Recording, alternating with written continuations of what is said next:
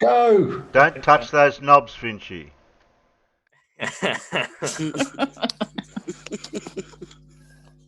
Oh, we're back again. No, Alan, I wasn't going to restart the timer.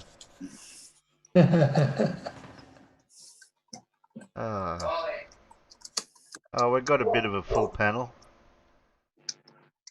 Got a few people here. I'll see if we can continue on with ancient. Go! Don't touch those knobs, Finchy.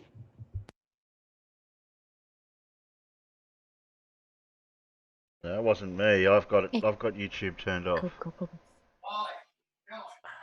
Wasn't me either. It wasn't me either. That's I'm the looking first to thing go. I heard. What? That was me. I forgot that I had the stream up. Yeah, me too. I'm thinking, oh shit, did I forget to turn it off? Turn the mute. Forgot to mute again. That's my fault. Not my fault this time. Where was I? I forgot what word I was up to in my sentence. Hello? Hello? Hello? That's where you were up to. That's where you were up to, Terry. Alan. Steve. Sorry, Terry. The word you were up to was hello, everybody. Oh, hello, everybody. No, that doesn't sound right. I don't think that. No. Nah, I'm sure it was something starts different. Starts with a G. Maybe is it the one that starts with a G and ends with a day? No, well. Or is that too bogan? Well, this is a roundabout way of getting started, I suppose. Still stuck back in the past we are with this ancient tech. We were looking at last week. We sort of brushed on fortification and things like that. And what was the other bit we did with fortification? We looked at some protection, like knights wearing armor and stuff. But we'll have a look at shields, because I think the shield was a main component in defence, in the personal defence, going right back, as far as what I can find when I've Googled, when I use the trusty Google. Oh, I don't know how far back I can go in there. It was even an offensive weapon a lot of the time. Well, we know what a shield is. So we've got prehistory here. So the oldest form of a shield was a protection device designed to block attacks by hand weapons such as swords, axes, maces, and a range of weapons like sling stones and arrows. Shields had varied greatly in construction over time and place. Sometimes shields were made of metal, but wood or animal hide construction was much more common. Wicker or even turtle shields have been used. Oh, poor turtle. Many surviving examples of metal shields are generally felt to be ceremonial rather than practical. For example, the Yethlum type shields of the Bronze Age or the Iron Age Battersea shield. Imagine the poor turtle. Well, I think it might have been dead first. Oh, was he? Oh. Going to battle with a live turtle. What's the turtle? Is the turtle going to be like the ones from Mario Kart that you spit out the back and it just knocks people out? Oh, Terry, could you type something in the chat, because people would like to be able to tag you.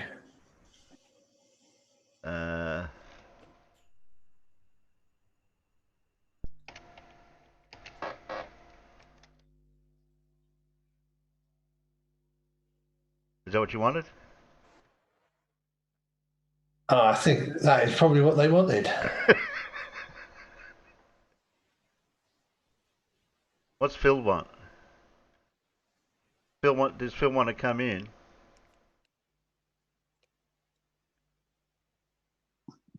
Maybe forgot your name or something. Oh, okay. Test.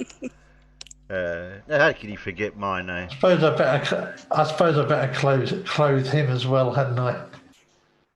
Yeah, you ought to, really. Finchy,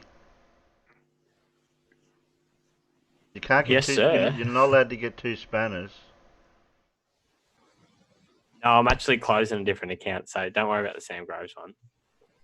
Really? I'm closing Okay. that account Oh. because there's some funny things linked to that Gmail account that I don't really want to be associated with anymore. Okay. Oh, I hadn't realised that was you, mate. Not up on everybody's socks. I just put my socks out to dry. Yes, I think I've got some drying in the tumble dryer right this minute. Well, I just went downstairs to make another cuppa, and it's like, oh, the washing's done. Right, I better sort that out now whilst I'm here. Otherwise, that'll get left in the washing machine for 2 or 3 hours. Hours. I forgot mine for days. I'm not that bad. Yeah, I'm slightly more organised than that, but I'm sure I washed that t-shirt. Oh shit! Still. here it comes.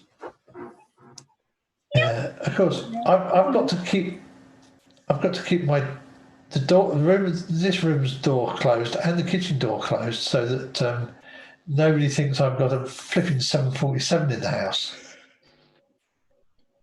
Yeah, trying to take off. Mine was making a bit of a racket this morning. I think I put too much in it, but hey, it coped. There you go. You're in the sun on the windowsill. Happy cat. Phil, did you work out you can take your blackboard off the wall and turn it around? Oh, well, I've got ancient history, but that's all we've got for prehistory. So we might find some other. Well, I think the problem with References. prehistory is that there probably isn't an awful lot of evidence to go by. Yeah. No, something made out of wicker work probably wouldn't have lasted very well. Let's face it. We see evidence of shields so far back that they probably date from around about the same period as when people started making fire hardened sharpened sticks. Yes.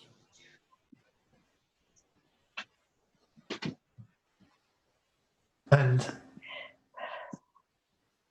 the shield and the sharp pointy stick or spear is also probably the weapon of war that has lasted in use for the longest time.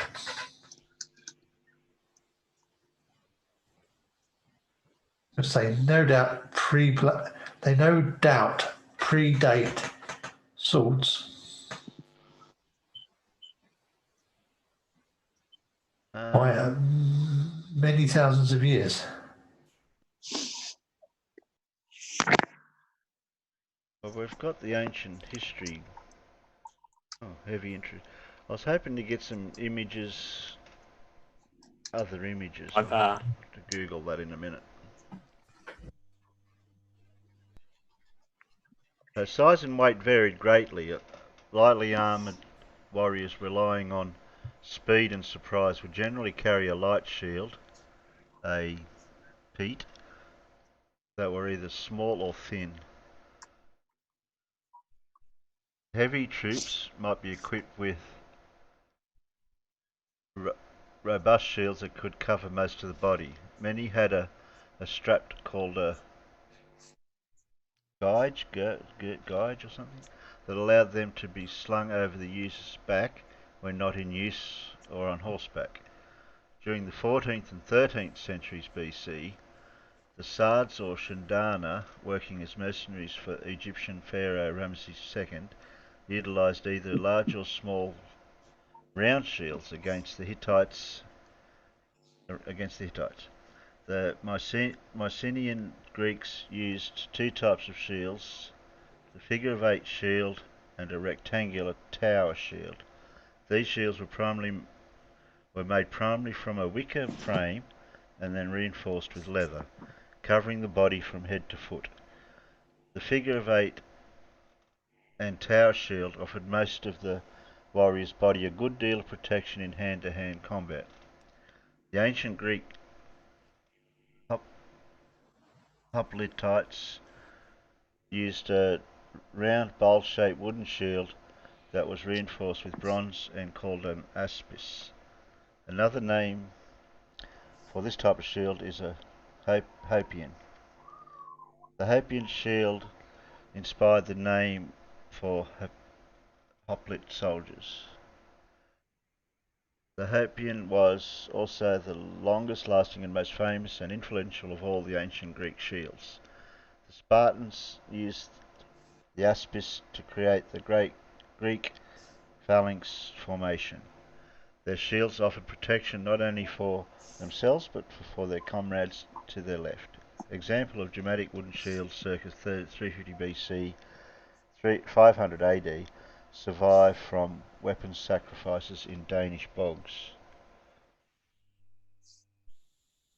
So that's like when the Romans, when you see them in the movies, where they all lock their shields, Yeah, and have a shield wall and they walk forward.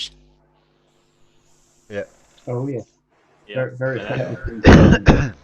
Oh yeah, and you can still see that, you know, people do see it as effective because we see it in policing as well. Mm. I mean, Oh yeah. you go watch this critical incident response team in Melbourne when they've got to get their shields out.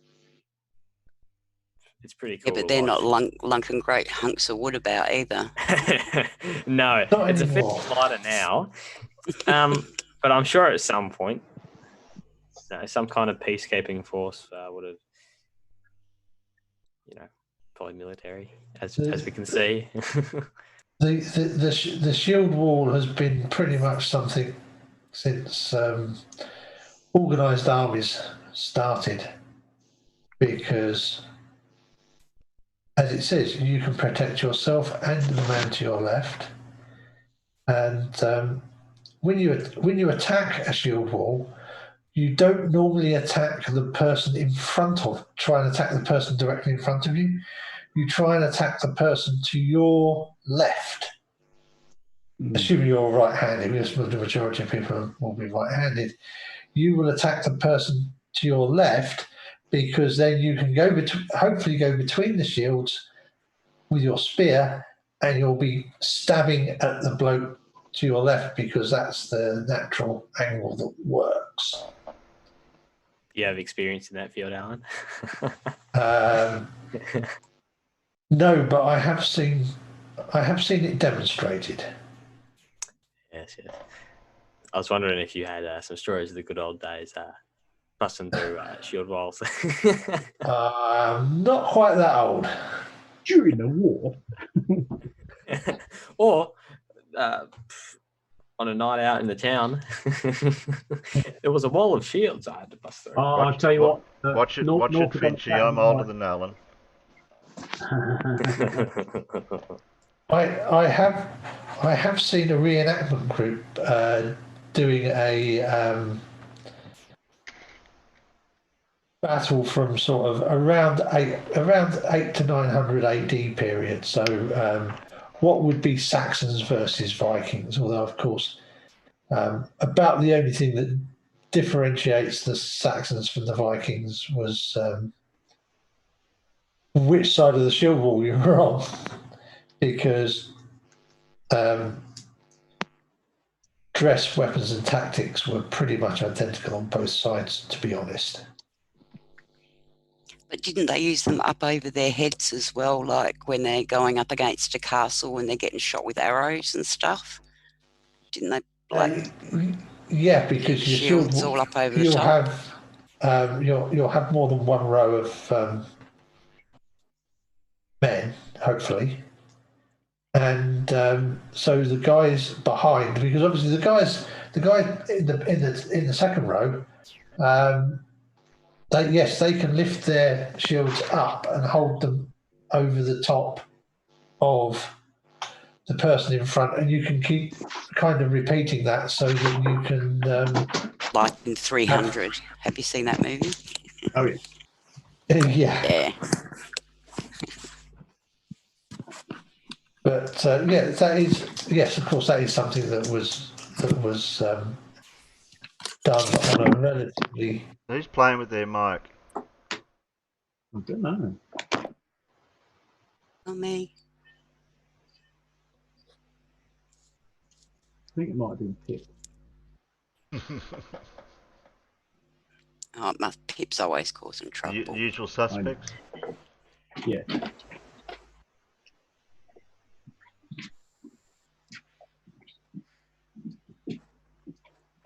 Oh, I would love to see what the.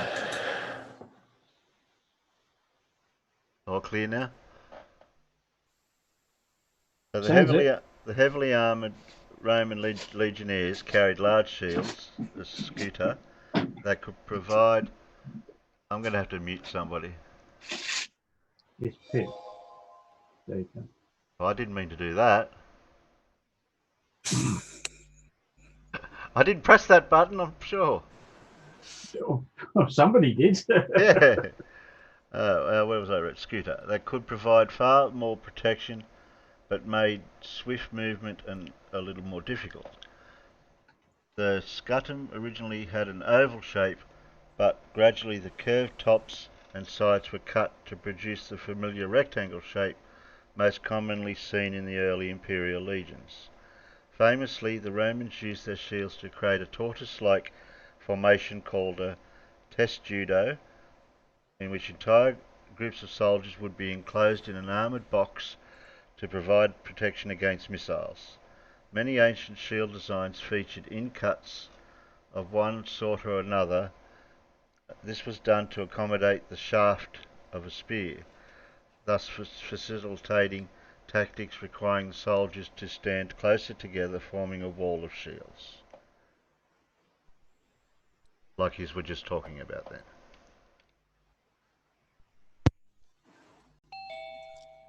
Ding dong. So that's post-classical. What's classical? Middle Ages. Yeah, so Dark Ages after the fall of the Western Roman Empire in sort of around the 5th century. Okay. Typical in the early European Middle Ages were round shields, with light, non-splitting wood, like linden, fir, alder or poplar, usually reinforced with leather cover on one or both sides and occasionally metal rims encircling a metal shield boss. These light shields suited a fighting style where each incoming blow as intercepted with the boss in order to deflect it. The Normans introduced the kite shield around the 10th century, which was rounded at the top and tapered at the bottom, thus gave some protection to the user's legs, without adding too much to the total weight of the shield. The kite shield predominantly features aims, leather straps used to grip the shield tight to the arm. Used by foot and mounted troops alike, it gradually came to replace the round shield as a common choice until the end of the 12th century, where more efficient limb armour allowed the shields to grow shorter and be entirely replaced by the 14th century.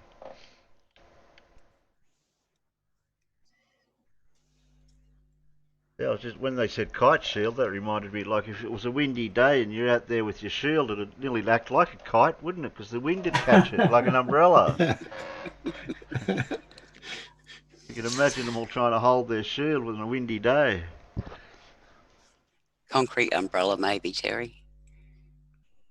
The wind would still pull it. What was I up to? Now I forgot where I was up to. My eyes are watering again already. Where are we? As body armour improved, knight shields became smaller, leading to the familiar heater shield style. Both kite and heater style shields were made of several layers of laminated wood. Citation needed. With a that's what it says. With a gentle curve in a cross section. The heater style inspired the shape of the symbolic heretic shield. Get a picture? as in heraldry. Oh, okay. Coat of arms and all that sort of stuff. Oh, okay. That's in heraldry and echelon is a shield that Escutcheon. forms the main or focal element in an element of arms. Okay, so that's what that was for. But that is the sort of the shape of shield that they're on about. Hmm. The ones that you see in a heraldic design. Those ones, yeah. That sort of shape, yeah. Yeah. Still in use today for that. Eventually, specialised shapes were developed, such as the bauche, which had a lance rest cut into the upper corner of the lance side to help guide it in battle and tournament. Freestanding shields called pavises, which were propped up on stands, were used by medieval crossbowmen who needed protection while reloading. I think we're going to get into that one. Get into modern history down here. Yeah, that's what I was saying about the police. We don't want to go that far. No, it's a bit too. That's way too modern.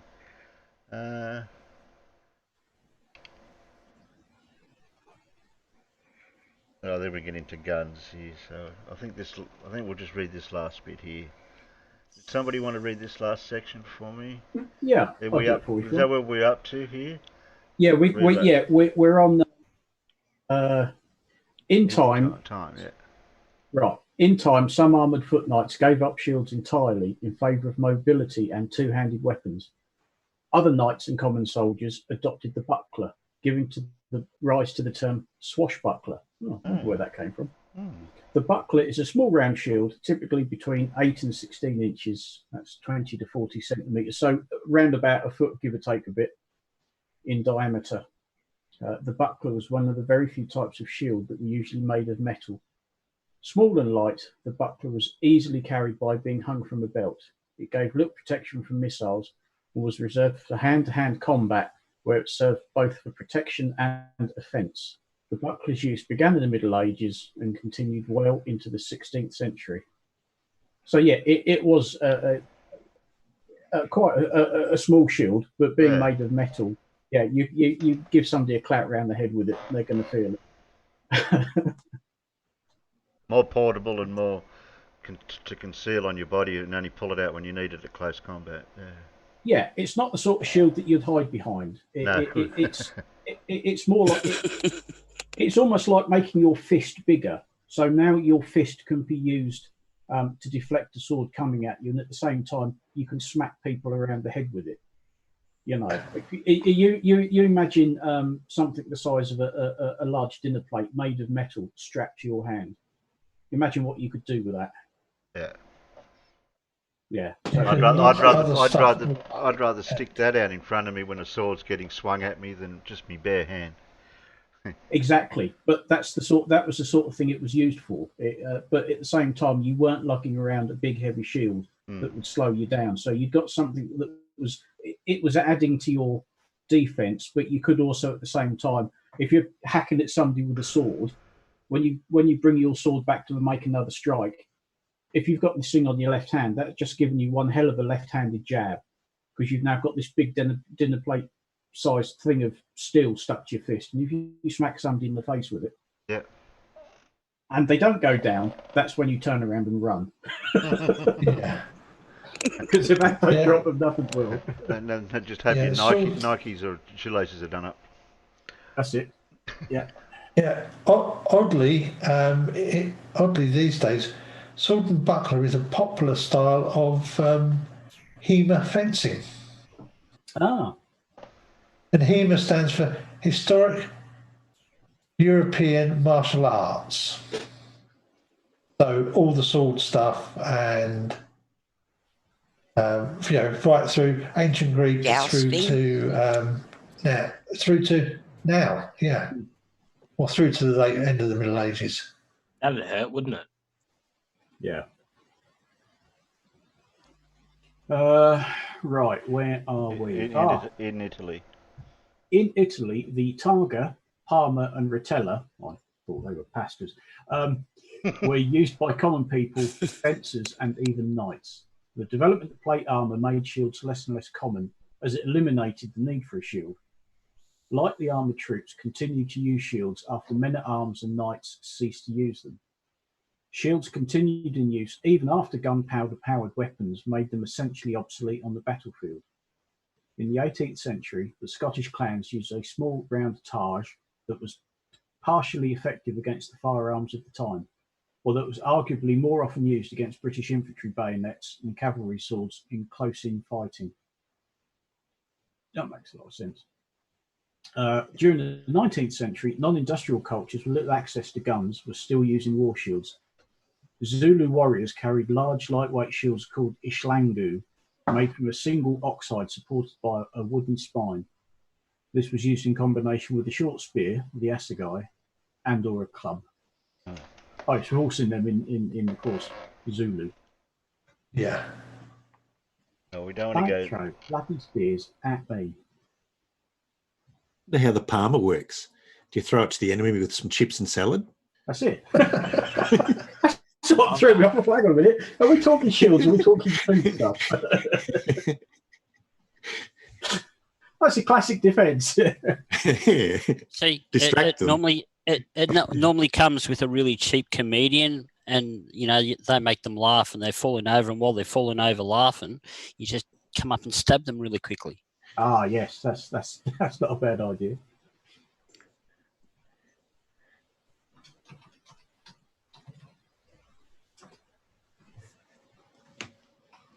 That's that small one, similar probably to that. Look. That's the one we were talking about a minute ago, when you put on your hand. Yeah, that's a buckler. That's a buckler. Yeah. So you can see it like increases the defense capabilities of your fist, and at the same time, you punch somebody in the face with that, they're going to feel it. But you haven't got to lug around a big heavy shield. Yeah, they are surprisingly effective. Yeah, I bet. Upright shield.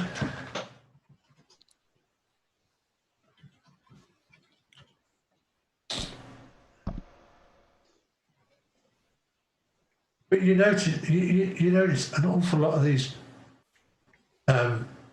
images.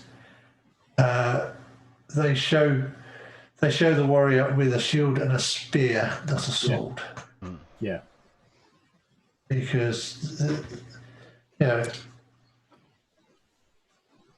Well, even in today's times, Alan, generally speaking, the police will have a shield and they'll have a baton. It's in essence exactly the same thing. You've got an offensive and a defensive weapon at the same time. I'm fairly certain, if I remember rightly, that troops like the Romans, most of them carried spears and swords, and the spears were used first because that was their ranged weapon. You try and take out the enemy before they get close enough to you. So you're going to see them with shields and spears. And once the spears have been used and you move in closer, then you pull the sword out and really start going for it. honestly, most spears are not designed to be a throwing weapon. They're just a stabby weapon. Yeah. And the longer you can make your spear, the more chance you have of making the other side unhappy. Yes. I mean, many shields were used for, combat and battle situations. Mm. But you look at other places and you look at different cultures and how they use it. And, I know Indigenous Australians in some groups, in some countries, they have they use them in ceremonies. You want to buy one? Whether it was welcoming. Only $239. I'll buy one, you buy one, we'll both run at each other from the end of the street. How does that sound, Terry? Hey, Terry, wake me up when you get to Brook Shields.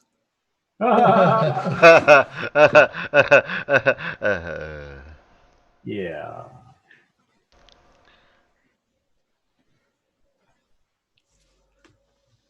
She'd be I fairly suppose old some- and wrinkly now, wouldn't she? What, Brooke Shields? Yeah, she's getting on a bit. She's doing Terry, quite well for her age. Thank you very much. Terry, Fred Well, would I like you don't- to look. Fred Fred, would like you to look up look up how Romans the defended Romans. shields with a pilum.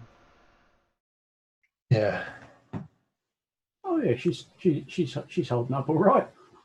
yeah. Yeah, And the fact no, that the end of the pilum looks awfully like the end of the Bodkin arrows that the British archers, the English and Welsh archers used in the Middle Ages to defeat armour and shields, because punch through and hang off.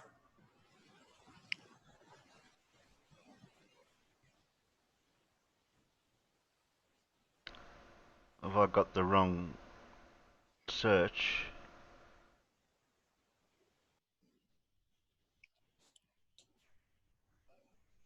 Oh, you want the pilum bit. Oh, got the wrong. Yeah, the pilum bit. Back. I want pilum. What is it, a Roman pilum then? Wikipedia.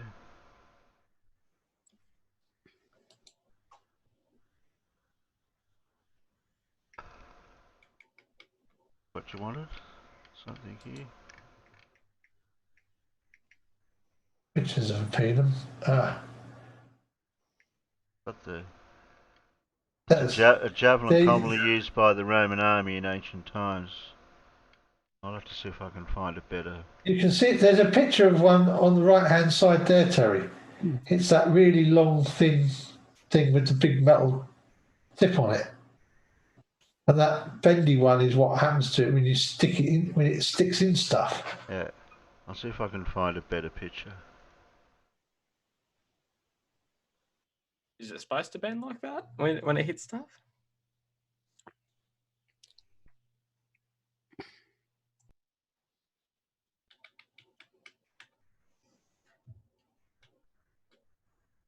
And what they were able to pierce most shields.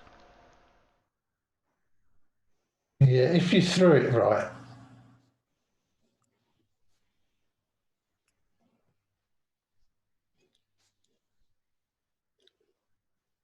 Yeah, I don't want to play any videos, Alan. Yeah, I know. It's if I'd have realised, I would have actually emailed Scholar Gladiatoria during the week and asked him if we could have looked at some of his videos, because that one there would be perfect. Yeah, there's one here of a Middle bloke one there. going to throw No, up not there. that one. Next one over. That one? That one. Yeah, he's. The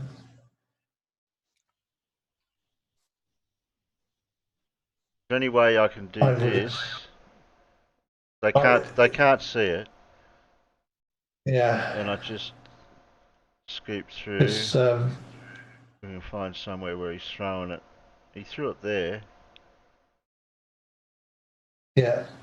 Just play that. Just play that little bit where as he hurls it. You can put the audio on because there's no music.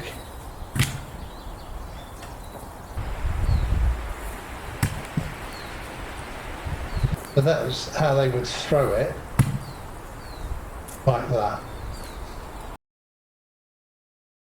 And then the big bendy spike bit sticks through the shield and doesn't break off because it's fairly soft iron, so it just goes all bendy, and then you've got a shield with a big bit of metal sticking through it, with a big lump of wood hanging off the end. Yeah, fucking you're right up.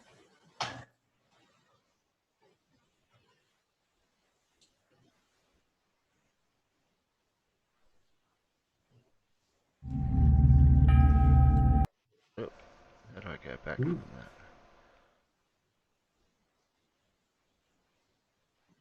I haven't got any other information about that one. I have seen something like that one time.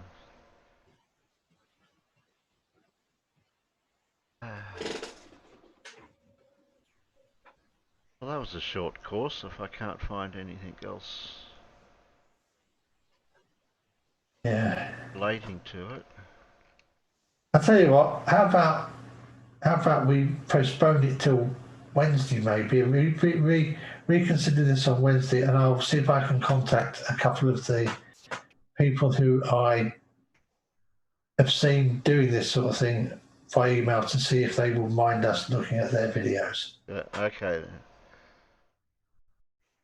I know there's more to it than just the actual shield, because obviously you had to defend yourself. Yeah.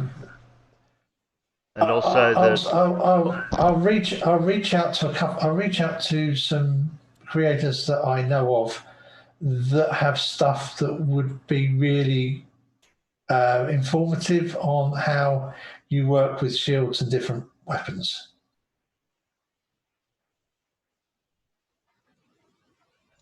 I've noticed that they've got more and more decorative as well as the years go past. And a lot, well, it wouldn't have to do with how their functional use. So it was to recognize, well, in the knights, was it used to recognize their family? Very often, yeah, very often you would have the colours of your Lord and Master on your shield, unless you were the Lord and Master. But so if a Lord would have his would have the coat of arms, and so would his warriors. Because it, as you say, it makes you easily recognisable who you not only which side you're on, but who you're fighting for. Yeah, and which group within your army you are from as well. That's also why they started wearing the cloth tabards over their suits of armour. Okay. Like there, because again, once they stopped having shields, you need something to show who you are, what side you're on. Yeah. So they would have a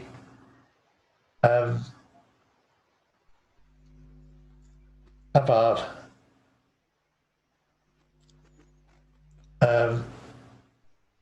to show it.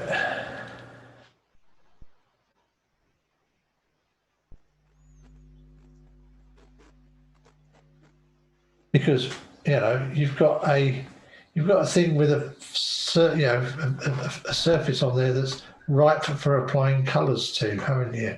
Yeah. And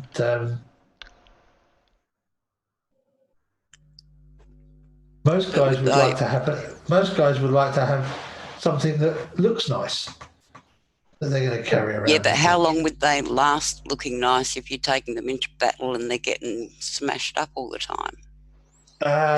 Dinted and all that sort of stuff. You have to understand that there were very few battles actually fought in those periods. Most of the time it would be siege warfare. Yeah. The actually getting to the big battles that you hear about. They didn't happen very much because the mobility was not great. It took armies a long time to get to places. So most of the time you were moving around between places where you thought you might fight, or you were laying siege to somewhere. And you wouldn't be fighting you wouldn't fight every day. It would be quite rare for armies to fight make for days on end. Yeah. Oh, they would. You couldn't fight for days on end. It's not like you can now. It's only firearms that have made, and easily, and breech loading firearms that are able to be reloaded very quickly, that have made extended, battles that last for days at a time to occur. Yeah. And even it's then, sad. you're not fighting all of the time.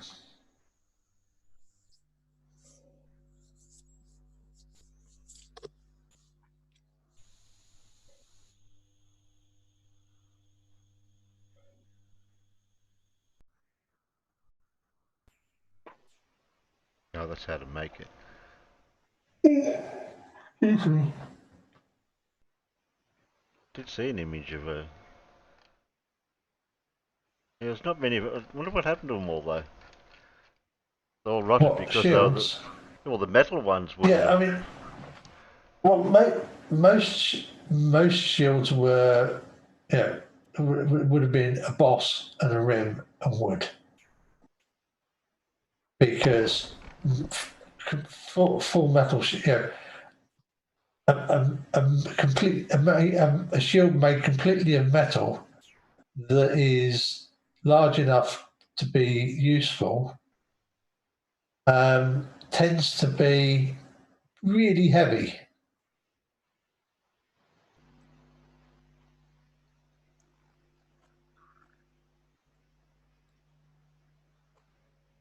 I just thought they would have been recycled, melted down and made into something else. Uh, Yeah, the metal that was left on them would have been left over to Yeah. reuse. yeah, but I mean that can get reused into anything, can't it? Yeah. Kite shield. Oh, that's See, the they kite even shield. recycled back in the Middle Ages. There you go. Well, yeah, I mean, producing metal was not easy. So yeah, they would have tried to recycle as much metal as they could, because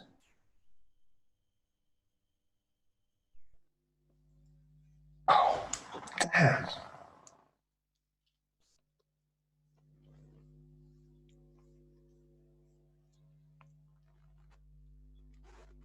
Yeah, most of them were wood. Some way. Yeah, until you got down to sort of those more little personalised ones. They had more metal in them, didn't they?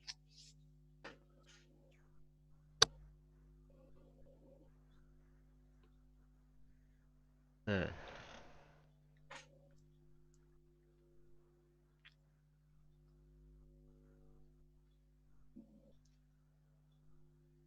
The bloke showing an old wooden one there a minute ago. Now I can't find it.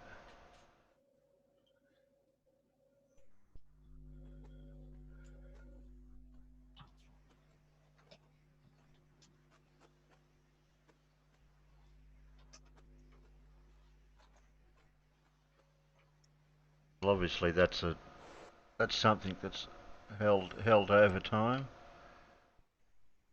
Wood, leather, and iron shield. Probably Italian mid something. So that's lasted. That would make a cool coffee table.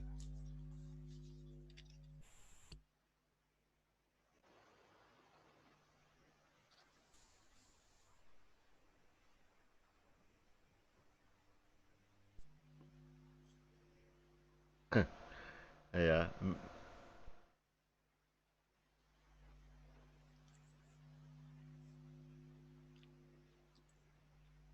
Are they original?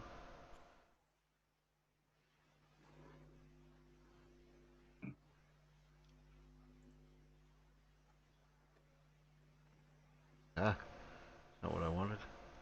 I just want the image. Open the image. There we go. Well, that one's been used. A few little dints around the centre boss. That's seen a bit of action.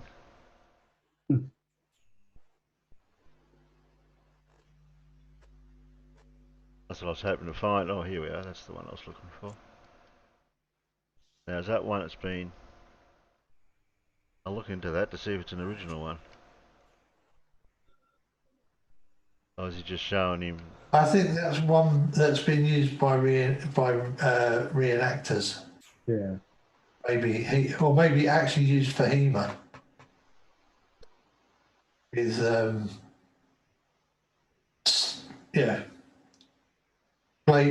properly bladed but not sharpened weapons rather than added stuff. Yeah, I thought it might have been one he found. No, because they've all rotted. Oh, he could have found it in... Unless You know how they find things in the loft of an old house and they... Yeah, but that didn't look very old, did it? it was the only way they really get preserved is when they get thrown in a Irish or Danish peat, or even some of the British peat bogs, because the atmosphere just kills them. Yeah.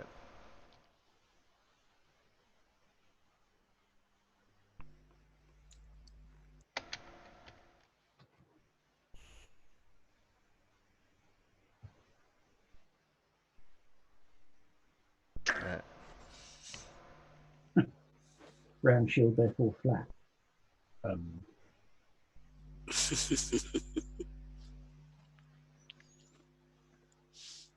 What, saying that the round shield is flat? Yeah.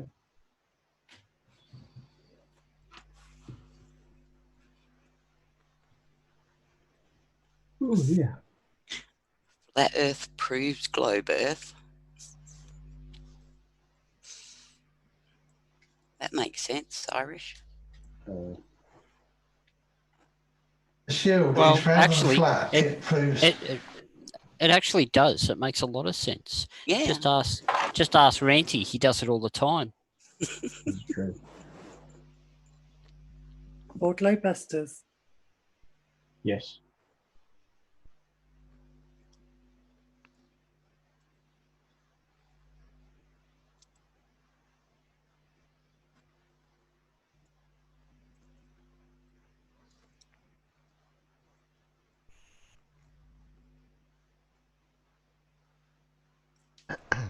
So what else you got for us, Terry? I didn't have anything for you. You haven't covered hand shields yet, Gary.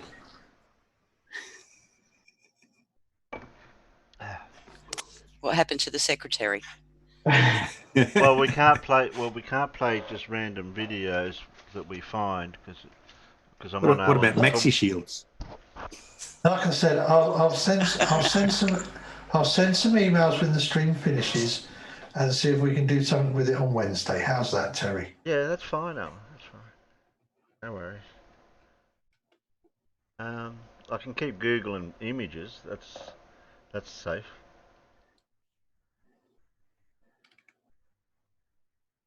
Oh,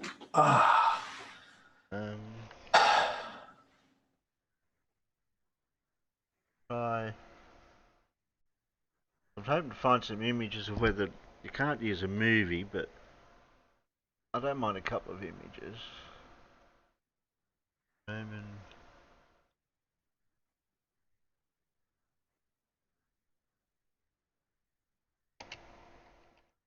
Forget.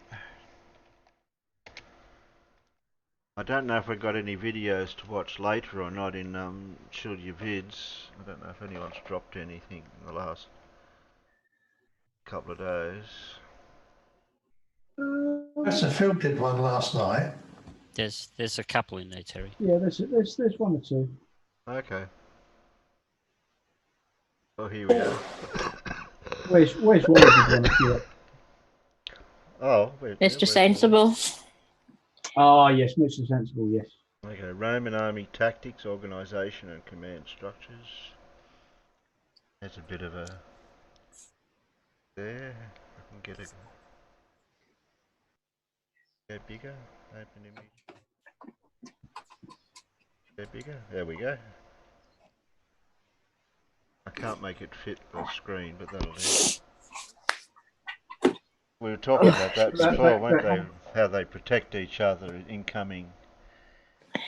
That's it. That gives a general idea of how you start to form what became known as the tortoise. Thanks, Professor Phil. He says you can play my latest vid. There you go. How long's it go for, Phil?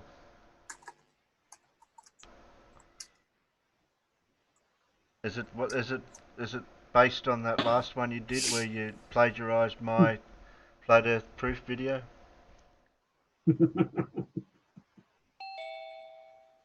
Oh, look out, Mad's here. Just as we were... Oh, there goes the neighbourhood. Yeah, there goes... Yeah, that's the word I was thinking for. So the poor guys at the back of that group, there's archers at the back line, so they're shooting off arrows. Yeah. Poor guys at the front, yeah, they're okay, but it's the ones at the back there who've got got their spears ready. Yeah, that's when they're kind of waiting to be charged, I think, by some group. And you wouldn't expect there to be a gap between them either, because like gaps in your wall are bad. I think we can only see the gaps there, Alan, because we're looking at it from the side. Oh, here we go. Oh, that's a testudo formation, they call that one. It's awesome. Open image in new tab. Got it. Yeah, they're really well protected at the front. I think a little bit of a gap there. The arrow might go through there. They need to see, though. Mate, you've always got to see where he's going. I think that defense formation, I'd assume that'd be more for if you've got a rain of arrows coming down on you, or something similar. It probably Don't they drop in. themselves to the ground, so the shield will actually go to the ground as well for when they do. Yeah, I think that could be one way, but just remember that the shields don't cover the entirety of their body. No. So if they did, they might have some sore feet at the end of it. Yeah, but it's better than nothing, isn't it? Yeah, that testudo would be the sort of thing you would use to go up to a defended wall or something where people are throwing stuff off the top at you. It's just the one where you say, "Oh shit, we're surrounded." Yeah. You can Oh, it's the SAS.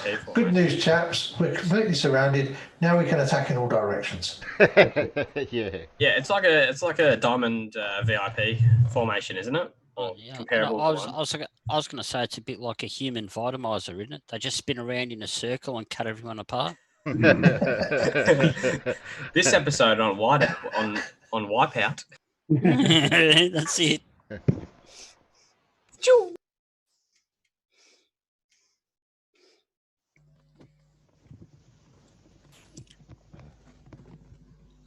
Sam Cam wants to know why they call it testudo formation. Testudo is the Latin for tortoise. Yep. Oh, there you go, Sam. Question answered.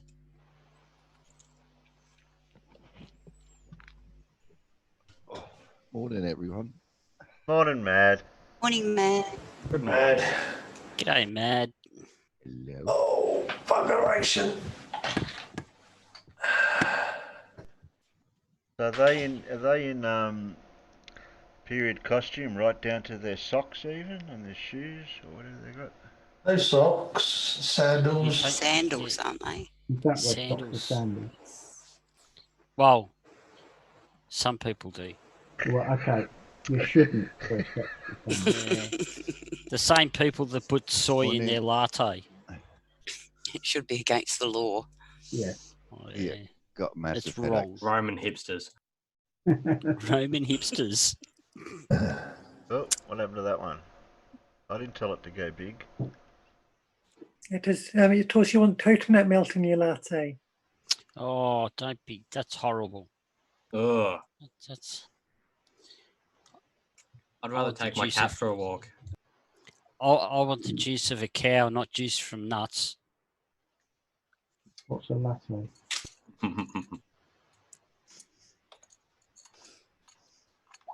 Oh, we keep missing these bits.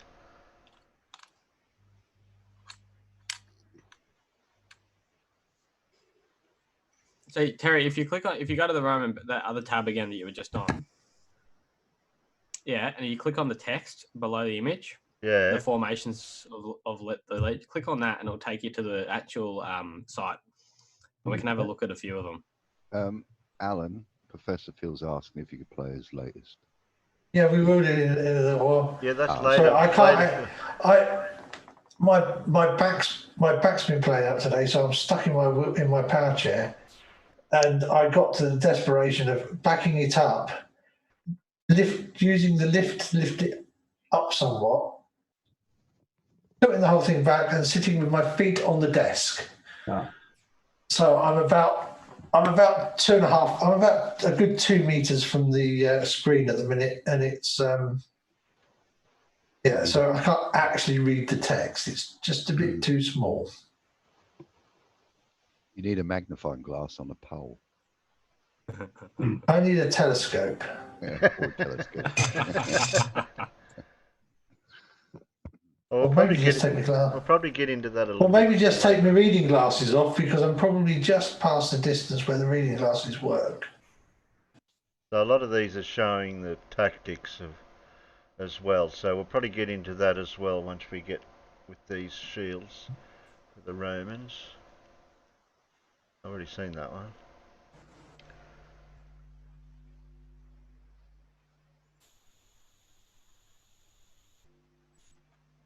Anyone seen those simulation games that they play where they get so many thousand soldiers and they fight so many other thousand soldiers and fight to the death? CGI game. Yes.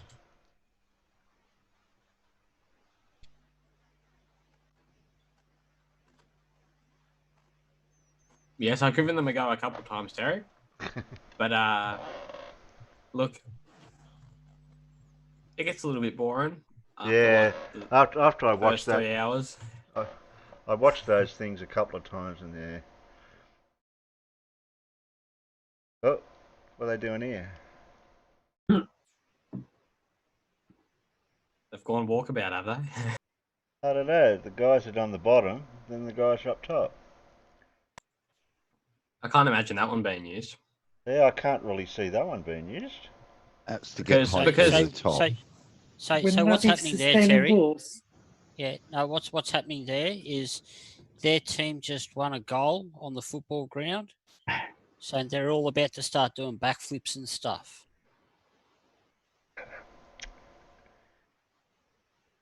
No?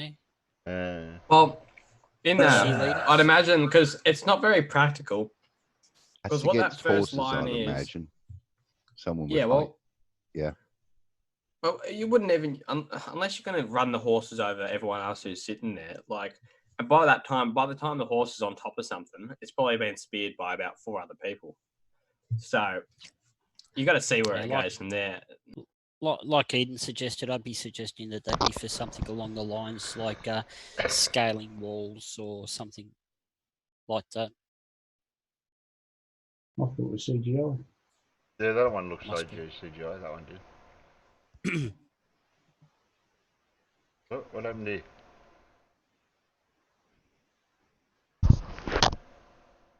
How'd the horse and buggy get up there?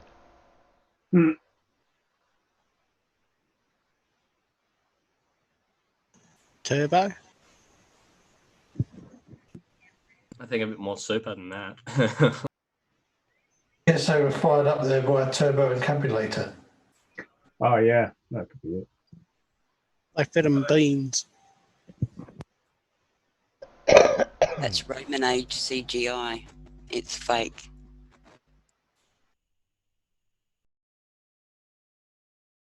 Drawn by somebody who didn't really understand perspective.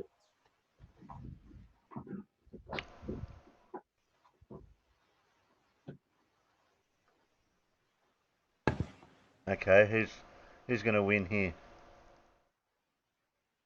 Well, they got the ladders. They're protected. Well, they look the other group looks So like they've is- got their entire battlements up on the Yeah. walls. Is that like a sharpening stone there, or a grind? Yeah, A a wheel. grinding stone. That's a wheel. That's I like think a that's grindstone, supposed to be a millstone. A Yeah, it does look millstone. like a Yeah, millstone. yeah.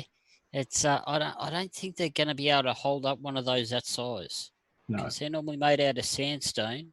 So you're probably looking at about 500 to 800 kilos worth of sandstone there. So they're just throwing everything on top of them, all the heavy stuff.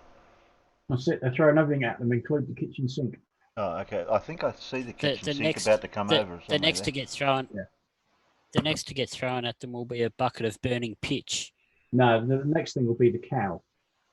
Oh, the cow. Bucket of burning pitch works better though. Especially the mush. Huh? What about the chickens? Oh yeah, and the chickens. Yeah, and various other anything else they can find to throw over the battlements at them. Can you imagine the day when they come out with tactical chickens for the military? Because what they could do, they could just they just buck into like a mob of people, and then just peck them all to death with militarized steel chicken beaks. Right. It's already been done in Hot Shots 2 when he ran out of arrows, so he picked up the chicken and fired the chicken at him. I'll have to check that out now. Yeah, Hot Shots Part 2.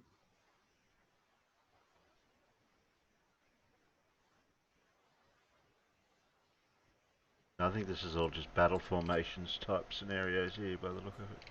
Looks like it, yeah.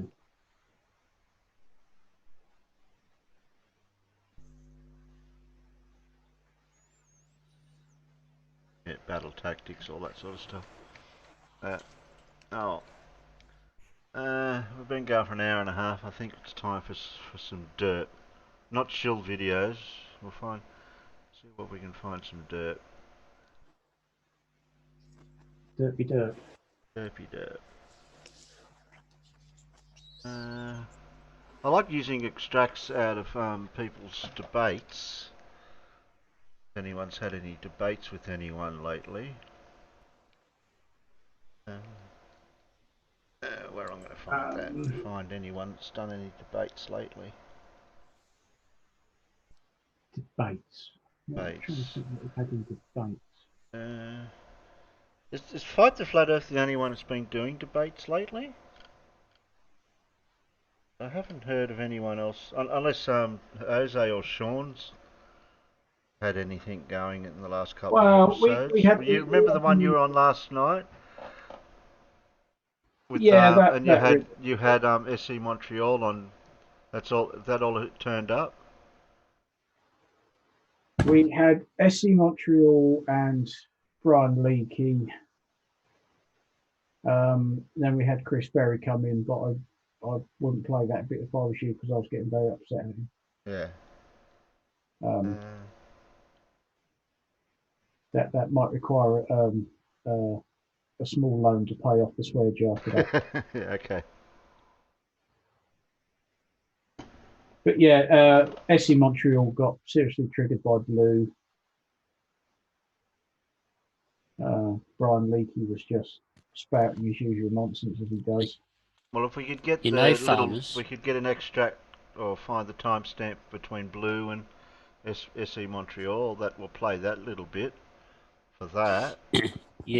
You know, farmers, if you're playing a video of you that you might accidentally slip a couple of profanities in there, no one's going to be able to tell the difference if it came from you or the video.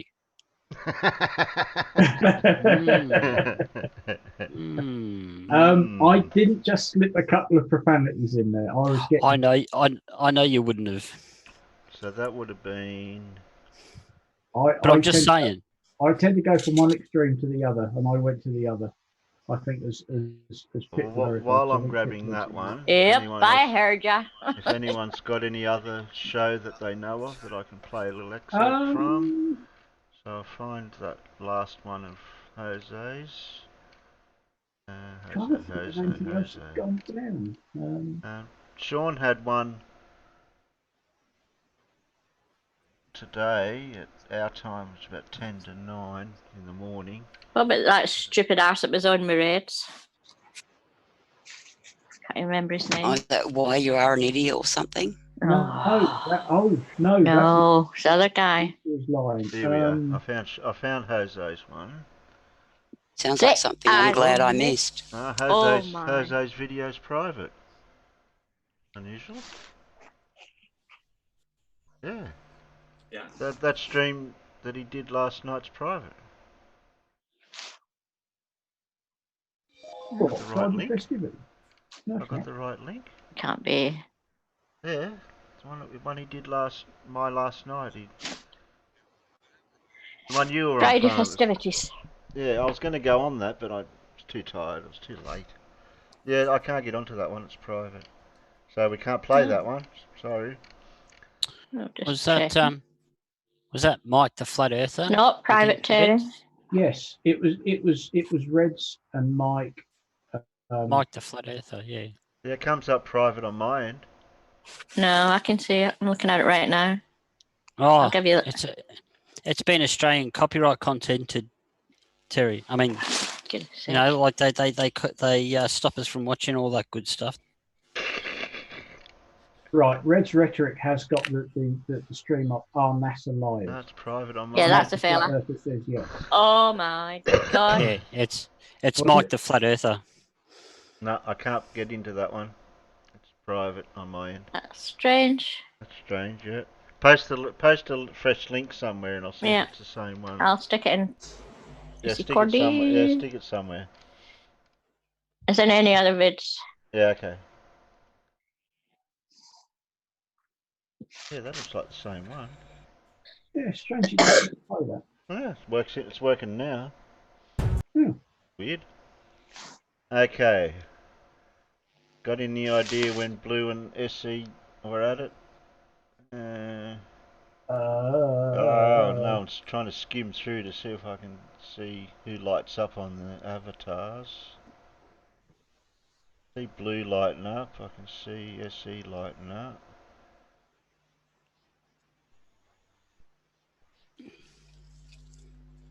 Looks like it's about halfway through.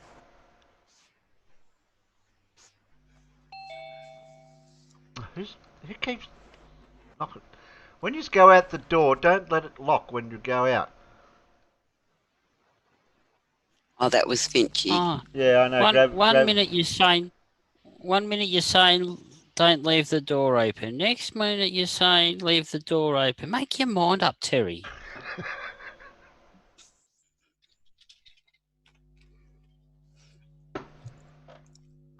Someone left my door open this morning with a dog running. Oh. Who was doing a brick wall presentation? That's what I went to bed. Oh, that was LK. Okay, so after that? Gary. Yeah, I'm just trying to find it. Yeah, I'm up to... You're very low. am I? What's this presentation? Somebody presented a picture of a ball with a bit of string and somebody walking the moon or something. Yeah. I can't read that. Somebody presenting text of some sort. Or text citation. Let something is fun presenting. Lyle is fun presenting. Somebody presenting a camera. Right, the main exchange between Blue and Montreal starts at about an hour and 29. Hour 29. With good old Brian Lee chipping in as well. Okay. I'll go for 128. Okay. Somewhere around about then, I think. Yeah. We've started there. Yeah, if it just roundabout way, a bit of a thing for that. Anybody else know of anyone else? There's Broom Fondles put in the chat. Brian versus Fight the Flat Earth. Oh yes, that was. There's a link in the chat. That was the day before. Yes, that was quite interesting. Okay, well if you're going to play that, If you're going to play that, Terry, I'll be back in a sec. I've got a full cherry in my car, and I'll just grab a lighter.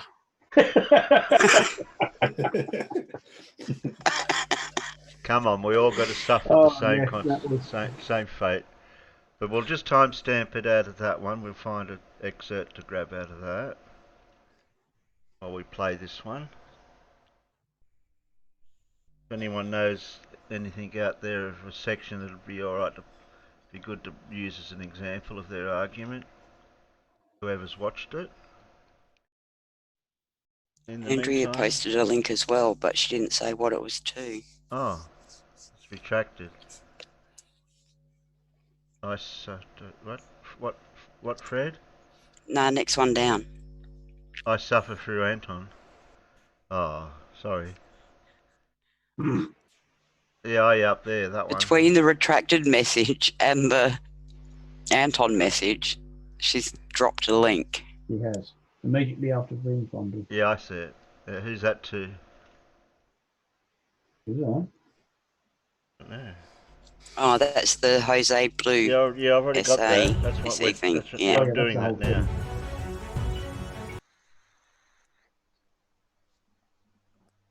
Alright, where am I? Hour 28, I think you said something. 28. You've already got it. It's on the tab before at the top. Oh. There you go. Yeah, get rid of that one. Camera and show what, if any, protections it had to protect it from the. It's all in the film. It was a Hasselblad camera, and I can tell you what they. No, I want you to go ahead and show me the protection that was made. It's just kind of like something as simple as, well, pull up the blueprints for the lunar module. All right. It is your show me the blueprints for the. Go ahead and show me the blueprints for the camera, and let's see if they put anything in there to protect the film from the environment of the moon. You go do your own research, Bob. I just brought something up. Not my claim. Gem Panda is looking into it. I couldn't care less what you think. You brought it up in your the first opinion place. Means nothing to me, Bob. Wait, what, Montreal, where's your source? And that's your problem. All right, why did you ask us what we thought about it, and then you say you don't care? Where's your source for this information? And can you share? I just brought that up. Yeah, I told you there's a video of somebody who bought the film, put it in a vacuum chamber, and tested it. Now, as soon as he said that, isn't that a burden of proof that he should have to prove the video? Well, for SE Montreal's point of view, from his, because he brought it up. Well, he said there is a video. Way through, he refused to tell us or provide a link to the video until he just before he quit. He put the link up and said, "That's it, I'm out of here." Boom. And then, and he put the link up. And if you actually go to the link, you can see why he's probably not very keen on putting it up. If you've ever heard of the YouTube channel Apollo Detectives. That sounds suspicious straight away when you say that. Yes, name. Exactly. That's his source of the supposed information. But he put it up and then ran. Yes. I'll pause it every now and again because I like to catch them on their wording, so they state. Part of that you guys not understand. Was the film in the camera? Was the film in a Hasselblad camera in a vacuum? Like I told you, do the research and you will see that the camera was not protected. SE. Why are you laughing? It's a simple question. Because you're laughable, SE. That's why we're laughing. Was the film in a camera, or in the camera it was designed for, the whole apparatus placed in a vacuum? Did they ever have to change the film, dude? They have no clue what they're talking about, Brian, yet they're laughing. I'm asking you, SE, and you're avoiding. And who made that comment about the water in the submarine? Even if you're deep underwater, if the water is in the medium of air that's in the submarine. Fresh water is less dense than saline water, so technically the fresh water would have to go back to where fresh water is. And not if it's inside of the submarine, knucklehead. Yeah. What about it? Do you think being inside a submarine makes a difference? I'll tell you what, Before you Brian, get why off- don't you watch your mouth and the way you talk to people? If you want to have a conversation, let's not have any knuckleheads or Hey, idiots knucklehead is or a nice stuff word like for me, that. So watch your mouth. Hey, Jose, can I present something? Yeah. Let me present this one really quick. Just a picture I got here. I've been presenting a few. As we just talk, the topics, I'm bringing some kind of in the background so we know what we're talking about. Thank you very much. Smith the fire, vacuuming. Bob the I got him, man. Can you see it? Yep. Yes, sir. All right, let's go down the list, Montreal. John Kennedy, there's no question he wanted to go to the moon. Lyndon Johnson, he kept it up too. Richard Nixon, hey, he was the president when we went to the moon. Okay, now let's start. Gerald Ford, Earth orbit only. Jimmy Carter, Earth orbit only. Ronald Reagan, Earth orbit only. George Bush took office ready to champion NASA into a new era of human spaceflight. On the 20th anniversary of the Apollo 11 moon, he announced an ambitious space exploration initiative with two clear goals: put a man back on the moon and put a man on Mars. Bush talked a big game, but his far-reaching plans were dead on arrival. NASA's resources were already stretched thin by the Space Shuttle program. Bill Clinton, Earth orbit only. George W. Bush, once again, a new president meant a pivot for the executive branch's aspirations beyond Earth. In 2004, Bush laid a plan for his vision. You see what it says? He was resurrecting his father's plans to try to put a man back on the moon in this 2020 time frame. This is 16 years ago. Barack Obama, less than a year after being sworn in, Obama canceled the plans Bush had. And that brings us to Donald Trump. You want to tell me again how many presidents said we were going back to the moon? Okay, Blue, I said before, I stand corrected. It wasn't every president. I stand corrected. You keep saying a lot of presidents. How many did you count? 2, and both of them had the last name Bush. All right, I stand corrected. Do your research next time, Montreal, instead of just coming in here shooting your fucking mouth off. NASA's claim to go. Whoa now, big fella. What did you think you just accomplished now there? Did you get him there, Big Blue? Yeah, that was. I just showed. Yeah, he For did. a Centric Hillbilly, did you get a win there? Yeah, Yes, See how he that did. works? Claim. See how that got works, your Blue? ass Don't handed play to games you. with me, my friend. You just got your ass handed to you, SC. Don't play like you didn't. Listen, you You're photocentric acting like hillbilly. it's All you showed was not every president said we're gonna go back to the moon, but they said we were gonna go back to the moon, and we haven't went back to the moon. So You said no, chill Bobby, out there, and you were fucking wrong. Blue. That's a nice walk back there. Yeah. No, when I make mistakes, I admit them.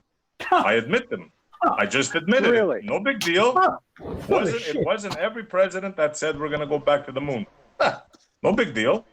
Yeah, but you said That's what loads, you do when you make a mistake. and it was 2. But you don't get all just high take and the mighty L. like Blue. Ah, I schooled Just you. take the ah. L, Montreal. Just take the L. I did. I'm I'll humble. I stay, made a I'll stay mistake. out of it. This is beautiful. Thank you, guys. 131 people watching. Why don't we all go ahead and hit that thumbs up or thumbs down? Please support by doing so. This is entertaining. We got a very diverse panel, and it's good. A little bit of trolling, a little bit of fun of trolling each other. Just Though, Blue, that we haven't been back to the moon. And Yeah, the hold fact on. hasn't changed that you cannot show Go on, gas change the pressure fucking without a mark, container next to a vacuum, Blue. But Chew on I that, can bud. show I'm sorry. We are SE? not going to get back into that again. Please that don't. the film, since you're switching subjects, I can't show that the film itself was contained before it was put in the camera.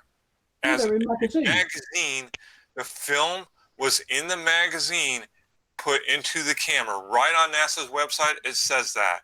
Yeah. It Yep. was not Tell me the ever part See where what it 5 says the minutes of research magazine will is do, protected Montreal? against the elements, against the pressure. Show me that part. That's what Oh. it's What for. Now, pressure? see what 5 Walk minutes back. of internet internet research will do for you there, Montreal. Maybe you should try and do Montreal, that before you they're in talk denial, again. man. They're in denial that the guy They're who made the freaking video denial. Oh decided yeah, to yeah, film. yeah. Yeah. They're certainly in denial. What a pair of twats. I'm sorry, who are you? Changed the film. They act like it was magically compartmented. I'm Batman. Or something. No, They're- no, they're- I'm not acting magical. Fuck. They're either I'm saying retarded the film or was in getting a paid. magazine. Sounds like it's just going to carry on like that for a while after that. It does, but I posted in the side chat, I posted the link that Essie was pulling all this nonsense from. Basically, he'd come in with this groundbreaking new evidence that the film used in the Hasselblad cameras for the Apollo moon missions wouldn't have actually worked on the moon, because he'd made the groundbreaking discovery that the film was made up of layers of gelatin, as if this was something new. Now, I hadn't actually realised until I went and did a quick Google search, that's how photographic film works. It's made up of different layers of gelatin with whatever it is they put inside it to actually capture the image. But he was trying to make out that the film and the cameras hadn't been adapted in any way, shape or form to be used in space, which of course is total nonsense. They'd made many changes, and NASA asked Kodak to develop film that they could use in space. I think it's film you can still get today. So he's got this groundbreaking evidence, and it's not until he basically pretty much bitch quit that he put the citation up that I've put in the side chat, and that takes you to Apollo detectives, who are just basically the nuttiest group of moon landing deniers you ever did see. Now, I haven't watched the entire video, but I can't find anywhere where somebody tests a camera with a magazine of film loaded in it and puts it in a vacuum chamber. Wow. And that's their whole argument, that he's saying, oh, they've tested this film in a vacuum chamber. Where? I don't see it. And I don't see them recreating what actually happened on the moon, that you had a specially adapted camera with specially made film preloaded in a magazine in the camera. Looks like you did some presenting of the actual camera. Yep. Yeah, I mean, you can go to the Hasselblad website, you can go to the NASA website, and they'll tell you exactly what they did to these cameras, even down to the point of where they used oil and grease inside to lubricate the moving parts. They replaced it or got rid of it because it would the way it would react in the partial vacuum and the very low temperatures of space. They didn't want things like that, even to the point of painting the cameras a different color. I mean, they did as much as they could to adapt these things to work in space, you know. And he's going, oh, no, they didn't. And that argument with Blue, Montreal kept saying, oh, why haven't we gone back to space? So many presidents have said we're going to go back to space. Mm. And as soon as Blue pointed out, well, actually, there was only two, and both of them were Bush, that Montreal said, no, I never said that at all. And we heard it, but he'd been maintaining, oh, most presidents, many of our presidents, most of our presidents have said we're going back to the moon. No, it was two. Hello, can I be heard? Yes. Yeah. All the film Yes. was then preloaded in them cartridges. Correct. So they wouldn't have to worry about it being exposed. That's right. And on that Apollo Detectives video, they're also making arguments about how the film couldn't survive going through the Van Allen radiation belts, blah, blah, blah, blah, blah. It's the same old nonsense again and again. Yeah, So putting in let's protective cases anyways. to touch on that. The thing is they were in those magazines on the whole idea of it stops them being exposed to the X-rays and the other radiation. Yep. So that it wouldn't expose them. That's why they were in the magazines. So even when they were on the moon and they had to change the magazines, they could do so without any light exposing them or anything like that. It was the whole idea behind it. Yep. Yeah, exactly. They were changed quite considerably to work. They got big chunky handles on them and things like that. A bigger shutter lever. They just all sorts of adapted because they had massive gloves on. They obviously had to adapt the camera. So yeah, that was massively adapted for the moon. But of course, SE seems to think he's stumbled across some marvelous new item of evidence that disproves the moon landings, and he keeps saying, "Oh, you guys haven't done your research." It's like, no, you haven't done your research. Somebody's pointed you towards an Apollo detective video, and straight away, anybody sane will approach these guys as as if they're idiots, because they are. I mean, I only came across them a short time ago, and just watching some of their videos, they ain't got a clue what they're on about.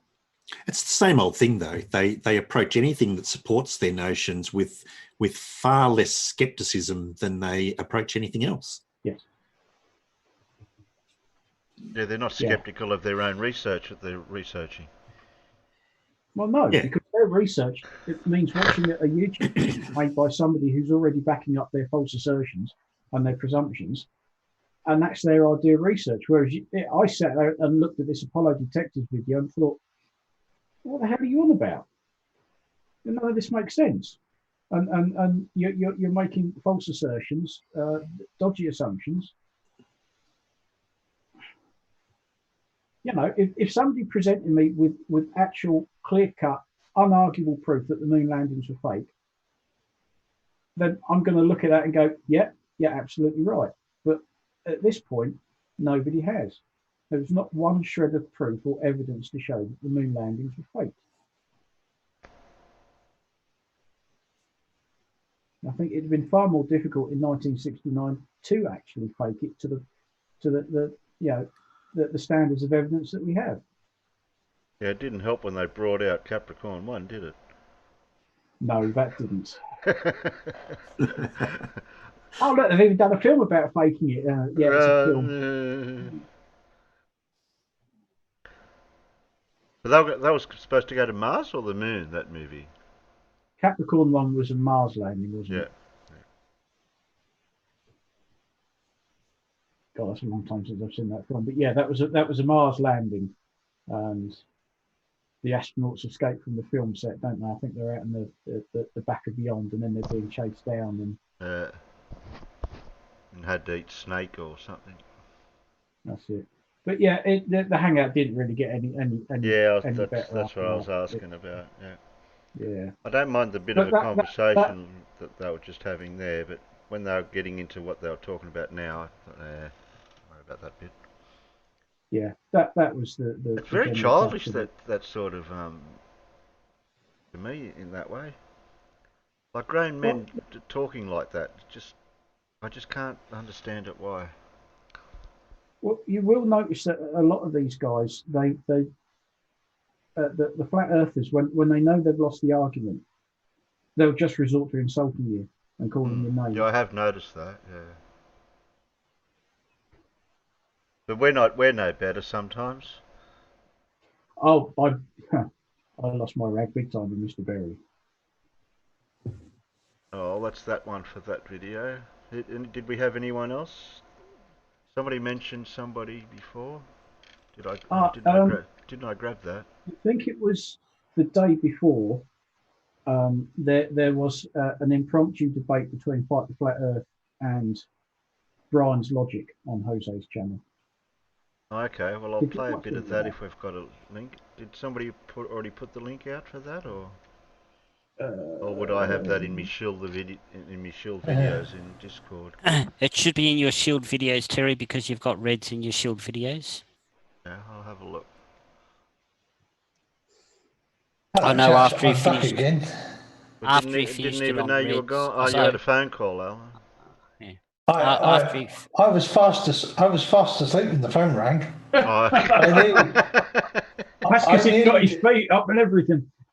I nearly tried standing up, which would have been a really bad move. seeing as how my wheelchair was like 4 feet above the ground, with my feet on the desk. Yeah, you wouldn't be able to reach the ground. It was my daughter phoning me up so that I could wish her happy birthday. Oh, that's right. What time's cake? I don't get cake.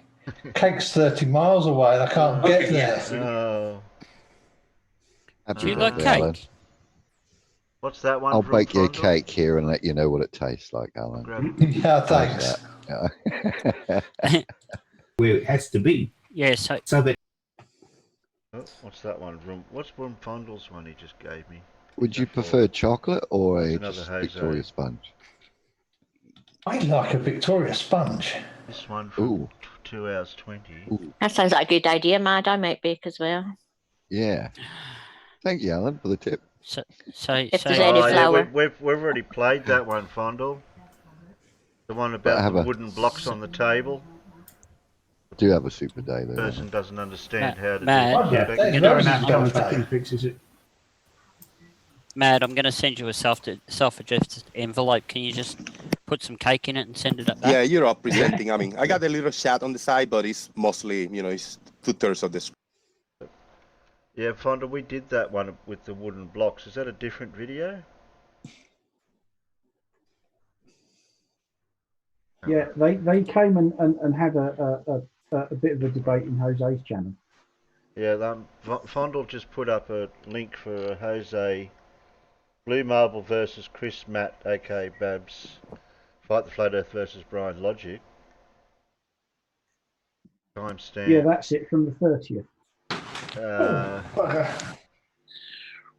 From the 30th? That was, Yeah, from the 30th. That was the one to do with those wooden blocks that we couldn't figure out if he had the camera at center frame or what he was doing. That one? Yes, well, FDFE did his own version of that experiment. Oh, okay. So that'll be And he did played. it properly. I'm just trying to find the timestamp. Fondle said it's about 2:20. I got it set at about 2:20 now. 2:18, 2:17. About there. That's that one. Was that the one I was meant to be looking for in Shield Your Vids, Peter, was it? Is that the same video, was I was looking for? I'm not too sure. Yeah, that was, the Fight the Flat Earth, we said, that was on. Yeah, so the Fight the Flat Earth, so Craig did it, and then I think... well, Craig did one separate on his channel. Yeah, I think he might have. I can't. Yeah, I know, that's what I'm just Yeah, scrolling. last week I think it was. Yeah. Where he did his own Yeah, experiment. this was... Oh no, I had Brian on last week. Yeah. Yeah. If you go to the Jose's one, Blue Marble Science versus Chris Matt, you're about the 2:20 mark, 2 hours and 20 minutes, because they show Brian's experiment again, and then Fight the Flat Earth shows his experiment, his demonstration. Yeah, you want about 2 hours 20. Because I can see it all there after there. That's it. Yeah. This should be interesting. I think so, yes. Present now and then choose either a window or your desktop. Honestly, I don't even see that. If you click the screen somewhere, a bar should appear at the bottom, and it will have your mic, end call, camera buttons. Look at my screen. My screen right now, I see this. Yeah, when you hover your mouse or click it, then you got this bar in the bottom. I haven't got that. And then the captions, and then you got this. They present. We're now. missing that you are presenting. Really? I don't have that you are presenting, but Yeah, I've got that bit is missing. And I know where that usually is. I've got turn on captions. Then that's new. That's today. You need to update. Yeah. Actually, That's why you earlier can't was working because Blue Marble Science was able to present something earlier. Yeah, well, that's why you And can't Chris. present, because that option has disappeared. I don't know when Farmers is talking in here or over there. See, I told you, farmers, you'd be able to get away with swearing. I know. There were several of us had got the same problem. You know, when you go down in Google Meets and you go to present something. Yeah. Me, Brian, and Fight the Flat Earth had lost it, and basically what you had to do was go out and come back in, and then it magically appeared. Yeah, But yeah. It's been happening a lot with meets in the last couple of weeks.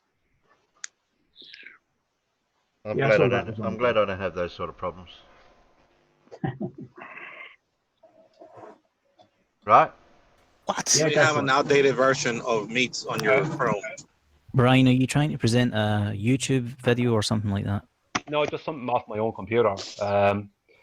But the thing, maybe someone does someone have it on still sharing or something, but they're not sharing or something like that. There's some mad thing like that where it won't allow me to. No, because I don't have the option to share anything either. It's gone. I've got turn on captions and the three dots. Go to settings.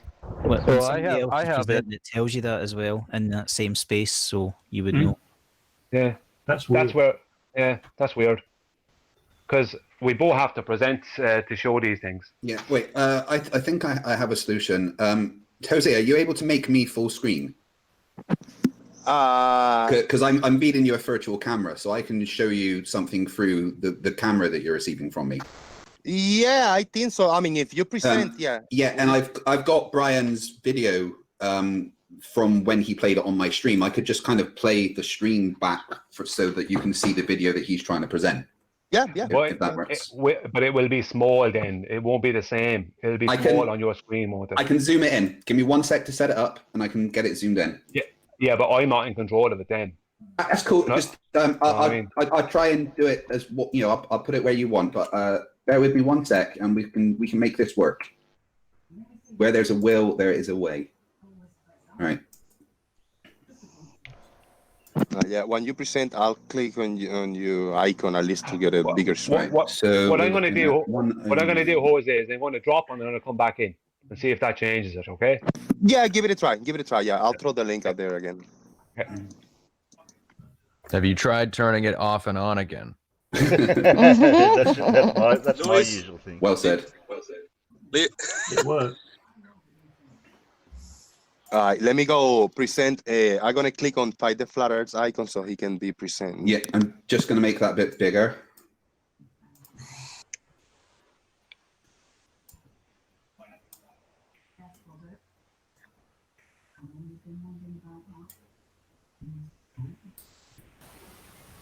Yeah, going out and coming back in fixes it. Is it better to have how Jose has it, where he divides the screen up in OBS to the way he's presenting now? And then when I present for shared screen, I have the full complete screen option. So when you're viewing something, you actually see it full screen. Is that better, or is it what Jose does is better, or is Jose just does that for visual production? Well, that's Meets. Remember, it's not Zoom. I don't know if it would be No, the you same. can do this through OBS. In OBS, All you can have that screen full screen, but he doesn't do that. He divides the screen up with the chat and a background. Well, if you've got replay chat on anyway, it seems a bit superfluous showing the chat on the screen. Yeah. I guess it's just how he likes it or what he's used to, you know. Yeah, but I'm asking other people's opinions. Is it better to see when you're watching a person's channel when they're watching this, to have it like that, or if you're watching somebody sharing a video, you'd rather see it the full screen like I do? I think I'd rather see it full screen. I'd rather feel this because if you're replaying the video anyway, if you're watching it another day, you can replay the live chat anyway at the side. Yeah. But Jose likes it up there just in case someone says they said something and they didn't. Because he's only watching this on his laptop or something. Yeah. I think Jose's got it up there for his own reference so he can read it. Right, okay. But the way I do it, I've got the chat running now and I can see what's happening without worrying about that. Yeah, and then I can just go full screen when I share. Yeah. Okay. I'll keep the way I'm doing it then. Yeah. Yeah, you're up presenting. I mean, I got a little chat on the side, but it's mostly, it's 2/3 of the screen, so you get.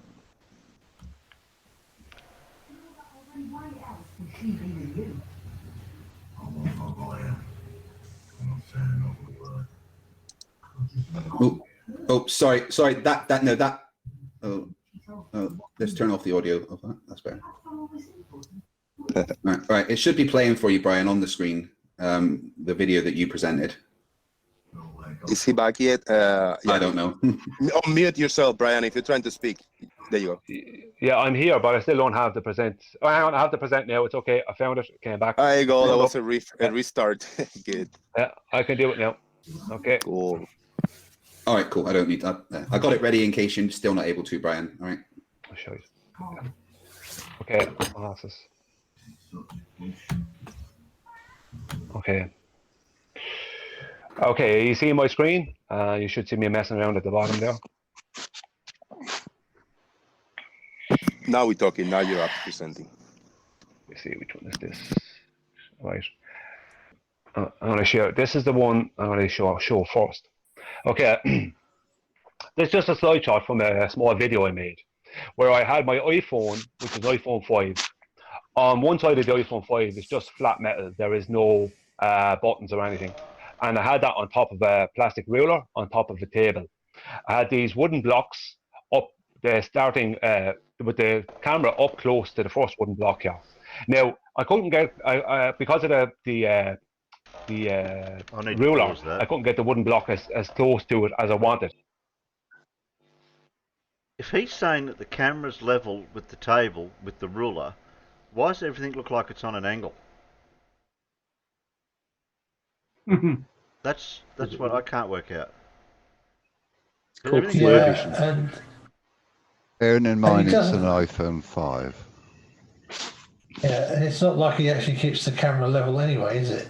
Because the camera angle changes between different I'm not images. talking about angle with that. I'm talking about the angle of left to right angle.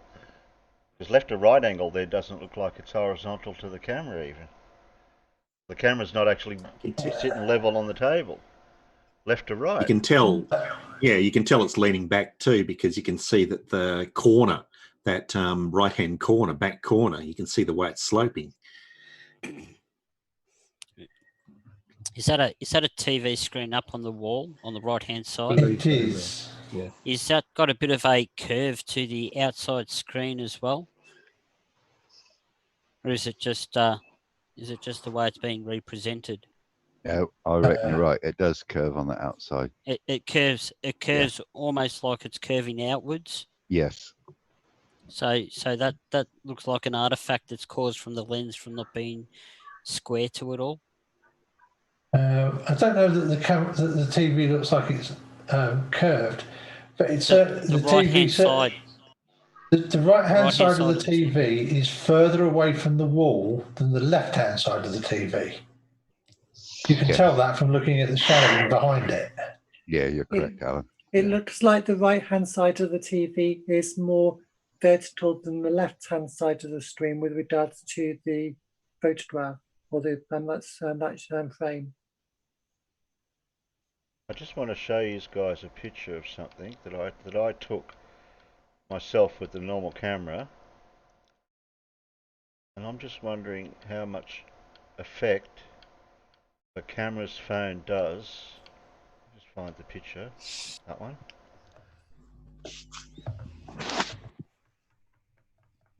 Okay.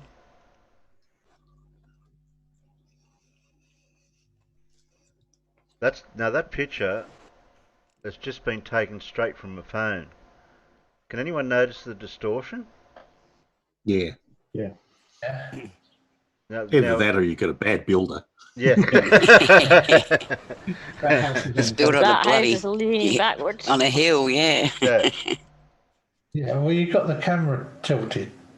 That house looks like it's leaning backwards. Yeah, but I wasn't tilting the camera. I'm taller than the car, and I took the photo by. I would have had to have looked down a little bit at the car because I'm taller than the car. Because I got the car in the centre frame, like when I'm viewing the car. Some of it's optical illusion, isn't it? Because your car's sloping as well. And plus the lens is probably, I don't know, they're quite... Are they wide angle, Alan? Yeah, that driveway slopes. Yeah, my car's actually on a slight angle there, on an angle. Yeah, so that's what's giving the illusion that the house behind it is leaning back. Yeah, that's weird. It was a weird effect after I looked at it when I had it full screen like this to look at it. And I go, Not really, some don't because- look right like because this. A lot of it's because I believe they use a wide angle lens on phones as well, don't they? They do use a relatively wide angle lens, yeah. So that'll tend to make houses tilt backwards anyways. And the telegraph Display pole over on the outwards. left-hand side, it's leaning to the left. Yeah, it's what you expect from the lens on a phone camera. Right. Especially if it's a And cheap. that's putting it politely, Alan. And that's if it's especially if it's, and I'm not trying to be rude to it, but especially if it's a cheap phone. You know, if it's a high-end one with a super duper camera in it, you might expect a little bit more, but not from a. From a $700, this is $800 phone, yeah. Yeah, I mean, you got to remember that this is you've got a really simple, tiny little lens there. Yeah, It's they're not not going designed. to be In other well words, they're not corrected. designed for like a proper camera for taking photos. Yeah. Yeah, I mean, it's not like you've got a decently large sensor with a specialist macro lens in front of it that is designed to have a flat field, because most lenses have some distortion, and in most pictures it won't matter because you won't notice it. But when you're trying to take photographs of things that are supposed to be straight lines, especially when they get near the edges of the frame, you will see distortions. That's why good quality macro lenses, which are properly flat field, i.e. they don't have distortions and the focus is constant across them as well, are quite expensive.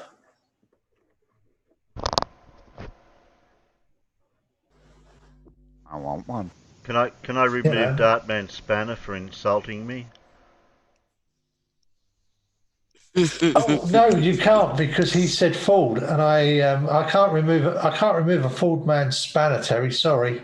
Oh jeez, it's biased bloody channel, I tell ya. That's almost enough to get you removed, moderator, for a couple of minutes, suggesting that I hammer a Ford man. Yeah. I would. Put your complaint in writing, and we'll put it to the committee. Right, back to what we were doing. What were we doing? What were we doing? I know what we were doing. As The wooden Terry block is says, actually quietly higher changing than it's the showing in subject. centre frame. What? Who changed the subject? Now, what I did is I slid back the we can't see ruler it. with the phone on it, and what happens is the center frame, the block starts disappearing below center frame. Okay, so I'm going to go through just 4 or 5 slides here. So this is the first one. There's the second one. There's the third one. There's the fourth one. I actually slid it to the left a little bit at that point. Yes. I'll just go back because I think a lot of people missed all that. And on one side of the video, I'll show first. Okay, there's just a slide shot from a small video I made where I had my iPhone, which is iPhone 5. On one side of the iPhone 5 is just. There you are, Alan. Stewie said Ford men don't know how to use spanners. That's why they drive Fords. Flat metal. There is no buttons or anything.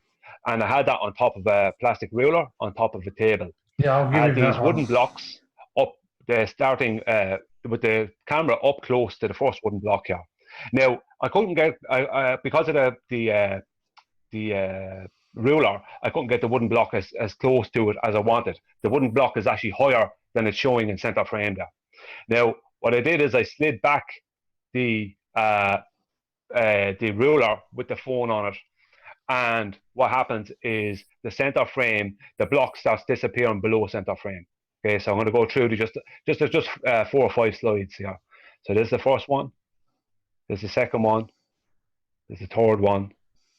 There's the fourth one. I actually slid it to the left a little bit at that point to show the rest of it. The phone moves in each of those photographs, so it's So it actually completely starts going bloody below center useless. This is the sixth one. You can see that the blocks go below center frame as I slide back.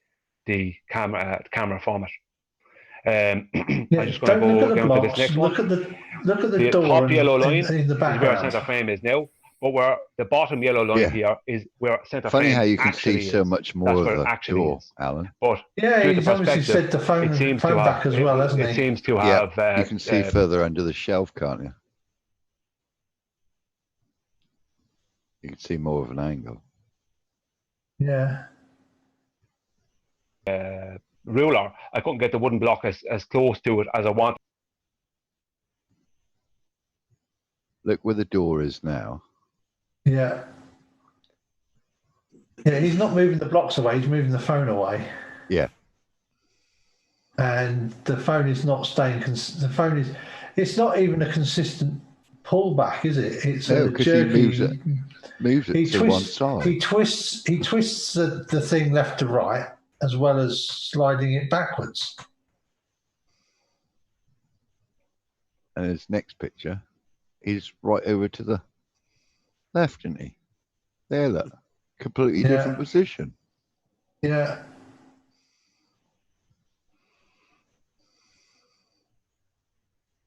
If you're going to do an experiment like that, it's got to be on a rail. Camera format. Really? I'm just going to go down to this next one. The top yellow line is where center frame is now, but where the bottom yellow line here is where center frame actually is. That's where it actually is. But Can we stop due to again for a perspective- second?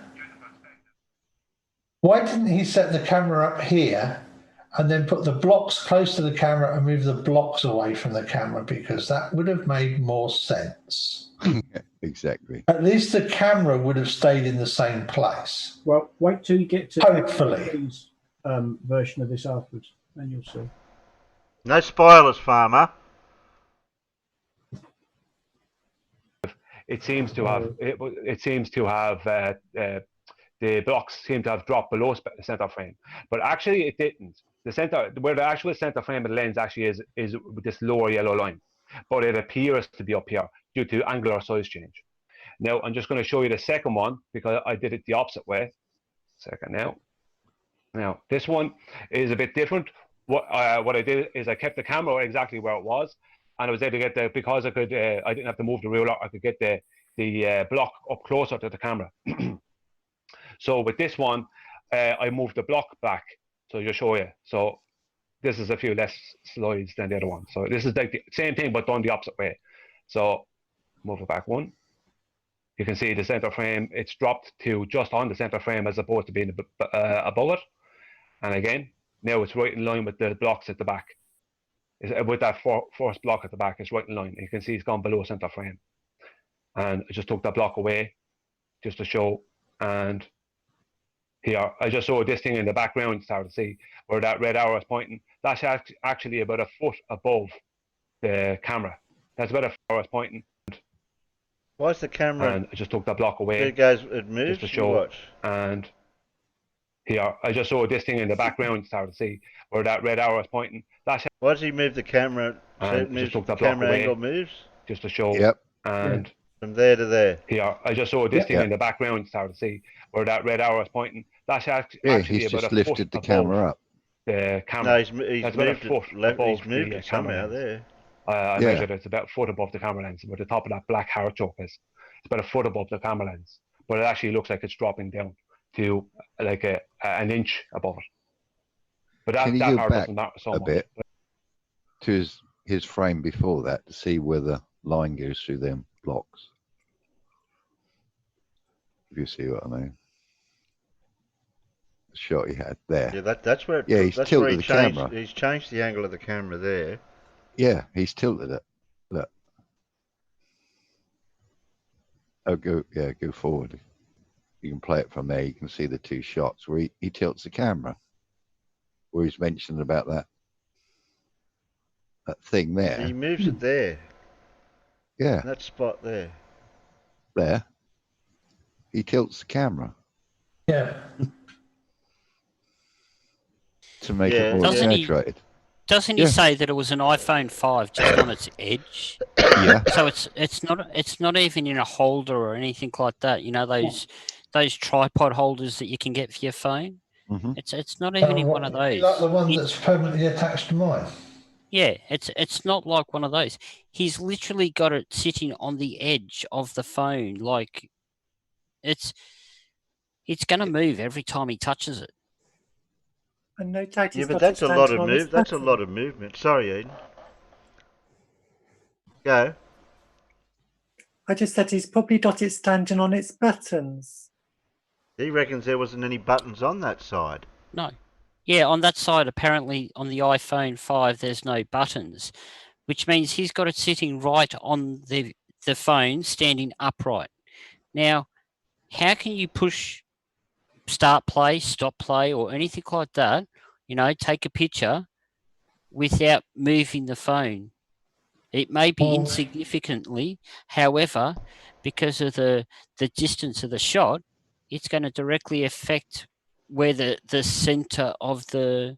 He claims to keep it vertically upright. He had a plastic ruler vertical on the table with the face of it against the back of the iPhone. So it's always vertical. But you can clearly... Has he got the phone glued to the table, though? Oh, yeah, you know what I mean? exactly. No, he said he had the But you phone can clearly on see top between these he had two the phone on shots top that of a ruler. He can't be doing that because the actual ruler would have kept it steady. But you can clearly see No, he his had hand the holding phone it. on the ruler, on top of the ruler. Yeah, I don't understand quite what you do. But Peter, there is one thing. You can get most... I would have thought an iPhone 5 would be new enough that it would have audio to take a photograph. Like, I can get my Galaxy Note 3 to take a photo by shouting at it. Yes, but I don't believe that the iPhone could do that. The only way he could do that type of thing with the iPhone would be to plug the headset in, have it in phone mode, and actually push the button that would be the answer call button on the headset for the iPhone, and that takes the picture. And, well, I'm sorry, but he's a flurfer, so I don't think he would have bothered doing that. He would have touched the screen. Well, no, we can see that he was faffing with it, but if he had have used the headset as a remote trigger, it would have alleviated that. Or alternatively use the 3-second timer delay, whatever it is.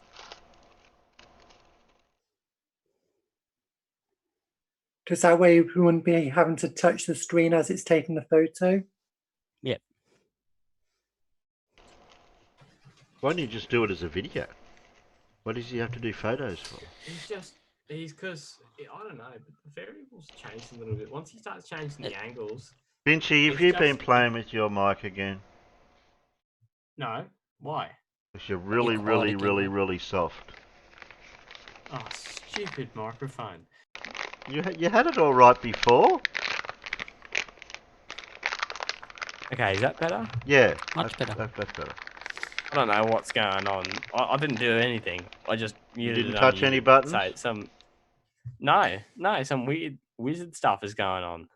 Harry Potter's crawled out of my microphone and is headbutting me, I think. Okay. Can't say for sure. Okay, we'll see if we can get through this a bit more. Feel free to say pause at any time. And here, I just saw this thing in the background, start to see where that red arrow is pointing. That's actually about a foot above the camera.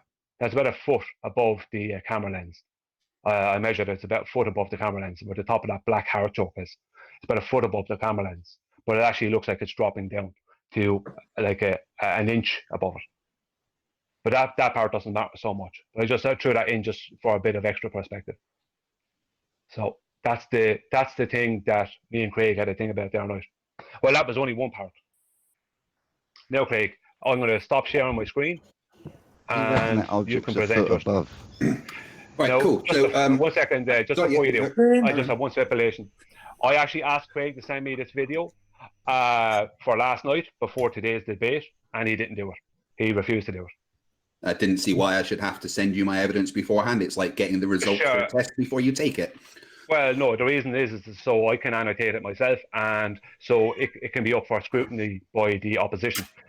You know, in a court case, that's what you'd have to do. You have to give your evidence to to the. You have to let the other Oh, side know your this evidence. isn't a court case; it's a debate, and debates Same have thing. different rules. Well, So, it's up anyway. to you. It's you that want to do it, Grant.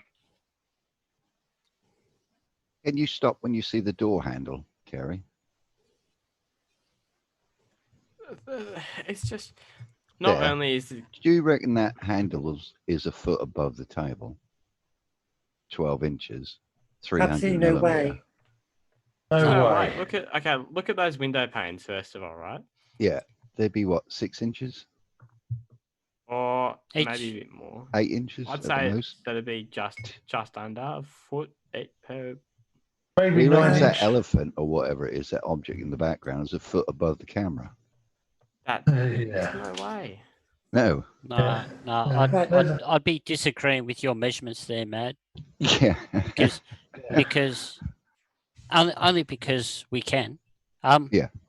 Those panes of glass.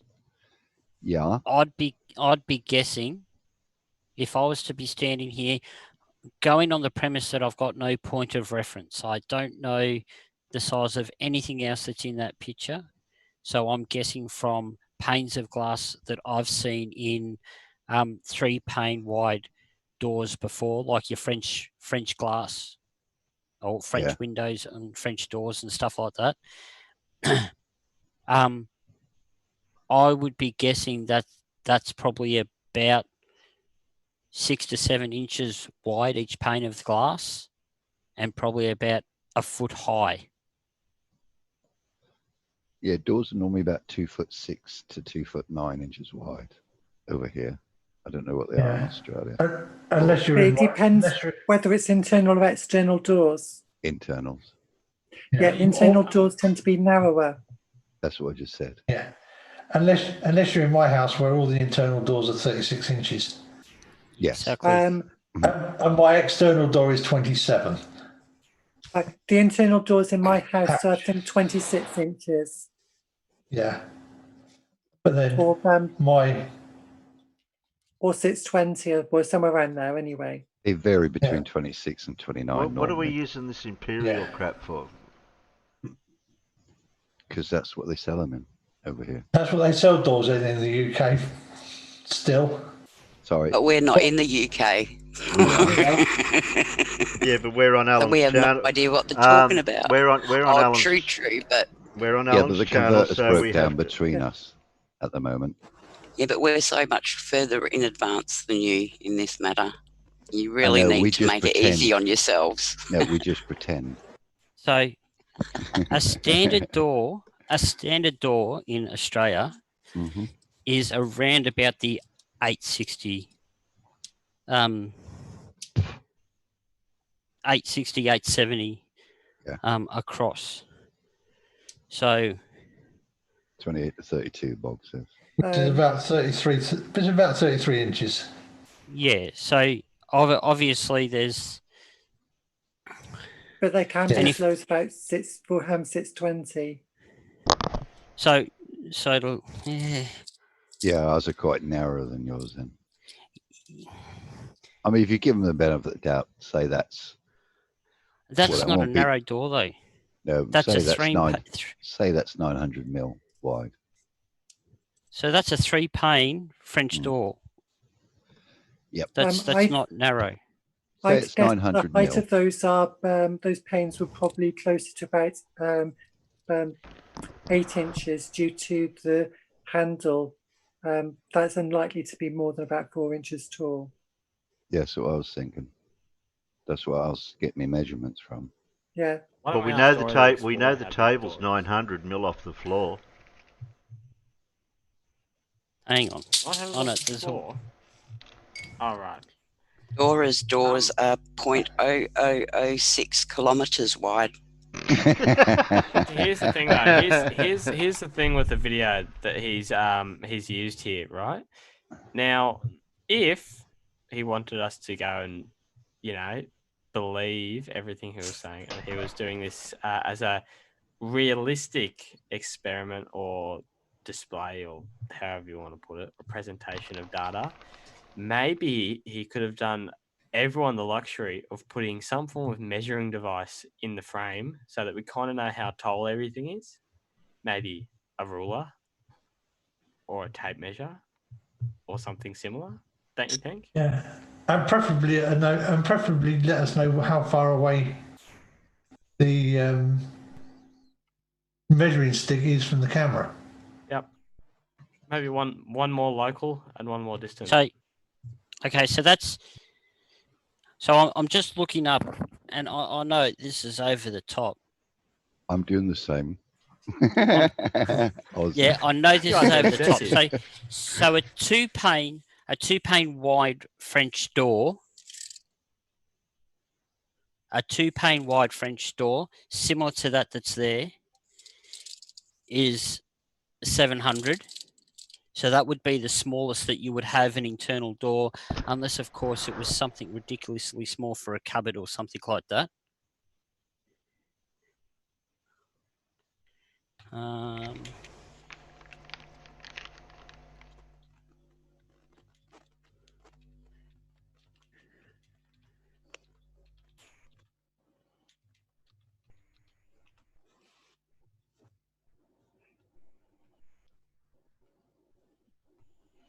Can I come back to what I wanted to ask?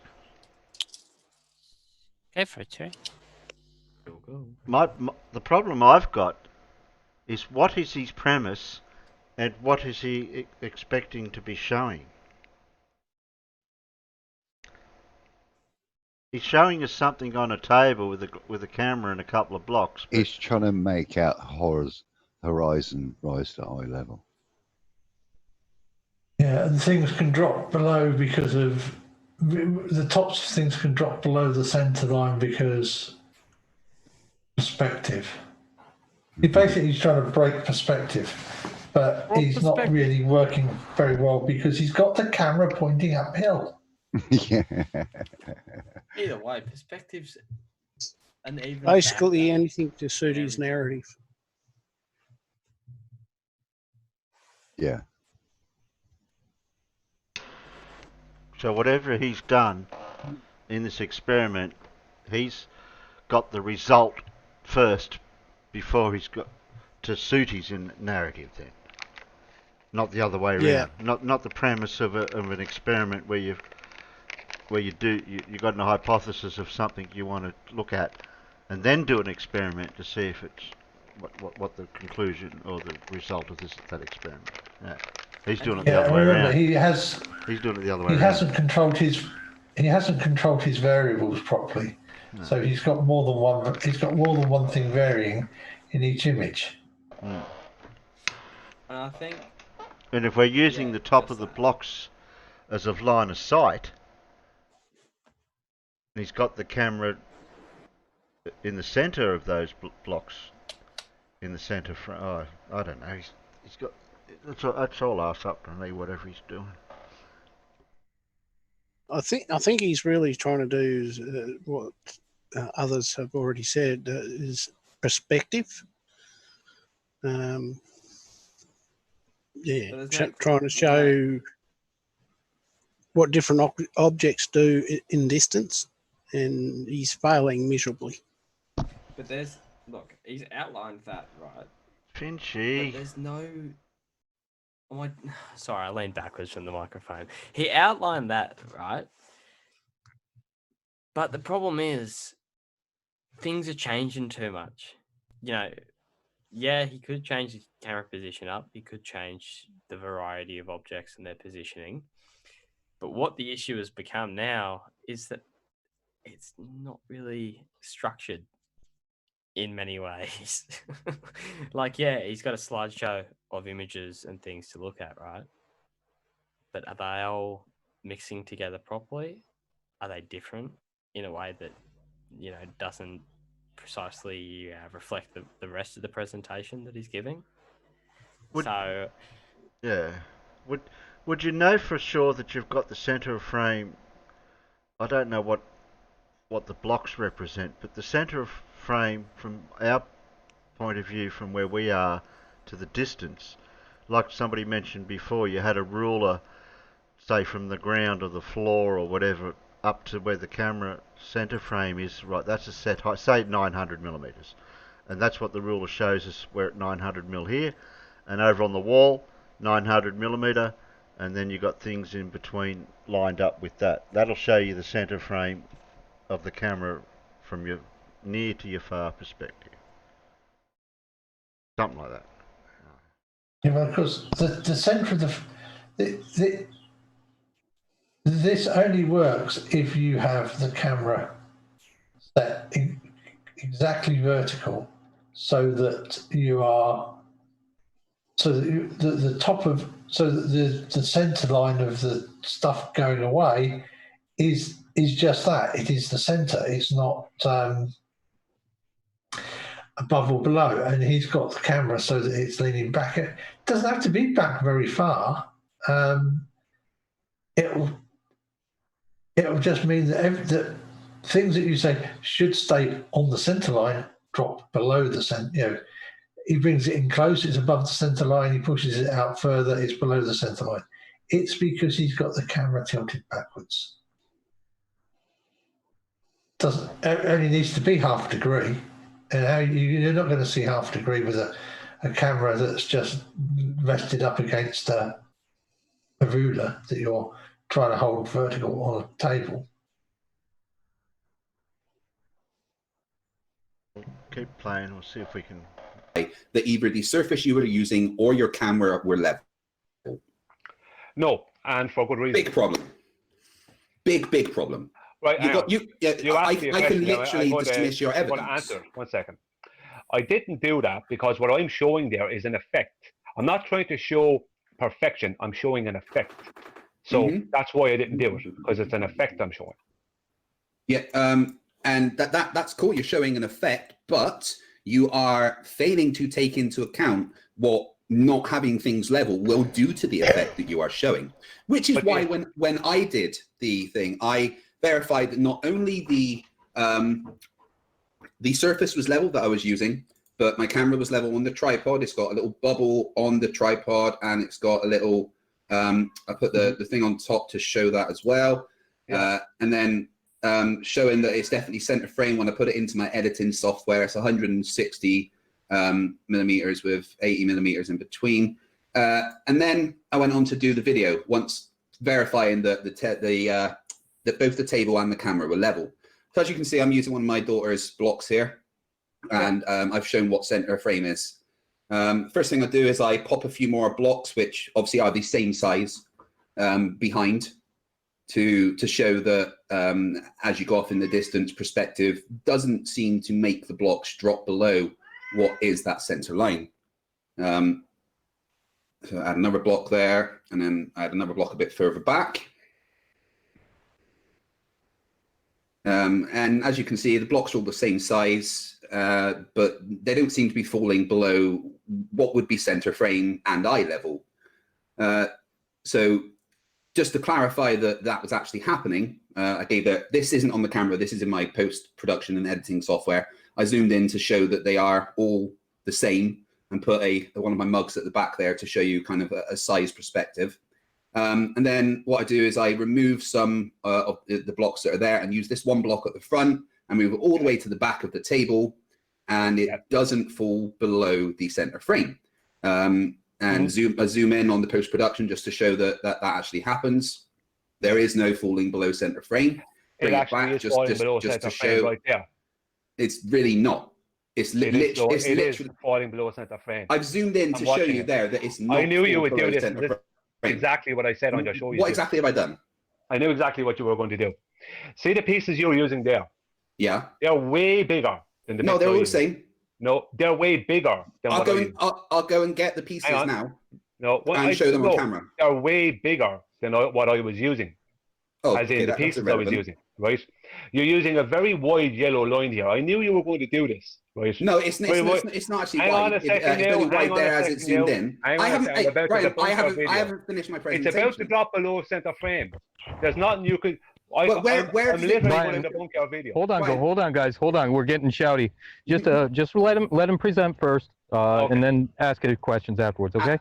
At no point. I'm going to go on to mute. I'm going to mute. Okay. At no point does it fall below center line, in the slightest, at all. It stays exactly on center line. But this isn't the only thing that I've got to back up that your assertion is wrong. Other people have also done the experiment for me using other methods. Let me get rid of the audio of that so I can't hear it. So this guy has actually got something on his phone, on the camera, right, that shows when it is level. He shows you the pixel there showing as he's moving it backwards and forwards that if the lines aren't all matching up, then you can tell that it's not exactly level, right? So he goes through that for a little bit, showing that when it's going to be level, and it shows you that when it's on the floor, looking at the thing, that it is level. Put it on top of there, and it's still level. And then he's got this white block in front of it that, as you can see, as he moves it back, doesn't fall below that center line again. And he does it a bit better quality. I should have put the annotation on that myself afterwards, but yeah, so showing even when you've got the levels on the thing, it doesn't appear to fall below the center line. Once again, showing that what you said was incorrect.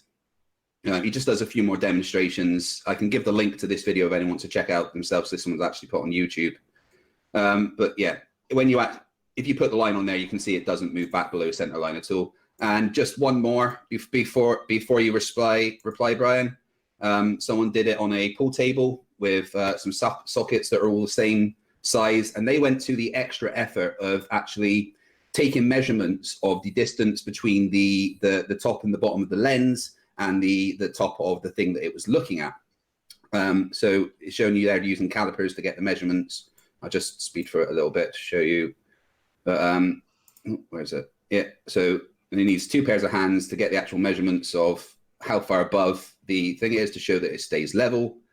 But the result of all this is that when he actually uses it and looks at the things moving in distance, that no perspective drop below center frame appears to happen at all.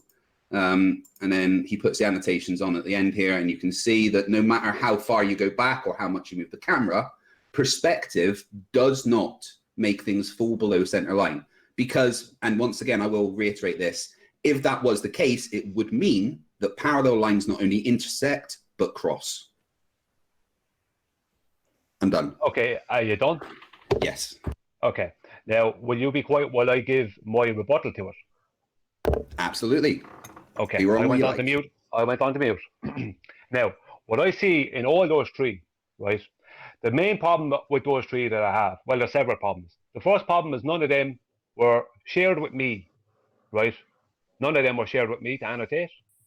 I'm going to stick with just your one for the moment. You did exactly what I thought you would do, and so did other people.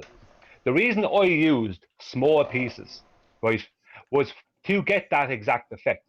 The bigger the pieces, okay, I use a small camera lens that's low to the ground, or sorry, low to the surface, and I use small pieces. And the reason I use small pieces is that when I moved it back across the table, that the effect would happen. If you don't have enough space to move something back, the effect is not going to happen the same. It's just not. If you've got big pieces, it won't happen. I guarantee you that if you share with me now... Can you, Terry, please? It doesn't matter how big the pieces are. All that matters with perspective is the ratio of how far you move things from close to far. The change in sizes will be in proportion from with a big item and a small item if you start it at the same distance and finish it at the same distance. So there you go. That's that dealt with. Later, Finchy.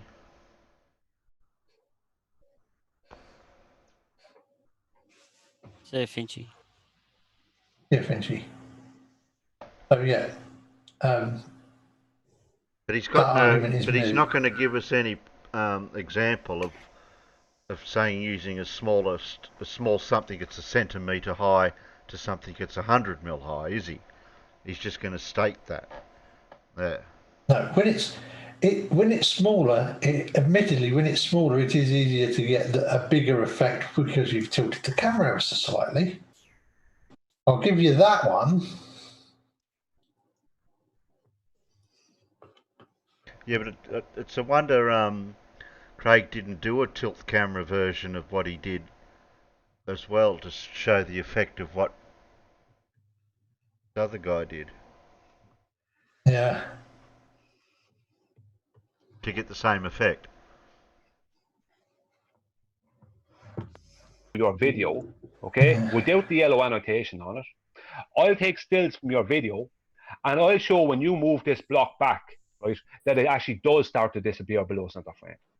The reason I use small blocks and a small camera lens close to the surface was because it will show the effect, because I do have the space on the table with the small blocks to show the effect.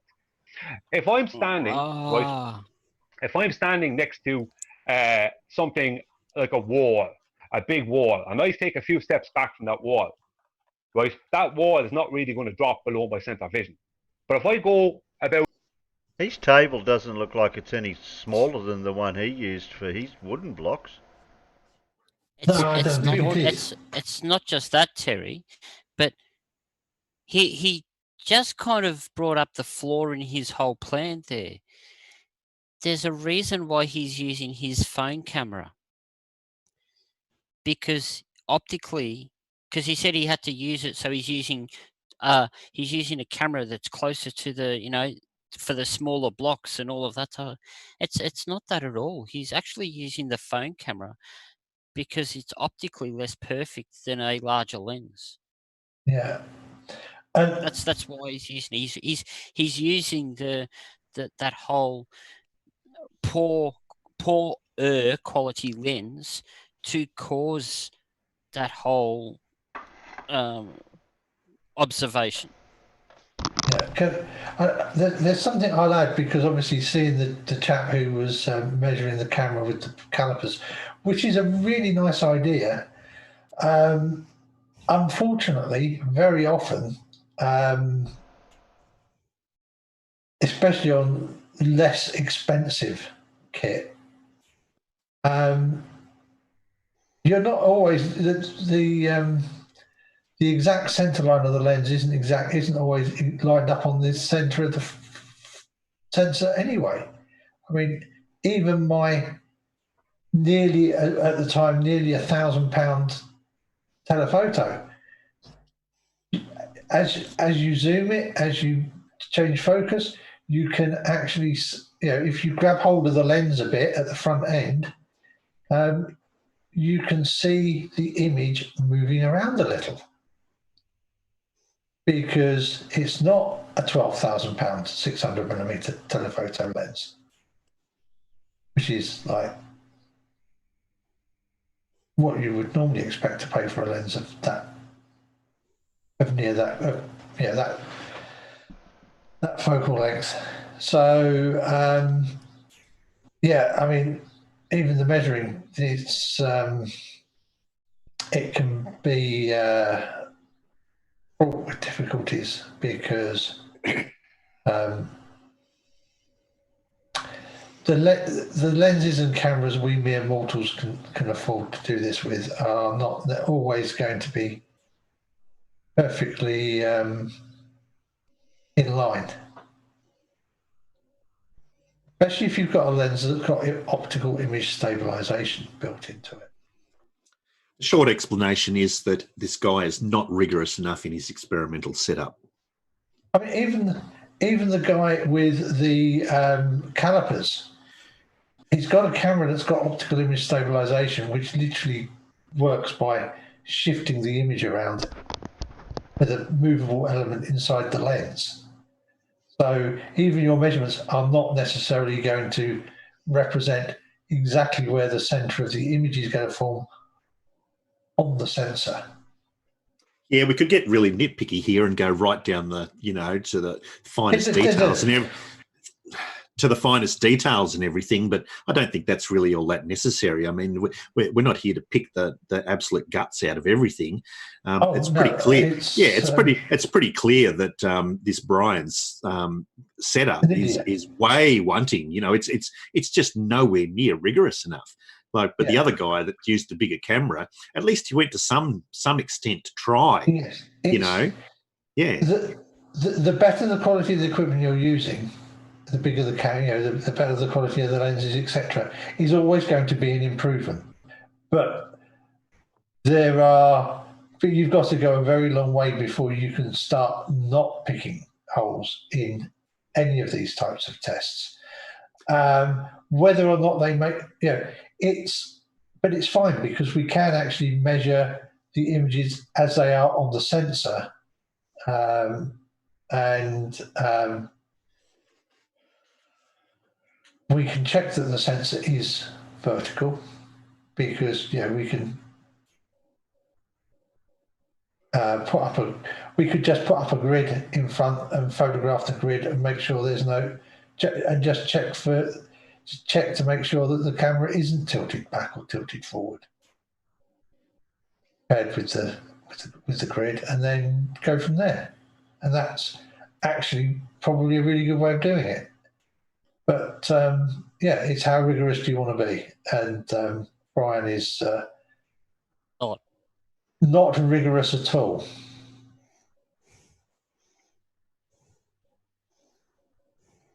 But as far as this experiment goes, it actually shows what we would see if you did the alignment properly. Yeah, which it helps me.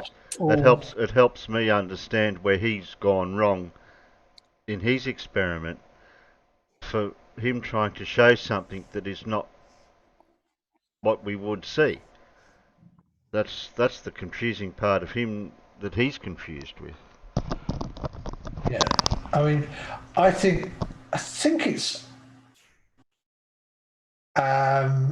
okay who has some videos out there where he's got pictures of drinks cans stacked along a corridor too high, and they run right back down the next to the corridor, and he's got the camera set up so that it is looking at where the two cans sit together, so the top of the bottom can and the bottom of the top can, and that's your eye level. That's the level of the center of the camera, etc.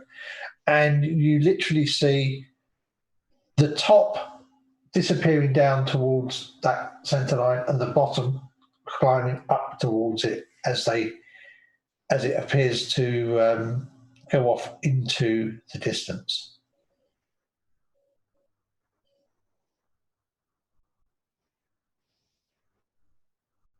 And that's pretty good because it's done over a reasonably long distance, sort of, it would appear to be done over 5 or 6 meters rather than a couple of meters that you're going to get on a tabletop.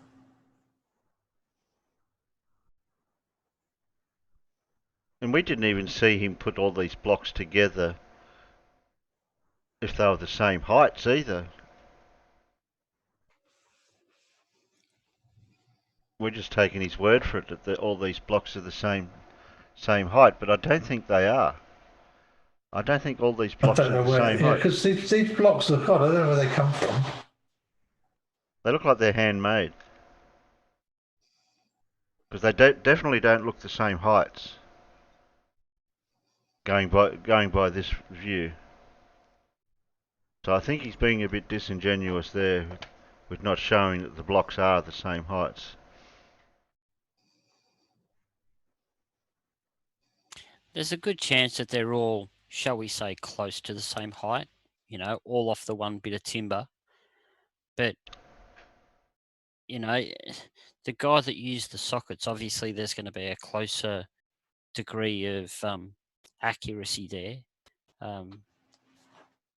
But like Gravity said, it's not just one thing that he's lacking. It's multiple things. He's just conducted the whole experiment unprofessionally, and I think that's the big take on the whole situation.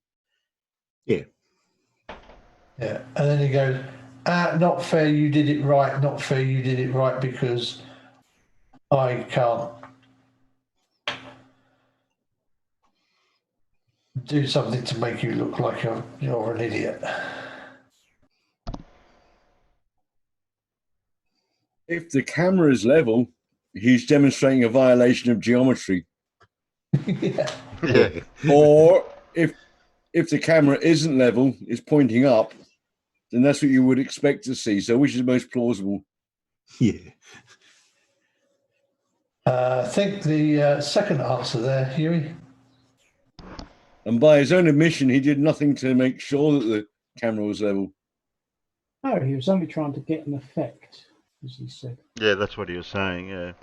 And the size of the blocks that he's using there, I couldn't see them being any different to them. The heights of those wooden blocks doesn't look, because they're those Duplo blocks. Yeah, they're Duplo blocks. Yeah. So they're about the same height as what these wooden blocks It's are. hard to it's hard to tell. Well, I'll say this: the casting of those Duplo blocks are going to be more accurate than the timber. Well, actually, that's you know- exactly what I was saying, Peter. You can verify that those Duplo blocks are the same heights, whereas these blocks of wood you can't. Yeah, I mean, those blocks. Some of those blocks of wood don't even look to be flat on top. Yeah, you don't know. Well, like I said They before, look to be Alan, slightly curved, don't they? Yeah, like I said before, Alan, I'm fairly certain they probably all came from the same stick of lumber. So there's a good chance that they're all fairly close. But for anyone that's a carpenter or anyone that's dealt with timber off the shelf, you know, we're not talking about a high degree of accuracy when it comes to timber. We're talking about something that has inconsistencies. That's one of the wonderful nature of timber. Yeah, I mean, are these even blocks out of a kid's set of toy wooden blocks, or are they something else? I've got no idea. We've got no verification of what the blocks are, if they've been milled from a toy, or he made them himself, or what. They're different colours. The shading's a different colour on them. I think part of that's down to the lighting, but no, not that much difference in for lighting. That really light coloured one in the distance. I think that's down to lighting. I think the very far one is angled so it's reflecting light, whereas the one in slightly closer is No, they're definitely different coloured wood. Different colours. They're different coloured Yeah. wood. I disagree with that completely. I would disagree that they're from different timber. Like, even though they're different colours, and you've got to understand something about timber is they are square. It's a square piece of timber. You don't know if that's an end grain, or you don't know if you're seeing heartwood. You don't know, timber can be different colours, especially over a length of timber. Don't let something like colour come into it, because 90 by 45 is 90 by 45 all the way along it. That's milled timber. That's been. It's not like it's something that he's just whacked up. He's cut down the cherry. Yeah, he hasn't cut it out of the cherry tree out the backyard and just planed it up. It's come from a hardware shop. It's all of that is immaterial. He hasn't set this up properly in the first place. That's correct. Yep, that's all. Don't need to argue about what they made out of or anything. That's what the point I already made, which was enough, was that you can't verify the source material that he's used for that in comparison to Craig using Duplo, which is a standard that wouldn't matter having them like that. That's all that boiled down to. I think that's finished with that one. I don't know if they go on to. Oh, they go on to more. Okay, without the yellow annotation on it, I'll take stills from your video, and I'll show when you move this block back, right, that it actually does start to disappear below center frame. The reason I use small blocks and a small camera lens close to the surface was because it will show the effect, because I do have the space on the table with the small blocks to show the effect. If I'm standing, right, if I'm standing next to something like a wall, a big wall, and I take a few steps back from that wall, right, that wall is not really going to drop below my center of vision.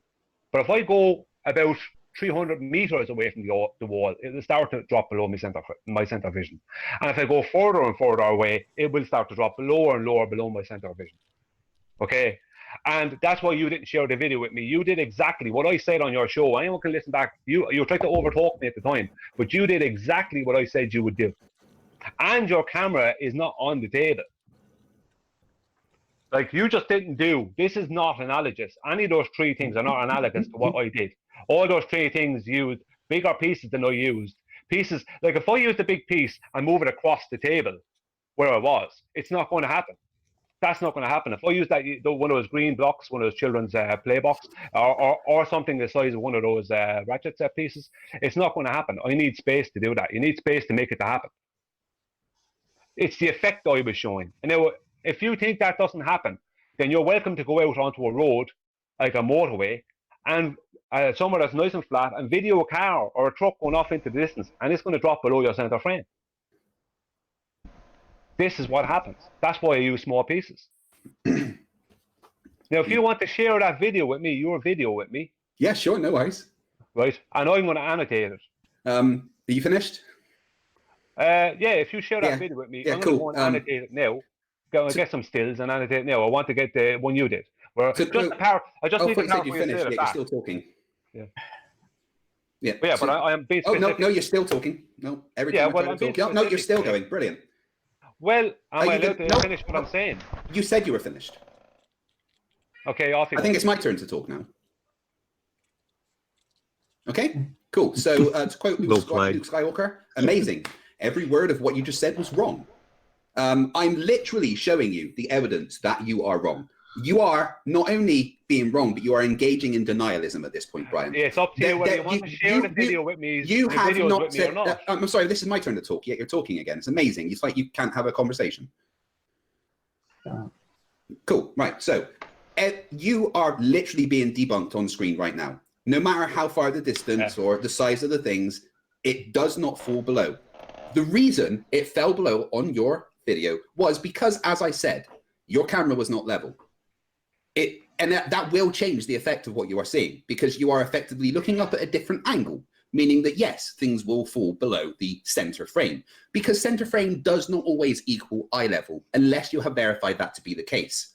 I'm sorry, Brian, but nothing you said rebuts the 3 videos that I have presented that prove you are wrong. The 3 videos you didn't send me any of, so yeah, cool. I had no obligation to send you my evidence beforehand. You can cry all you like. I love the smell of what you did was you showed us your camera. You showed us your camera supposedly level, right? And what you did is you didn't send me the video to scrutinize it. You didn't do that like you were supposed to do. Why would you not do? I didn't say I would, so I wasn't supposed to do anything. I said it to you. I said you send me that video. You send me the video. And I never said that I would send you my videos, Brian. You can keep being butthurt all you like. It doesn't matter. The fact is, I have just presented three videos that debunk what you have said. It doesn't matter. You didn't do what you were supposed to do. I absolutely did. Again, you can keep engaging in denialism all you like. If you're so confident of your video, you would have sent it to me. I will send you the videos. I will send you the raw files so that you can do it yourself. You would have to ask me now, and I'll annotate them now. You would have you just tell me the video. All I want is the video of you. He doesn't stop, does he? I'll annotate it now. Well, it's my turn to talk now. You send me the video now. I'll annotate it now. I'll take some stills and I'll annotate them now. So you want me to actually send it to you right now? Well, bear me 1 second. Send it now. Send it now. We can continue on with the debate, but send it now. Okay. But anyway, so I've debunked what you said. So no, you haven't.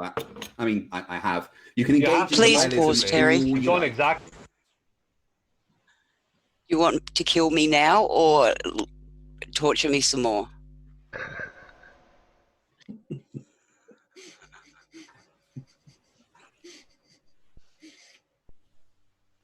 Stop laughing. I'll try not to. It's not funny. I don't know why. Point is so upsetting. Why? I love the way that he expects that he demands that Craig sent him his video first before he does anything else. I mean, why? Why should he? Yeah. Well, he should have researched it, shouldn't he? And found the same videos that are probably out on YouTube. Well, Brian should have done it properly in the first place. That would be too easy. Come on. I know.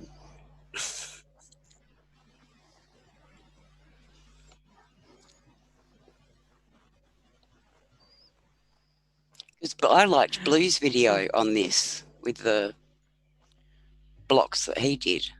Yeah. So right now, just so that you know, Mippet, Dora's out there saying more torture, please. Okay. So And then Pip is saying no.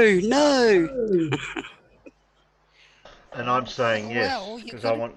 Because You got to keep the audience happy. I want to see more of these experiments that they're showing that he's wrong.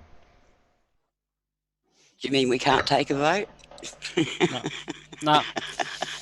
Refer to Rule D. Okay. I finally got her with it. Yeah. Yeah, but there's only one problem with Rule D, Peter. What's that? We're on Alan's channel. Wow. I don't know if I Alan's call that a loophole. I call that a loophole. I've been talking for 5 minutes while bloody muted because I took my bloody tablets. Yeah, that's okay. And Whatever you said. I was going to say, I say no more torture, and I also say I have a big red end stream button, possibly enforce it with. I like that thought, Alan. That's all right, Terry. I'll just set up a link for you right now. Okay, we're going over to Peter's channel now, folks. just send me the link to the URL and the link for it, Peter, and we'll start streaming. That solves that problem. It's your stream, Terry. It's your stream. No, it's not. It's Alan's Yeah, stream. I wouldn't actually kill the stream for you. But there's a little bit more here. I can see some more stuff, experiment stuff that there's more experiments there. Go and watch it by yourself. Yeah, but these are proof ones. But they'll all be wrong.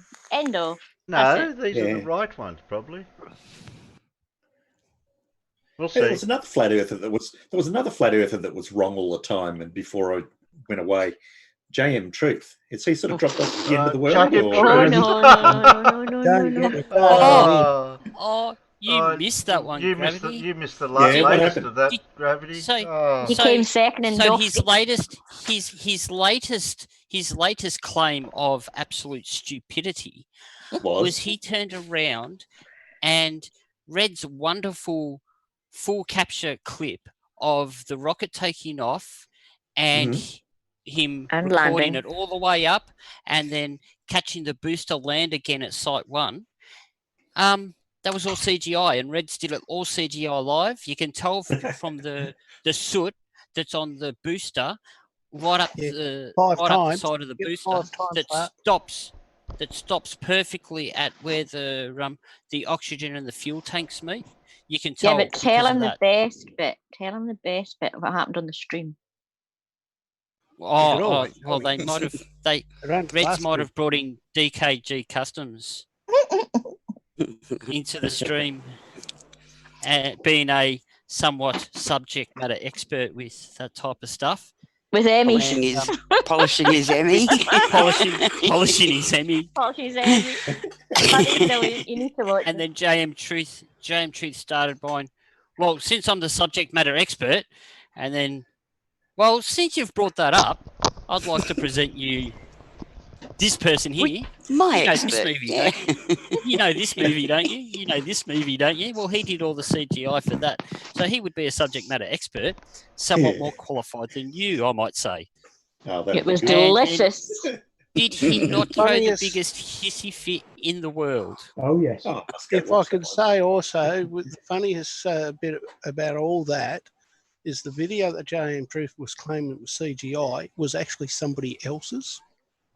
Oh, that was Astronomy Lives, yeah, because Red Yes. and Yeah. Astronomy Live were doing dual feeds, doing it all at the same time. Yeah. So in the end, what Reds did was he took his video, Astronomy Lives, Put them side by side. SpaceX's, SpaceX's, and a fourth one, and put them all. I think it was the NASA live one, and put them all side by side all at once. Yeah. And said, "There you go, 4 independent things, and they're all the same. How can they be CGI? Different But angles." the boosters didn't land in the right place either, remember? Oh, that's right. Because there's no way that Reds could pan 9 kilometers. He thought the boosters landed back on the launch pad. Yeah. Well, absolutely. And of course, who did J.M. Truth have to back him up? Nathan! You have to watch. It's got gravity. Have it up as it was talking. It's hilarious. I'll go back and find that. It's so funny. And just an Astronomy Live worked out that Nathan's claim of a 20-second discrepancy on the length of the video That's right. was because he was comparing to a different launch. That'd be right. J.M. Truth used to be my favourite moron, but now I'm wondering. I think it might be Brian. No, I'm still on JM Truth. Still J.M. Truth? Yeah, especially after the last live debate you did with the anti-vaccine thing. Was it anti-vax? It might be Yeah, crystal healing or That's organic healing or whatever the crap he was on about.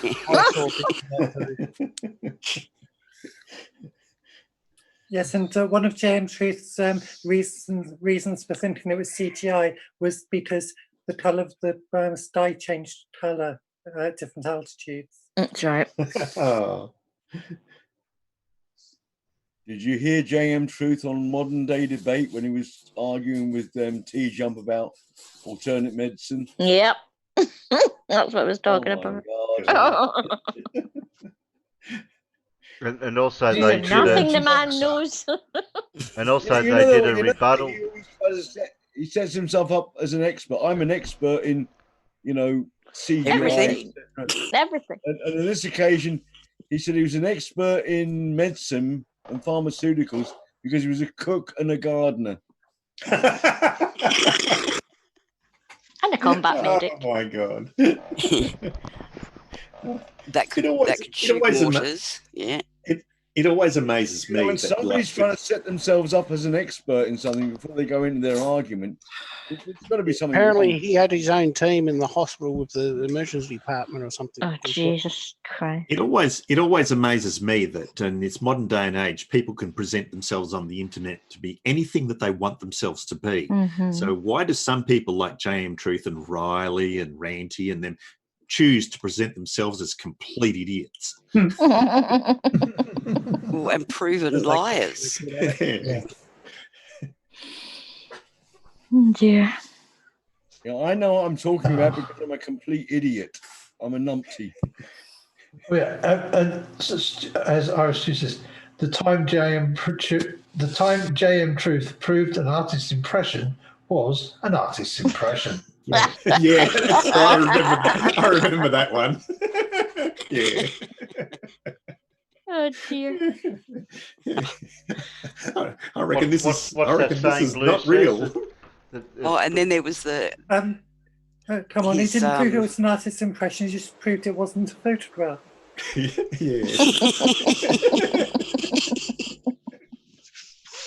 One of the reasons why Brian bothers me is because I grew up in England, but my parents were Irish immigrants, and growing up, I was teased about, thick paddy jokes. Mm-hmm. And basically, the stereotype they were laughing at me about was that's him.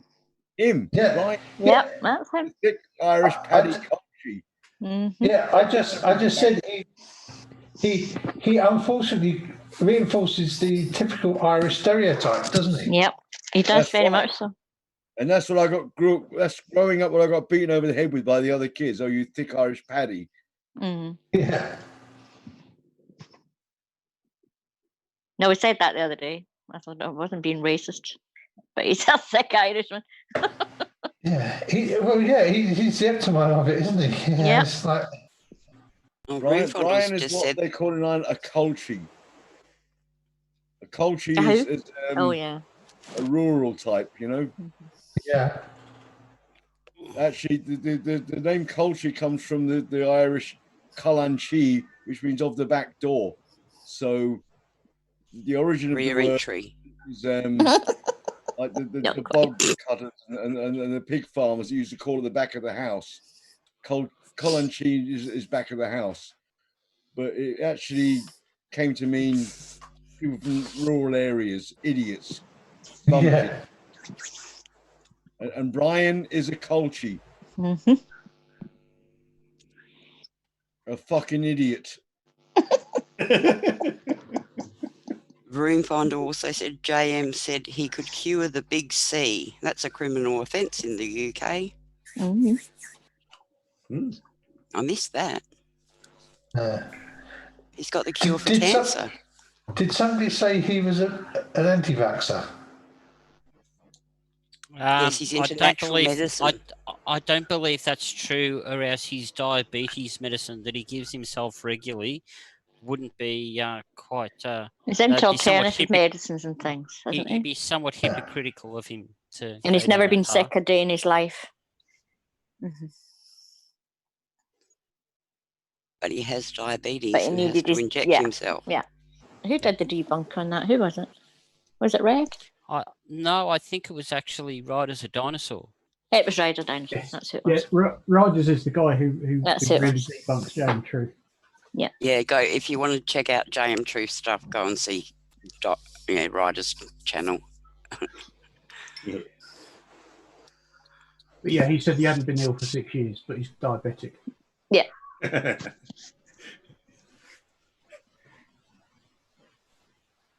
And then there was his documentary kerfuffle, wasn't there?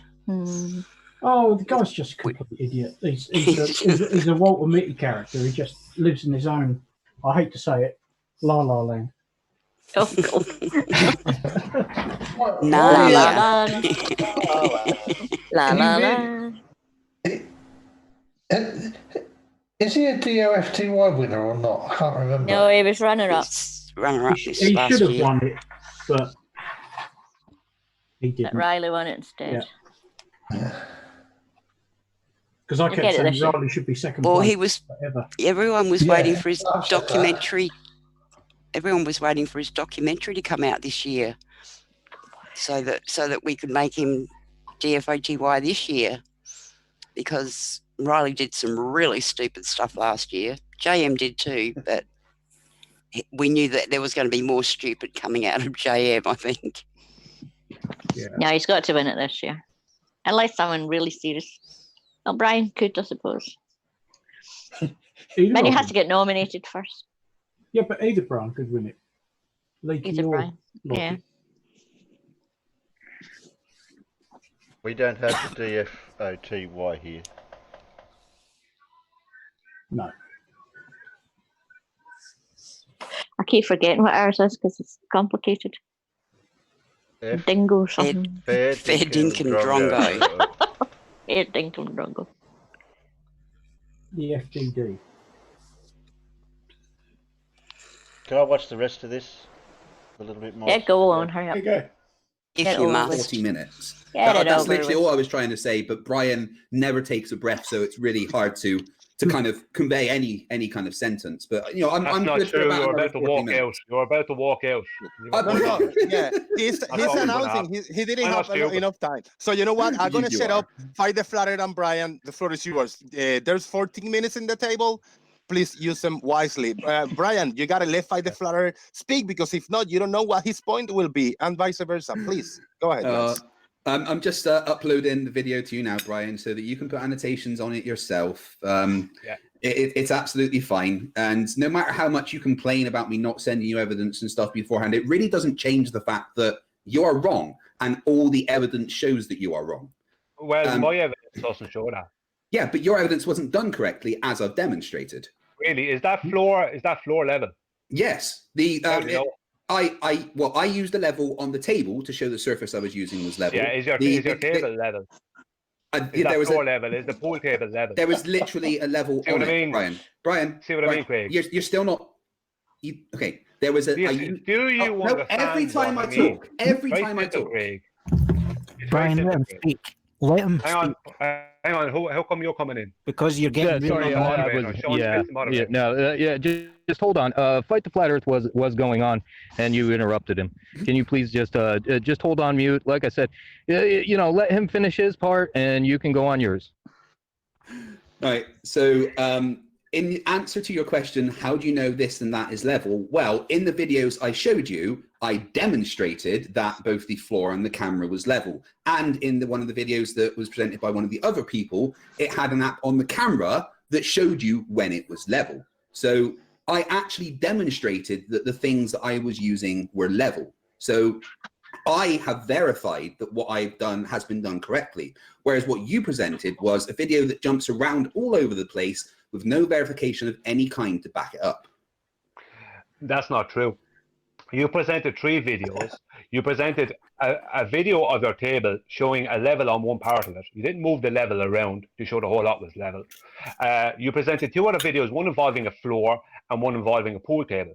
And all 3 videos are involving big pieces. I used a small camera lens that was close to the surface, and I used small pieces.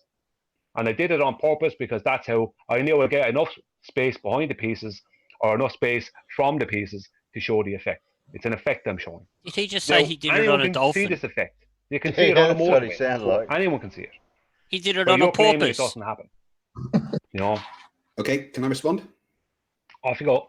Cool. Motorways are on land. Land has contours, so irrelevant.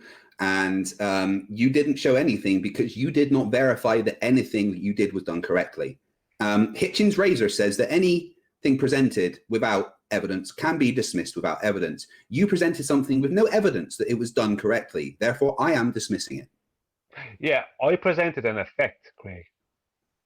Without verifying the cause. I did it in the correct way to present that effect because I knew what would be necessary to show it.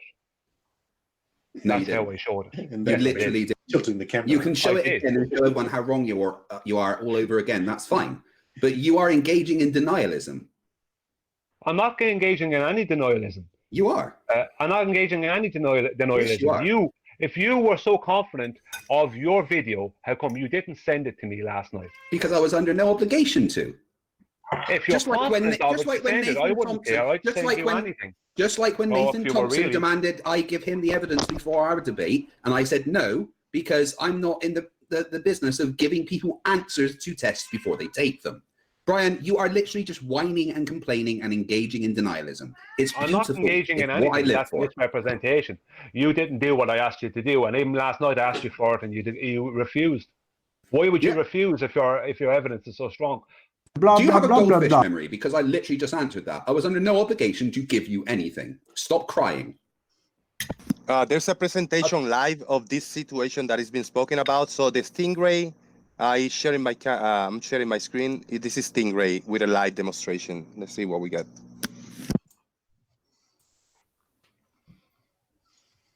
Hello, Brian. Can you hear me?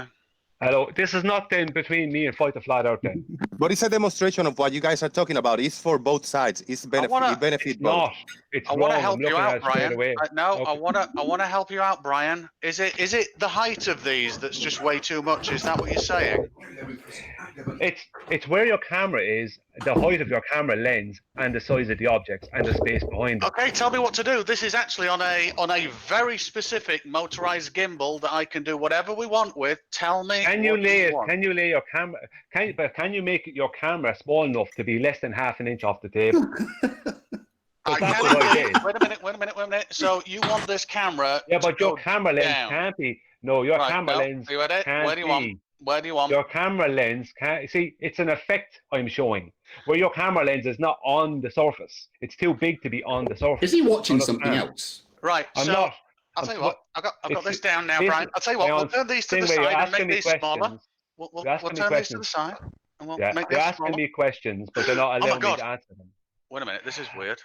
Okay, off you go. You keep on doing what you're doing. I guarantee you, this is going to be done now, probably God knows how many times by flat earthers who are going to do it the correct way. Because it's obvious in my video what I did was the correct way. I showed the effect. It wouldn't be impossible. It would be impossible to get that effect unless you did what I did. This is a great live demonstration, Brian. Take advantage of what you're watching right here, man. This But is it's good. not a demonstration of what I showed. This is not a demonstration of what I showed. This is not. I'm gonna That's not what the lens. There you go. he's attempting to say. He's not saying that this is showing exactly what you showed. He's showing you what he can do with his camera. You got to let him. Yeah, let but him. this Let is him. nothing to do with He's what I asking showed. you. He's asking you at what point can he do what you're saying he can do? What he wants to replicate exactly what you can't did. do it with that camera in that position with those pieces and that area. That's what he's asking you. How is he going to get it there? He's trying to clarify. What do you want me He to would do, have Brian? to have. You see, that's the thing about the phone. I can actually put my camera lens of the phone less than half an inch off the surface, and I can then use the table and small pieces to show the effect. Yeah, Brian, I He understand can't do that. that with his camera lens. Wait, hold on. Let me finish. So what he's doing, he has a gimbal that is off of the table that he can raise and lower, so he can give you a different perspective. Hold on, let me finish. But that's, you have a problem with interrupting people. No. I think you need to listen for a second. I really think you do. The camera up, Stingray. I was coming in here. Hang on 1 second. Jose, did I or did I not? Right. Say to you, Blah, blah, come on blah, live blah. on your show and say, I'm willing to have a debate with someone Wednesday or Thursday on your show. No one turned up to debate me. Right. Fight the Flat Earth wanted me to debate him on his show the other night. I went on and I showed him that video and we went through a load of other things. Right. Now, he was supposed to come and debate me on this show today. Right. You came He in didn't late, contact Brian. you. I was looking for your name. He didn't. You came in I late. didn't. He didn't contact you. You have put on another debate with Blue and Babs because there was no debate for me. So I was coming in to supposedly debate him, supposed to be early in the day. He never did. We're supposed to have a normal debate, right, which he didn't want to have. Right? He wanted to come in here late in the evening and do this nonsense. And we have all these other people that are involved in it. It's like none of you are showing the thing I'm showing. I can jump in as a flat the same earther. thing. I'm not going to get the effect. All right, but as You we know what know, I'm talking Brian, about, don't I the Flatter only have a few minutes, maybe 5 minutes or less. So I don't please, care come what on, you tell have, him. Jose. This is I not said a 40 one-on-one minutes. I've debate. got about another 25 minutes, probably half an hour. I'm Okay. good for a little bit. Okay. But, I still don't have the video, Craig, that you were supposed to send me. oh shit! Sorry, I didn't click send. My bad. I can jump in as the other flat earther on the panel if you'd like. Yeah, and I got Bibo for Life say Yeah. he did it. I think Erebus also did it, but I'm not going to present it now because I don't want to hijack their point. So. Wow. Chris, what have you got to say about it? That's from a flat point of view. Is it a good one, Erebus, for what he's speaking about? Yeah. Right. Small objects and everything. What's Chris well. got to say about it? Chris was trying to say something.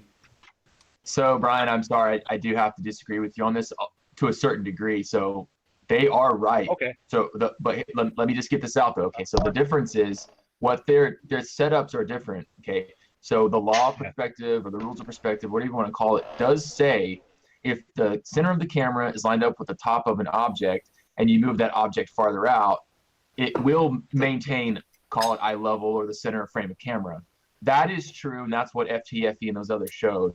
That's just the rules of perspective. However, what you showed is also true because your camera technically was below the top of those objects. The further out they move, the lower they will appear to drop. The closer they move, the higher they appear to drop. So at some point, you could get those objects in center frame and say, oh, look, it's center frame. And as they move back, they will drop, whereas they get closer, they'll actually rise and they'll be above center frame. So all it is the angle to which you are positioned to the top of the object. Stop. See here. Stop. That was just a great big paragraph of gobbledygook. Yeah. Yeah. It was not only was it blah blah blah blah blah, but it was so wrong. It's unbelievable.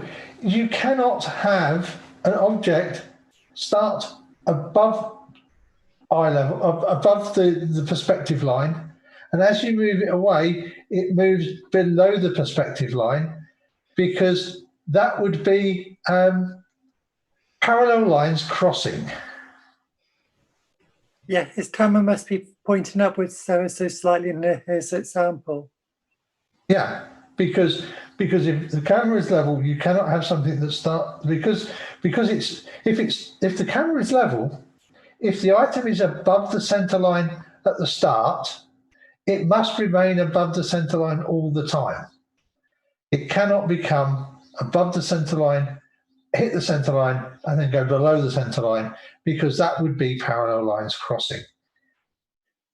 Which can only be explained by the camera facing upwards. Yeah, because then the lines aren't actually parallel. Exactly. So yeah, I award him no points. Nil points. May God have mercy upon his soul.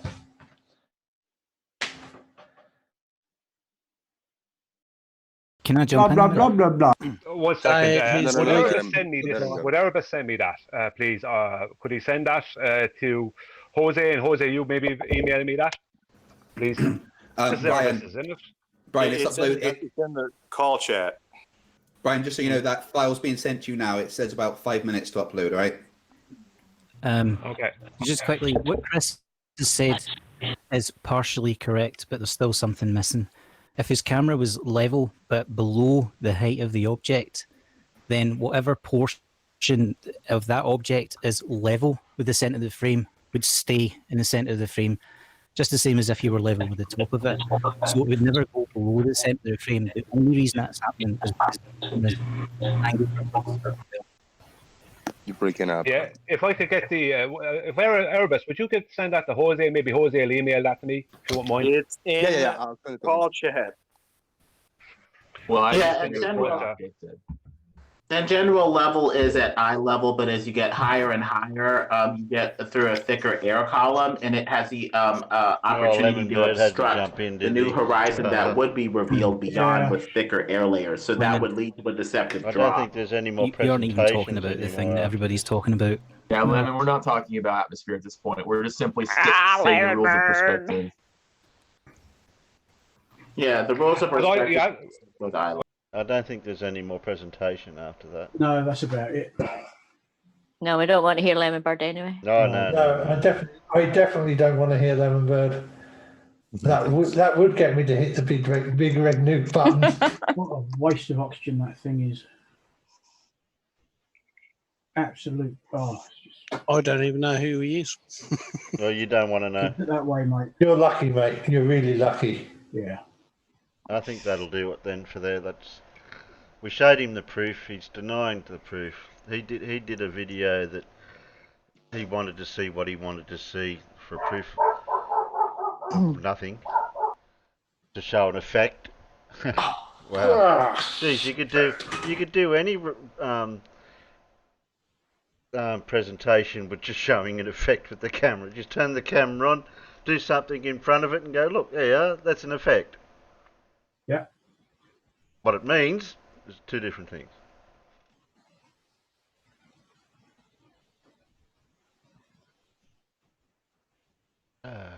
Well, I think that's a bit of derp, I think.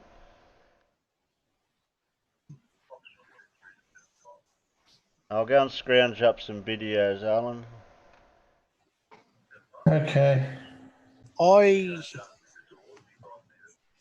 I put that Red Rhetoric and Jane Truth thing in any other bids. Cool, thanks. Got some homework to do. Yeah. To get up to speed. Well, I already stayed up a couple of nights watching all of Everett's videos. They're good. I'd recommend anyone to go to Everett's channel and subscribe. Yeah, they are good. Yeah, I might really good. link him into here so he comes in our shield your shit. I'll grab Yeah. him. We did drop him in somewhere, didn't we? Oh, there he is. I found him. The one with Slick. That's the one. Yeah. Got that. I'll grab him and I'll put him in shield. I'll get him to be shielded. You could probably play that one with Slick. Just skip the first 16 seconds. It's got no music after that. No, not Slick. I agree. Slick. It's only a couple of. It's only a couple of minutes, and it is really funny. Kill me now. Immediately. Elmo, if you want something, you have to ask the peanuts to vote for you. Calm down. We're just having a conversation. I know. Oh, hello, Gleam. We have a Gleam in the side chat. Yeah, a Gleam. Alan, how come you get a Gleam on your stream? He has a question for us. A Gleam on my stream. The answer to everything in the world is, of course, perspective. Can you ask the panel? No, it's 42, isn't it? They think science has completely mathematically figured out perspective distortions. Right after reading this next paper, none of the existing methods provide deep understanding of nature of perspective problems. Now, let's just hold the show and let's go read it. No, I need an interpreter to understand his question now. I can't understand his question. Crack, blah, blah, blah. That's what I read. Yeah, I don't think we'll be stopping the show just to do that right now. Science has completely mathematically figured out perspective. So is perspective got a mathematical equation? Oh, he's put that old shite up again. Yeah, he presented this the other week. Yeah, but that's the initial Got question. to try it in every channel. That's the initial question. Is perspective got a mathematical formula or law or whatever? There is a formula related with perspective, but perspective is basically an artistic term. That's artistic. I mean, yes, term, we see things get smaller due to perspective, but it in no way makes the Earth flat or the sun small and local. But he knows that because Gleam's a troll. Okay then.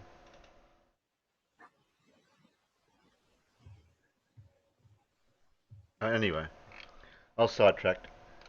Where was I? Oh, that's right, searching for... we haven't got a lot of videos that's come out. Yeah, we did that one. What else we got?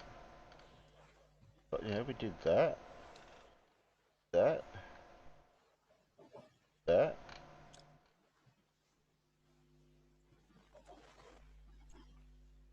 Debunking the electric universe. Hey everyone.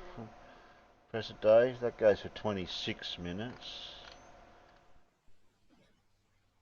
Scott Manley, how does he go for? He goes for 12 minutes.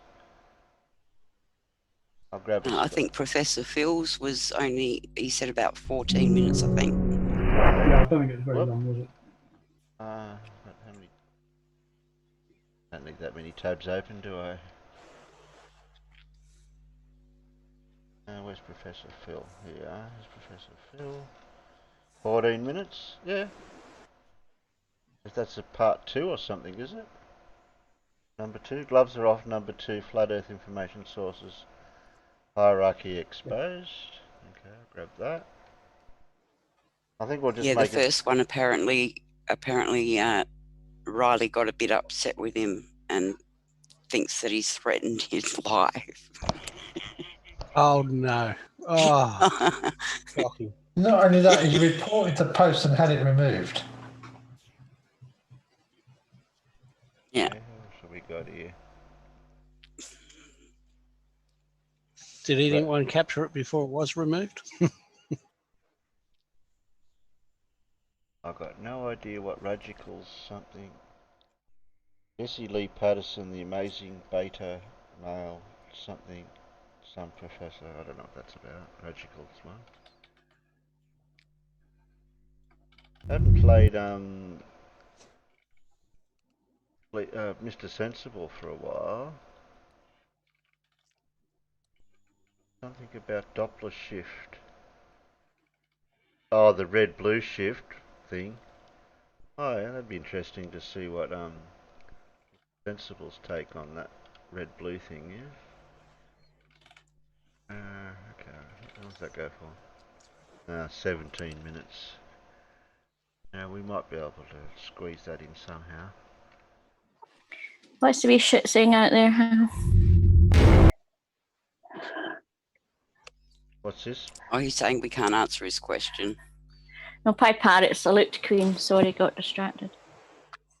NASA.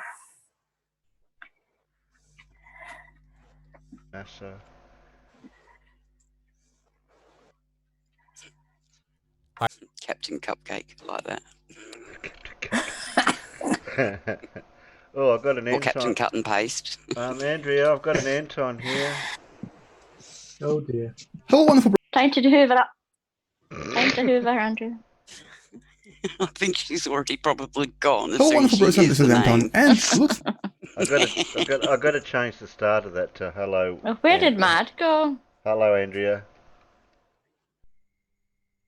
Mad was here a minute ago. Where's Mad hiding?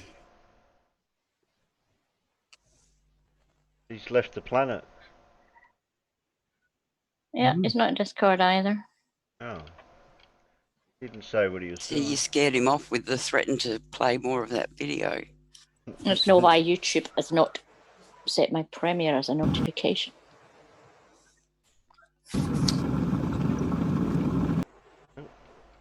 I don't want too many videos. I'm only going to pick 3 out of these. Got a Pip story. Is the Mr. Nuts and Mr. Balls one your latest? Yep, this morning. Grab that.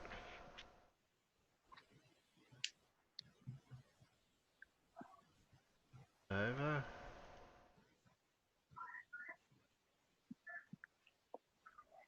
How do I get rid of that notification live stream that I put up, Alan? Just delete I don't know. I don't know. Yeah, probably. Still running. Still typing it. I guess because YouTube don't hammer you until you actually try and go live, do they? Yeah, because I'm not allowed to go live. It's still waiting for me. You can set a live stream up, but it won't go. But the minute you try and go live, it kicks you out. Yeah. But that's going through the old YouTube studio, the classic. It allows me to do that. To put that out. I'll probably just have to delete it or something. Just can't try and go live, Terry, then I'll instantly die. Yeah, that's true.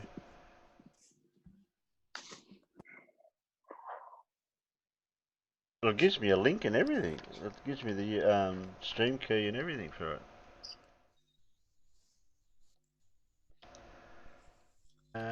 What have I got? Discount that one. 1, 2, 3, 4, 5. I'll pick the 3. Okay, we've got Professor Phil. Yeah, okay. Since Terry's muttering to himself, that's fine. Gleam, there's absolutely no way I can read that whole flipping paper now and respond to you, is there? Because that would be idiotic. Well, because judging from the introduction, however, of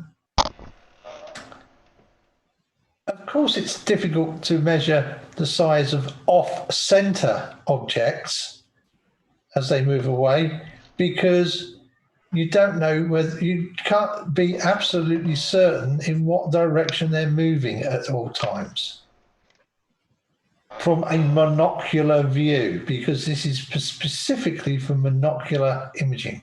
Correct. Neither does it make any reference in the paper for perspective causing objects to disappear below a horizon. Or from the bottom up. No, because this is actually a reputable paper. Correct. Of course, the thing is that if you just read the abstract,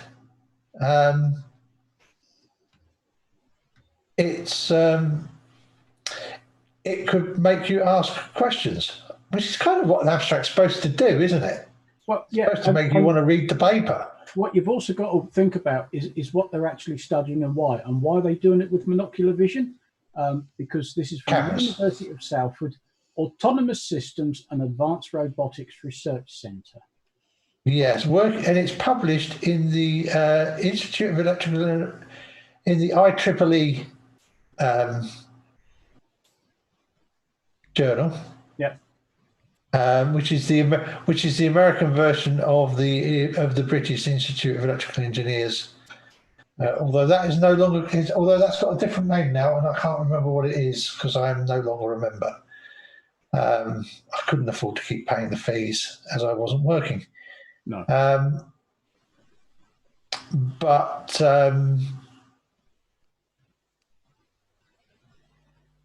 Yeah, I mean, it's published in a reputable place, and yeah, I mean, University of Salford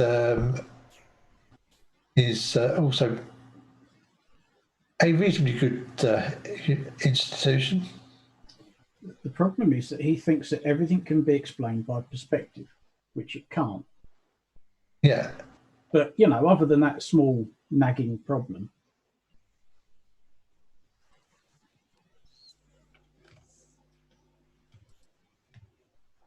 You know, perspective isn't responsible for sunset and sunrise. Perspective isn't responsible for things disappearing from the bottom up, going over the horizon like big ships and things. But, you know. Yeah. Yeah, and unfortunately my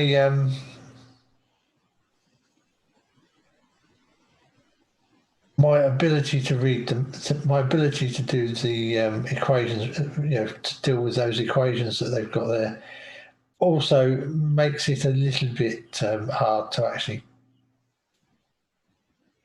go through the mathematics of it.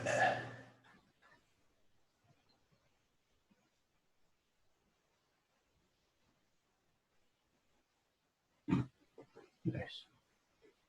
He does try.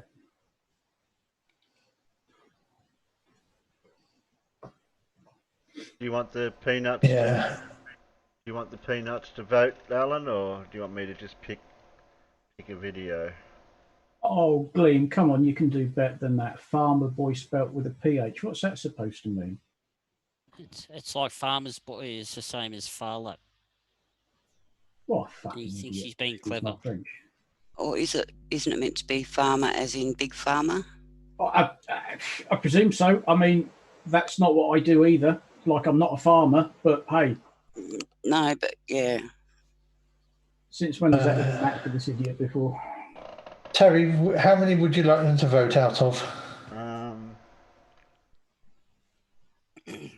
1, 2, I got 4.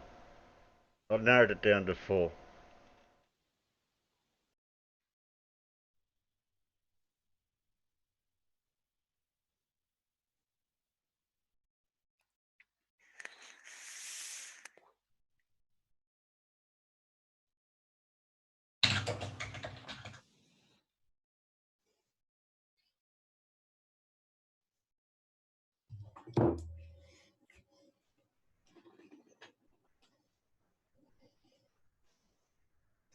Who's he calling bro?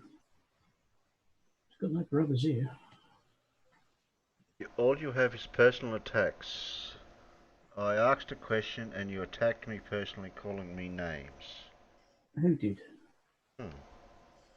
Oh, Dora fell for it. Oh. You didn't put now. Oh, now he's doing his flip-flopping. Dora, same bat channel.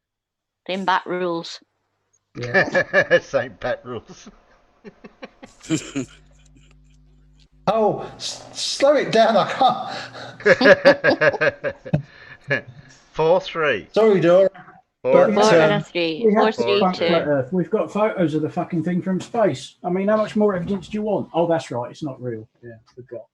No need to be shouting, Gleam, either. Oh, Armour boy. Does Sorry, that imply Dora. that I either use pharmaceuticals or that I work for a pharmaceutical company? Liam, stop distracting the peanut gallery from voting. It's nice to have someone to play with for a change. Why do we finish voting, Liam, and then you can talk? 4-3-2 at the moment, Alan. I know. 4, 3, 2, 1. No 1 there. Liam, wait till we finish voting. Well, I don't care if you can't repeat those photos, Glenn. It's not my fault. No, he's not going all synthetic on us, is he? If you can't actually do it yourself, then you can't trust it. Oh dear. I'd tell him how to for distracting the 2 2s. 2 2s. He keeps disrupting the voting. 2 3s. Yeah. No, don't give them the satisfaction. 3, Do you have everything now? 3, 2, 4. 2, 3, 4. We've got 2 of everything and we've got no 1s. Sean, pick a number between 1 and 4. 1. Oh, there's another 4. Dr. Zarkov, what's that supposed to be? So that's 3 2. So yeah, that's 12 to 4, which is 2. But Glenn, you do. Oh, look out! You woke up Blue now. What were you just talking about? Blue found us. Don't tell him. Sean, pick a number between 1 and 4. Oh, no, 2 wins. Hello. No, we got 3 2s. Oh, okay. We got 3 2s. Got 3 2s. That'll do. Bogs and Surf. 2 2s and a square root of 4. It's all the same. Let's go. Yeah. Oh dear. That's a shame. Sorry, stop. It's not 2 irons. It's 2 wins. Is your E next to your W? Eins, zwei. You didn't put stop voting now because they're still voting. He has put stop voting. Yeah, but now. Stop voting. Not stop voting now. Stop it. Yeah, stop it. Yeah. Stop it. Yeah. Nobody would vote before. Yeah. Stop it. I'm really sorry, Dora, for timing you out, but Terry told me they were the rules, and now I regret it. Why? What did Dora do? She voted too early, didn't she? Oh, okay.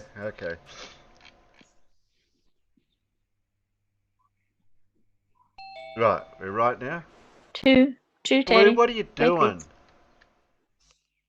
Where is he? Blue doesn't want to come in naked. Sorry, Dora, for timing you out, but Terry told me they were the rules, and now I regret it. Why? What did Dora do? Hi, Blue. I keep hearing myself. Yeah, that was Blue. Hi, Blue. Right now? You're right now? Right now, Blue, what are you doing? No. Where is he? You're really Blue low. doesn't want to come in naked. There Sorry, Dora, for timing. Somebody switch whatever that is off.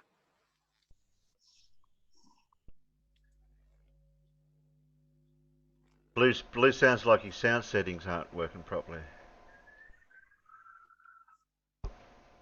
All he had to do was turn the YouTube stream off, or mute it. Oh, look. You lose the ability to analyse distance and perspective view, as the university states. Yes, in monocular view. I wonder why we've got binocular vision. Yeah. Oh, that's right. It's to help us to judge distance. Oh, yeah. Yeah. Yes, because we have binocular vision. Yeah, because we haven't got a huge great width on our binocular vision. No. But then we can use. But then we do use. But you can close your eye and still judge distances reasonably well in the middle and far ground. It's just like close-up arm length stuff that kind of goes out the window when you've only got one eye. As I discovered when I had the palsy and basically couldn't use my left and right eye for a while. How come we don't walk around like pigeons and chooks when we're to judge distances? Because we have forward-facing binocular vision. Yeah. And like I say, my mid and far distance vision when my right eye was buggered was still fine. But I couldn't pick a bloody cup off the table without missing it half the time. So, can we ignore the troll and play a video? Can we turn the troll grey so we can play Whack-A-Troll? No, leave Glenn alone. No. Poor old Blue. Just leave him to the side chat and just play the video. Okay. Is Blue going to talk?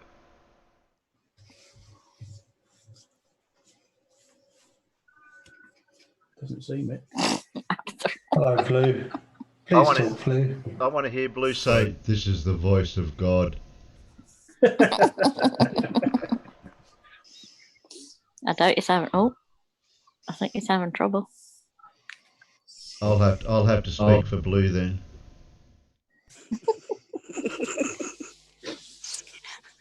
Say peekaboo. Peekaboo.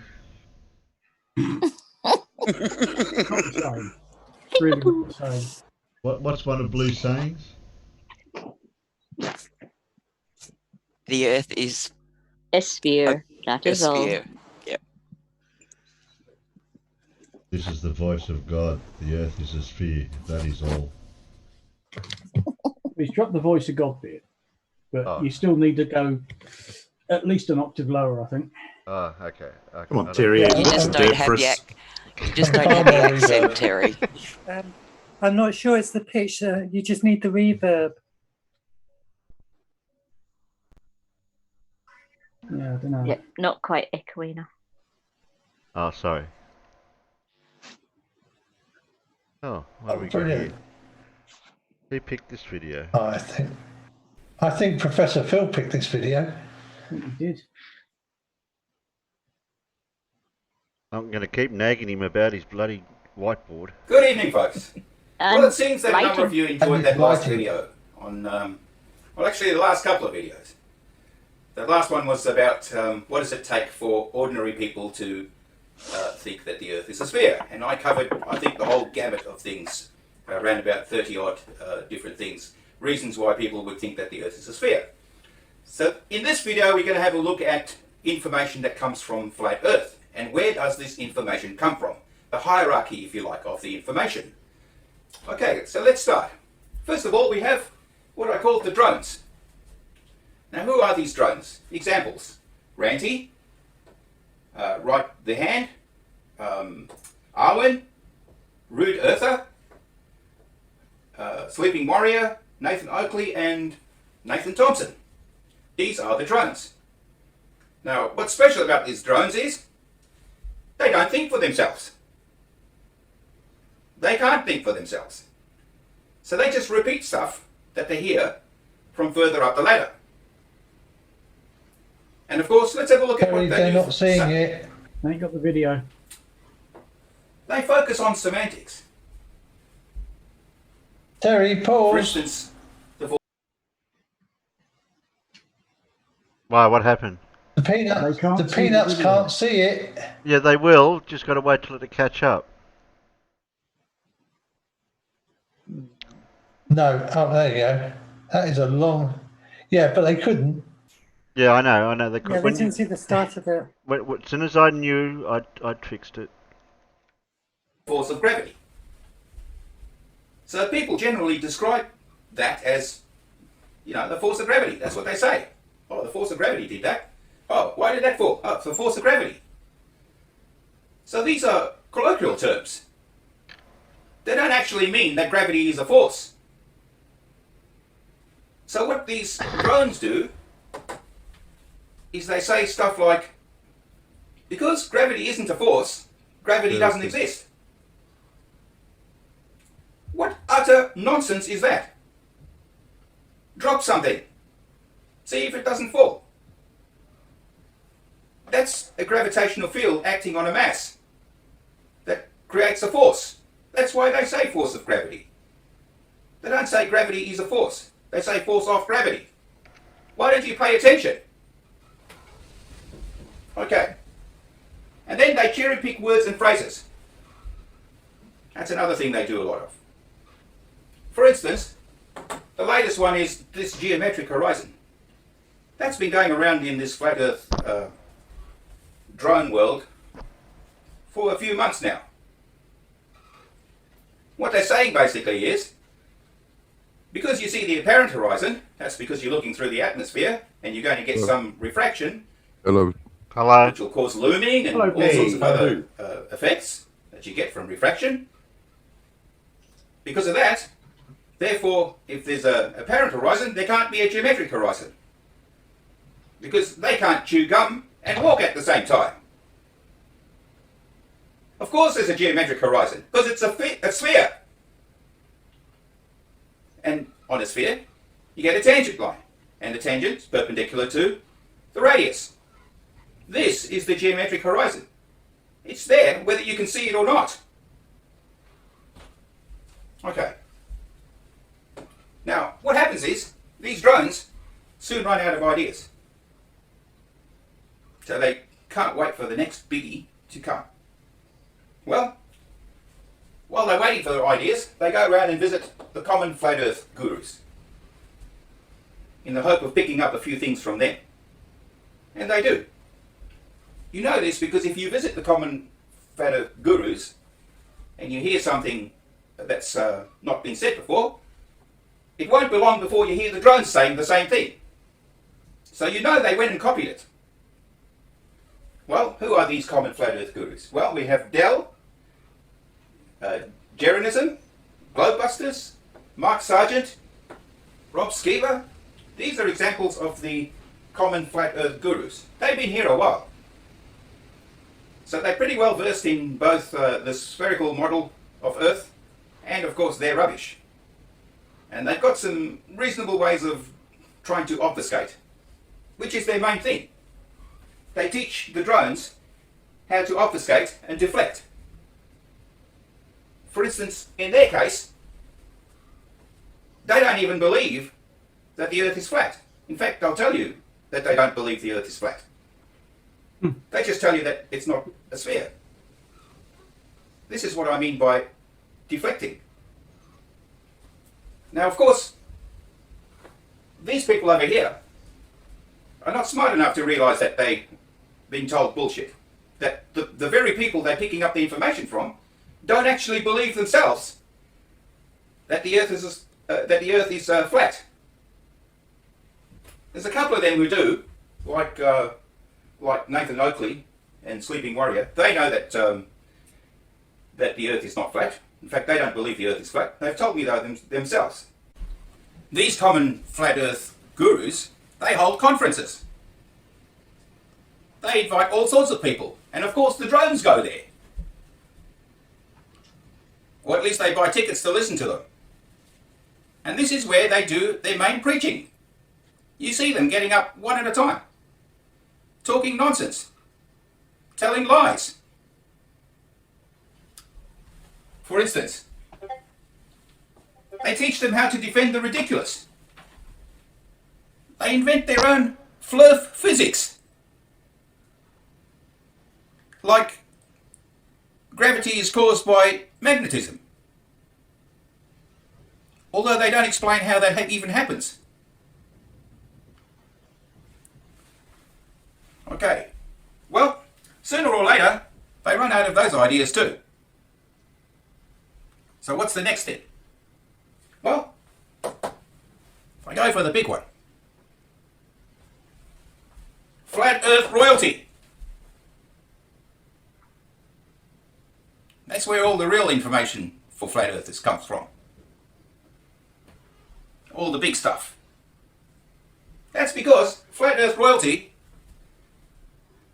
is capable of thinking a bit. Thinking enough to be able to tell lies and obfuscate and cherry pick. All the flat earth research is done by flat earth royalty. And right bang smack in the middle of this flat earth royalty is Flat Earth Queen. I spoke about Flat Earth Queen last time. Flat Earth Queen is the one who listens to baller videos and goes and does a little bit of research, cherry picking stuff, but dishonest. Because what this Flat Earth Queen does, cherry picks one or two phrases or a sentence or two and completely misses out on paragraphs that go against what he's trying to tell you. And of course, no flat earther ever does research themselves. They just repeat stuff. So it's not like they go and have a look to see where the original source of that information came from. Truth be known, they don't actually want to know. So, Flat Earth Queen is responsible for the quality control. A good example of what came out of Flat Earth Queen was this Black Swan nonsense. That threw the whole damn Flat Earth movement into hubris. Because they thought, well, we can hang on to our money just a little bit longer. Because the flatties are sure going to buy this one. Of course, it was debunked in about 5 minutes. You know, by that thing called looming. There's nothing that's not going to be debunked. If you're a flatty listening to this, there's nothing, absolutely nothing that won't be debunked. There's no evidence whatsoever that the Earth is flat that isn't going to be debunked. Get used to it. Okay, now, if you're a good flatty, pass on the information from the Queen accurately, you get to maintain an income. How good is that? Flat Earth people start listening to you. You got new information. That's what you came for. That's what you paid for. But, God forbid you're a bad one, because these people are vicious. They'll tear you apart. There's a raging war going on right now with Randy and Sleeping Warrior. It's quite entertaining to listen to. And they mean business. You want to hear them go at each other. Oh, it's embarrassing. Actually, it's entertaining and embarrassing at the same time, if that's even possible. Okay, all right. Now, there are some other type of flat earthers around. The ones that that don't admit that the Earth is flat, even though on their posters they've got a flat Earth. You ask them, do you think the Earth is flat? And they go, we don't have a model. We just think that the Earth is not a sphere. How dumb is that? You don't know what it is, but you know what it isn't. Yeah, right. Okay, I think that's enough.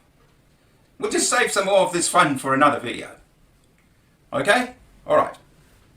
If you like my videos, you know what to do. Press that subscribe button. It's been getting up a bit, thanks to Schrodinger's cat. And I'm very pleased about that. So please, press that subscribe button and press that bell and you'll know I'll be doing some more of these, if you like them. And if you do like them, press that like button. Go on, I'll wait for you. Press it, go for it. Okay, if you don't like it, which is probably because you're a flatty and you have no sense of humour either, or you find this to be embarrassing, which of course it should be, then press that dislike button. Go on. You know you want to, hey? Smash it. Go on. Alright, see you guys in the next video. Cheers.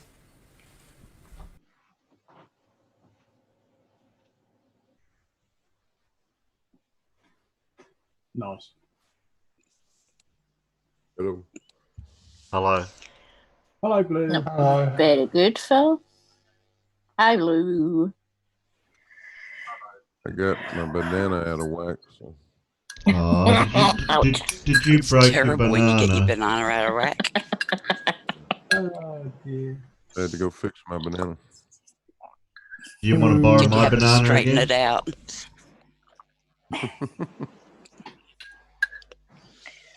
Apparently it's working now, though. Did you press menu and then go reset audio engine? Yeah, that's what it did. Yeah, that usually fixes it. I forgot to tell you that. I pressed menu and reloaded the settings we had yesterday. Yeah. Yeah, that also helps. Yeah. Usually you just go to menu and just pick the first one where it just says restart audio engine. And if that doesn't work, then you can probably reload your settings.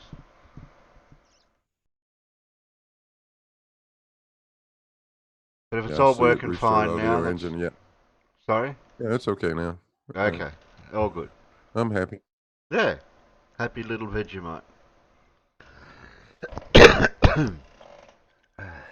well, first Zoom wanted to be obnoxious. It wouldn't give me my damn.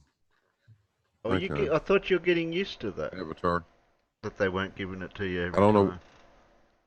Somewhere in all of the messing around, something happened, so I had to go get that worked on.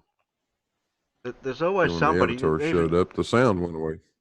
Even Mippet had a trouble getting in today into Zoom, but everyone else seemed. It just seems to be that 1%. Yeah, but mine's because I'm technologically challenged, Terry. It's not because, yeah, we'll leave it at that. I wasn't going to say your disabilities or whatever. Oh, thank you. I'm not ashamed. How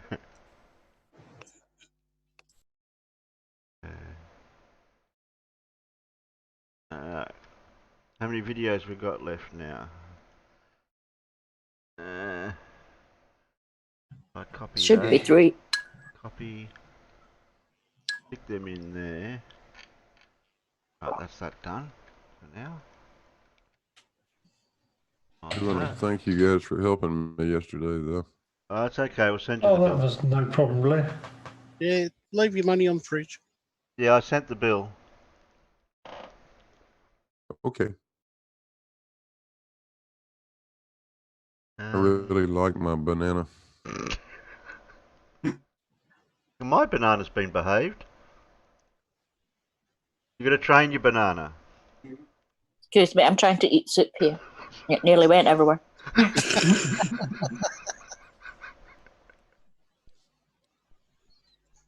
didn't realize my banana could do so many things. Yeah, you look after your banana will look after you.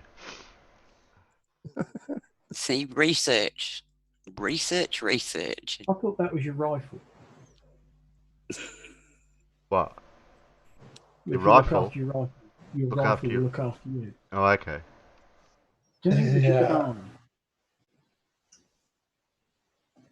How to defend yourself against a man armed with a banana? I thought you were talking about the bit where this is your banana, this is your rifle. No, I thought that was something different. Oh, okay. Gin was a bit previous, Alan. Yeah, premature. Yeah, premature. Wasn't mine, yeah. Premature, whatever the word is. Yeah. It's right after it says no. Right after it says now. Above now on my. Above now, I've got Jinx You, put 3. Yep. Please vote for me as well. I've got please vote 1 to 3 for the next video. Then Jinju has got Ackley. Interesting that the wiki link you provided states that Einstein. No, your chat's wrong. Universal time, not light. Then I said now. No. Then it says Jinju. No, you're wrong, Alan. No, you're wrong, Alan. That's what's on the official chat. No, you're right. You're wrong again. No, you're wrong. You're wrong. Gently's channel. Yeah, we. Good one, Eden. Good one, Eden. Yeah. Thank you, Eden. Have I missed? You're welcome. Alan was wrong. You'll get your shill money next to the end of the month. Yeah. Oh no, Alan's going to try to prove us wrong. Yeah, okay, Alan. Trying to prove us wrong. There you go, Alan. I can't share. You've got that set to top chat, not live chat. Ah, that's what his problem is. You haven't got it set to live chat. Yeah, see, you're wrong again. It's a blind vote gentlest channel. When you zoomed in on your screen, I could see it said top chat. Yeah. 1 1 There you go. 3 3. Always said. Okay. I don't know even why it has a top chat setting. It's Yeah, I don't know why either. I always use live. Well, it's like Facebook and Twitter. Their default settings are not in sort of time order. They don't show the most recent first unless you tell it to. What other order do you want to see posts in, particularly on Twitter? You want to see the latest post first, not something else. Well, usually if I'm coming to a stream of text new, I'd rather see the oldest post first so that I can read it in the correct temporal order. And you can't do that at all. Not on them.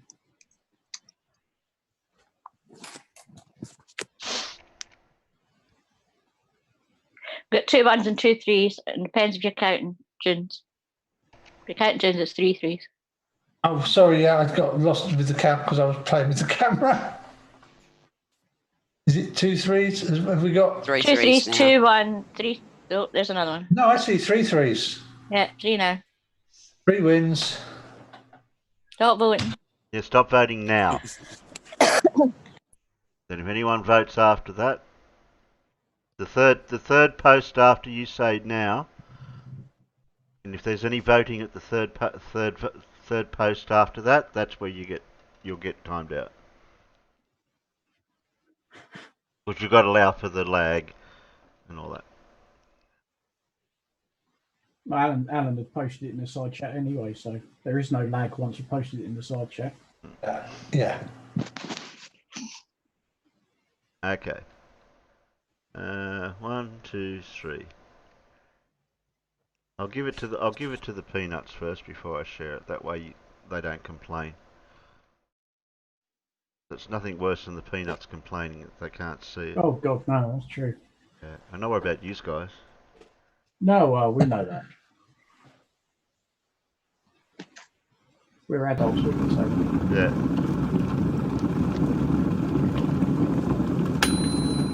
G'day everybody, WheresWally here. Well, Adam, Level Earth Observer, he just doesn't know when to stop, does he? He went and put up an Apollo video. Well, unfortunately, he only thinks about these things from the eyes of a crane driver, not an actual scientist. So let's have a look at what he said. This is the Apollo 15 lander. The Apollo. Apollo. The stage close to the lander has been put on uneven ground, so it's slightly tilting to the left. The moment it leaves the lander, the bottom of that pod that they're in, supposedly, levels out, i.e. goes horizontal. It levels out. Rather than travel in the same direction, this thing you'll get the party popper distractional explosion. The bottom of it will level out and it'll glide off to the left, okay? So it seems, Adam, the only thing that you can think of is that the capsule is being lifted. What about the rocket engine that's pushing it up? What about the fact that that rocket engine wants to correct the capsule to make it go vertical?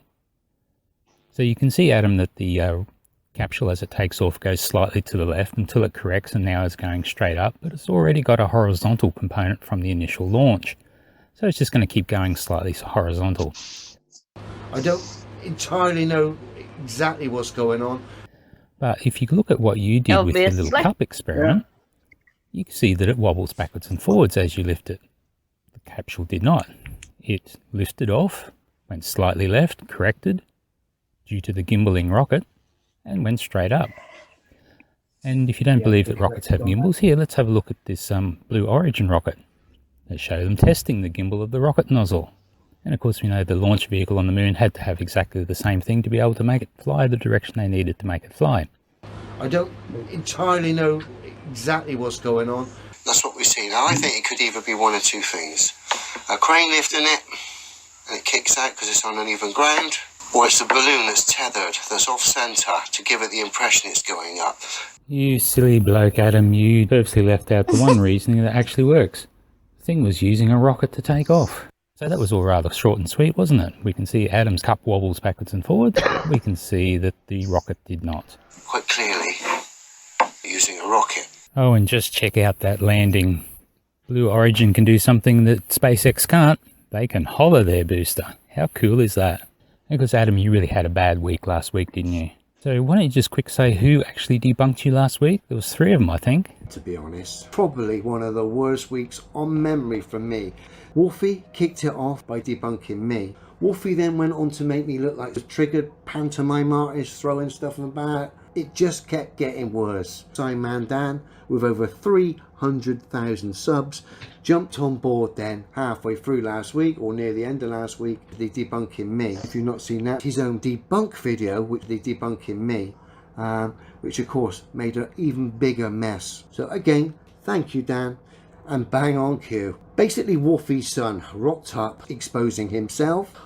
In case you don't know, his name's Wally, Wolfie's son. We thank you for your wonderful performances where you've highlighted the absurdity, and it was a joy to see 3 of the finest globe artists I know bringing the curtain down on the nonsense with the crane. Oh, don't forget Angry Welshman. He ripped into you about twice, or maybe was it 3 times? I'm not sure, but each time it was a total demolishing of all that you stood for. Okay, well, to finish off, Adam, and I'm going to debunk you all over again here, let's just have a look at that Origin Blue test flight where they put Mannequin Walker in there and they sent it up, and I did this a long time ago. I had a quick look at what you see out that narrow window from down low, and then every 30 seconds as it was taking or as it was flying upwards, we'll have a look out the window. And it's only a very narrow window, but as we squash it in to amplify what we're seeing, guess what you see when you get up really nice and high?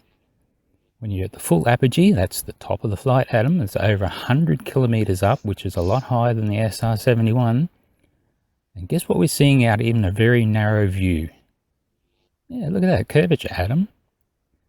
And you know what this also proves? Because the camera was stationary, it was the same window the whole time. You cannot blame the window. And I know you want to, that's why you want to get Wolfie's video footage, so you can tell him it's his window that's creating the curvature and not the altitude. So, yet again, Adam, debunked. I look forward to your comments. Okay, well, that just about wraps that up. But to take us out, I just want to give a shout out to Professor Bell. Now, this guy, he has been doing some really good stuff. He's been in lots of chats around the place. And he's a rocket scientist, so he knows what the hell he's talking about, as opposed to a crane driver who knows nothing about rockets. And I reckon we should all go and sub and click and subscribe and all those good things, because he's used a whiteboard and he knows what he's talking about.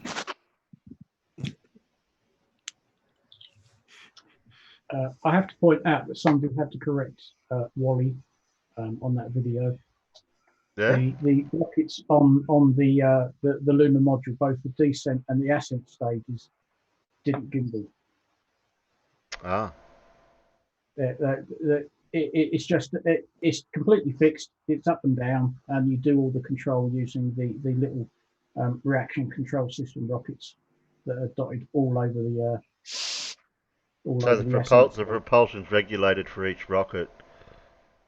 Yeah, you can throttle the rocket, but you can't direct it. You have separate little rockets called the reaction control system that you can maneuver about with. So it's an on-off and that's it. You can't direct that rocket at all. It's not gimbal. Yeah, that's what I thought. They had individual. Yeah, but he has. I think that's the pinned comment he's got on that video, because somebody sort of said they don't gimbal. They're basically just like a maneuvering thruster. It doesn't have any movement, just for the amount of it's literally just thrust. Each. That's all it does. It provides thrust, and any maneuvering you do with a completely separate system.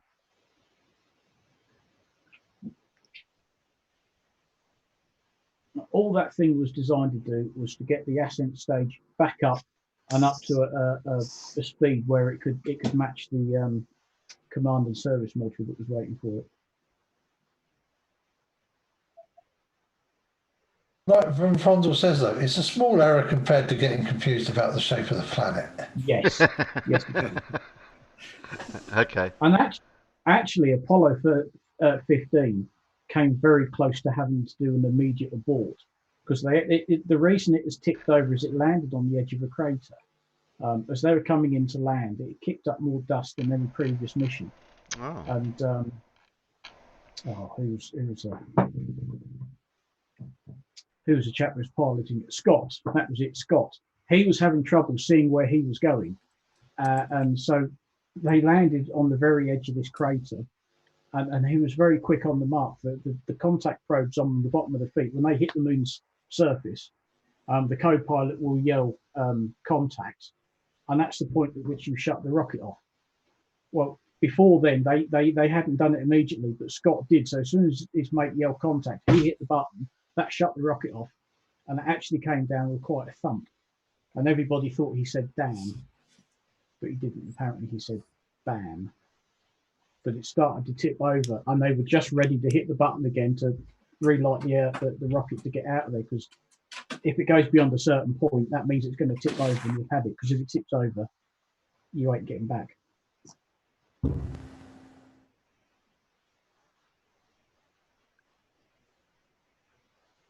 So yeah, it very nearly, after everything that had to go wrong with Apollo 13, it nearly went wrong for Apollo 15. I'm afraid that answers Gently's question on the case it may, yeah, don't. In case I might get. You will get mugged big time, Terry. I have rules, Gently. Mippet and I have rules. No cars. If you want to talk cars, go to Discord into the car department. Thank you. Yeah. Yeah, Gently, post that. Can you post that link in the car section in the Discord, or in my Discord?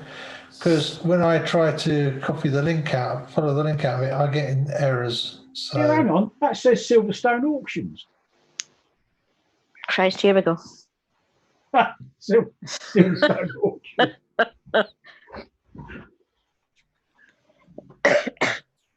No car persons here. Move along. No. Yep, they're doing it. Scott, you're going to get into trouble having that avatar, I tell you.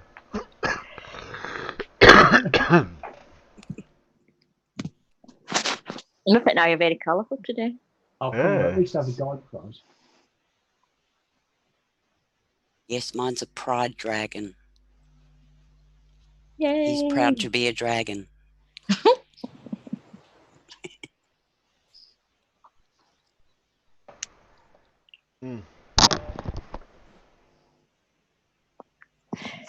No, sorry, Gently.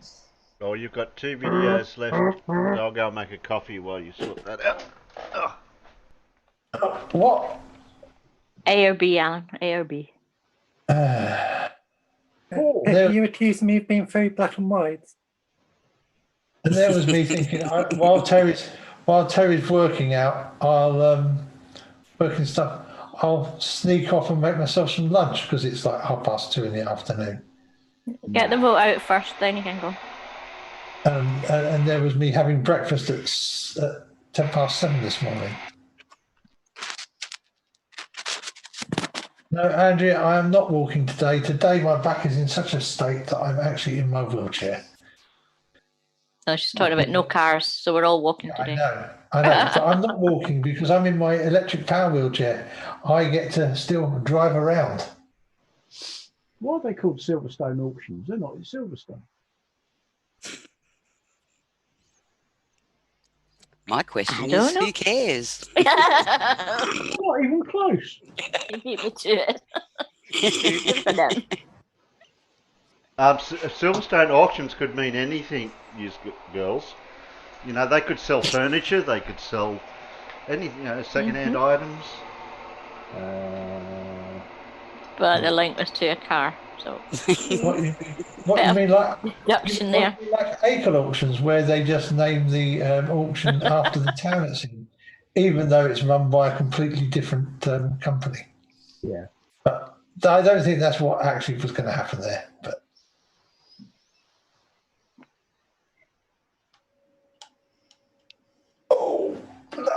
shit! Oh, Sean's bought a new toy. What did he buy, Sean? You okay, Alan? Yeah, like I said, yeah, back's really bad today, and even in the chair that has the correct support and everything in it, it's not good. Although this backrest could be a little better.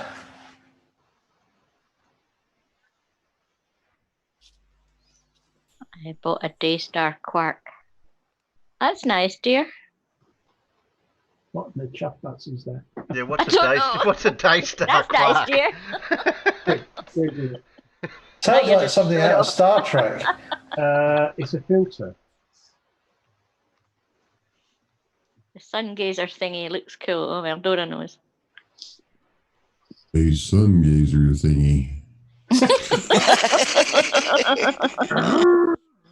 Do it again. Do it again. A sun gazer thingy. It was a spasm. Nah, it doesn't work with you. Am I going to have to download bananas? I'm going to have to try which setting it makes it do that. Sorry, I was playing with my banana. Yeah, my banana. You can talk about playing with your banana anytime, Blue. I'm trying to get mine. I'm all ears. I'm going to have to work out how to do this. There must be a way to do this. I think I just needed to move it there. Is that better? I could have put it up there. Oh, you're just taking the pee.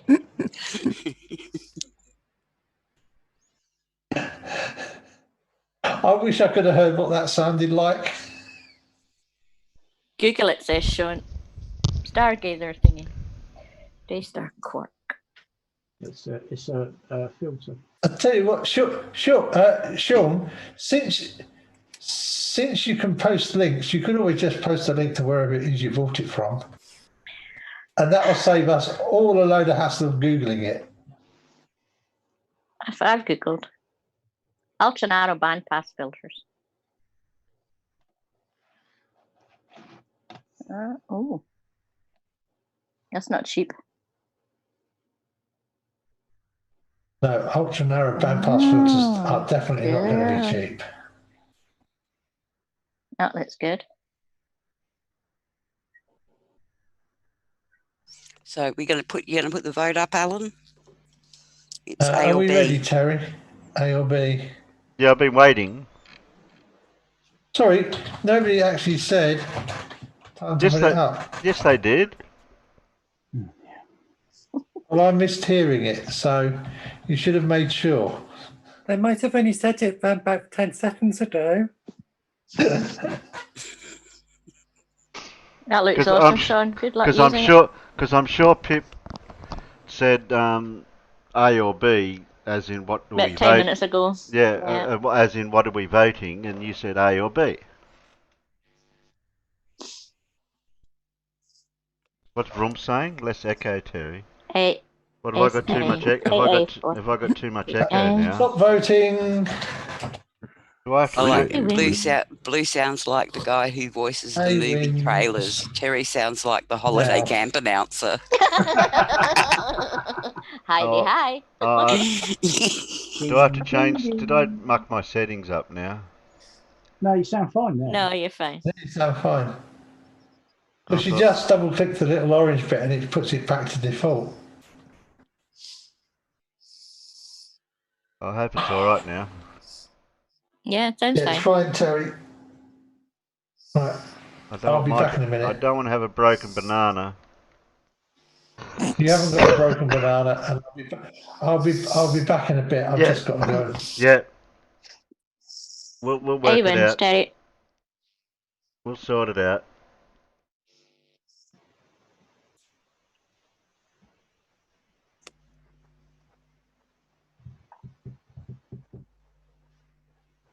Can I just say I have a premiere in an hour and a half? Ooh. You're premiering exactly the same time that Jose goes live. No, I'm not, am I? That's only 7 minutes on that. Takes 7 minutes for Jose's intro. I was just going to say, he hits Jose's scream right on when it's supposed to start. Shit. Andrea, you shouldn't have voted, eh? Oh, no. Only got herself to blame. Hello, wonderful Andrea. Hello, Andrea. Wonderful, Andrea. Wonderful, Andrea. Wonderful, Andrea. Hello, wonderful, Andrea. Hello, wonderful person, this is Anton, and looks like there's something weird going on in the universe. Another unusual discovery that suggests the universe is very different from what we actually believed it to be. So let's discuss this in a little bit more detail and find out what does it actually mean to our understanding of the universe. Welcome to What the Math. That the Hubble. The Hubble telescope. So in the past, as we were looking around the universe, we actually have already discovered a few things that don't seem to be consistent. For example, more or less recently we discovered that the expansion of the universe does not seem to be constant everywhere. It seems to be accelerating a little bit faster in some directions than others. At the same time, we also discovered that the actual constant that we refer to as the cosmological constant does not seem to be constant either. It seems to vary with time and also with place. And on top of that, we've also been discovering these unusual spots in the universe that seem to be slightly higher in, for example, X-ray radiation than other spots, which altogether suggests to us that it seems that the universe is actually not what's known as isotropic. It's not really the same everywhere. And the recent discovery seems to actually kind of push this even further. But first of all, we have to discuss the idea of what's known as the fine structure constant, which also some scientists refer to as the most mysterious number and most mysterious concept in the world. And although some science fiction would make you believe that the meaning of life is the number 42, in reality, scientifically speaking, this number is 1/137, which in a sense represents the true meaning of life. This number seems to be extremely important, and it seems to be everywhere, and it also seems to be mysterious and completely unexplainable. This is what scientists refer to as the fine structure constant, and in a nutshell, it's sort of like the unitless number, basically a constant that seems to represent the strength of electromagnetic interaction of different electrocharged particles. In some sense, you could also think of this as the strength of electromagnetism, which of course is one of the 4 fundamental forces in the universe, and in some sense is also really mysterious and something we would really like to understand in a little bit more detail. But obviously, because this is known as a constant, we've always believed this to be constant everywhere in the universe, although there were a few discussions suggesting that maybe that is actually not so. And some scientists even suggested that maybe this number has kind of changed over time. In other words, it grew by a little bit, suggesting that the number does change and is not a constant. But none of this was of course proven and was only a suggestion or basically an assumption. It was not really scientifically shown to be true. And there's actually a very important reason for why this number is considered to be extremely important and essentially, well, as I said before, the meaning of life. It's because it combines some of the most important constants within it. Right here in this formula you can see that this number combines the speed of light constant, the Planck's constant, and the charge of electron constant. All 3 are absolutely crucial to pretty much everything in the universe. And although it was officially introduced over 100 years ago, back in 1916, even today we still kind of understand very little about it. And more importantly, some of the recent studies even suggest that it's probably not really a constant at all.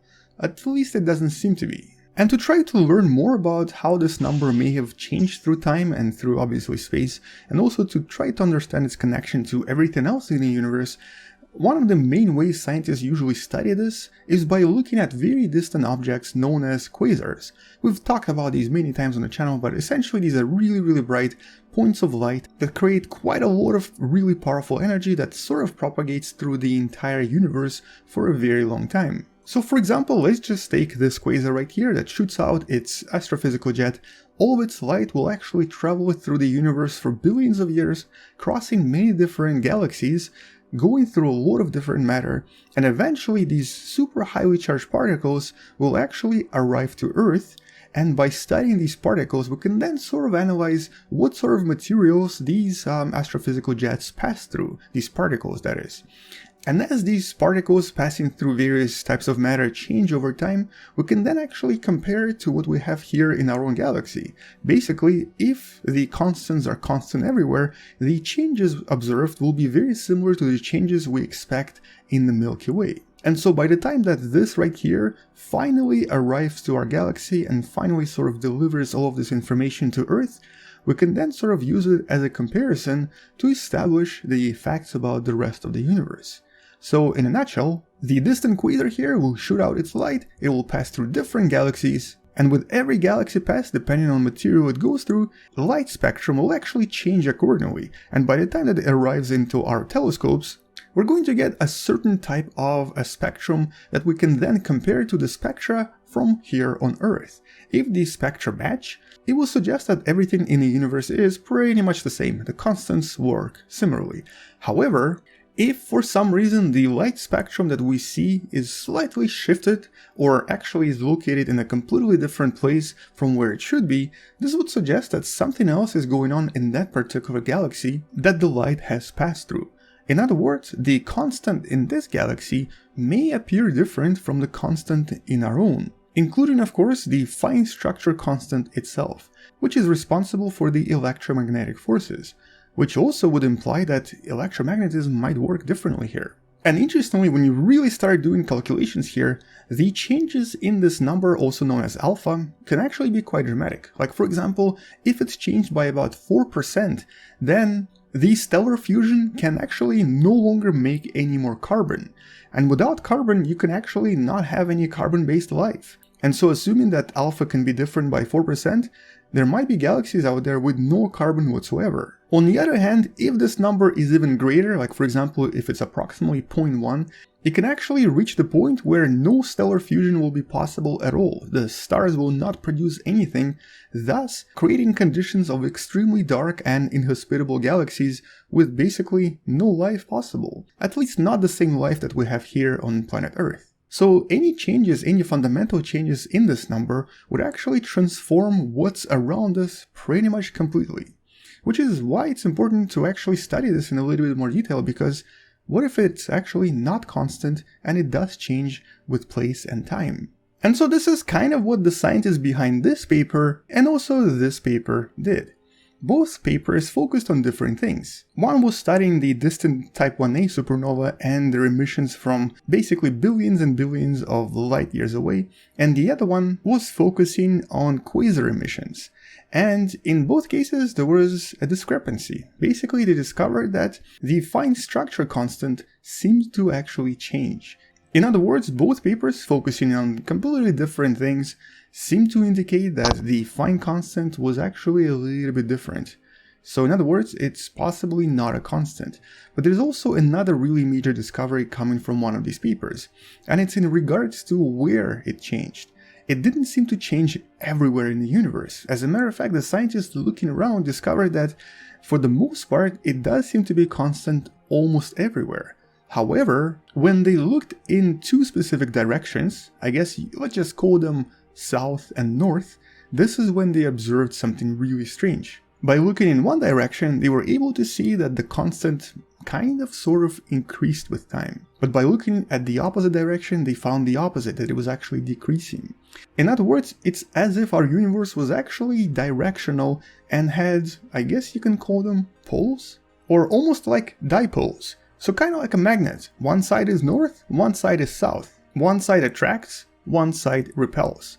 But in this case, it seems to be related to the constant, the so-called fine structure constant, and on the one side it's increasing slowly, but on the other it's decreasing. However, if you were to look around the universe perpendicular, so basically looking left to right, the constant would be pretty much the same. It only seems to be changing in these two directions. Which is also not the first time we've noticed that something is going on in terms of directions of the universe.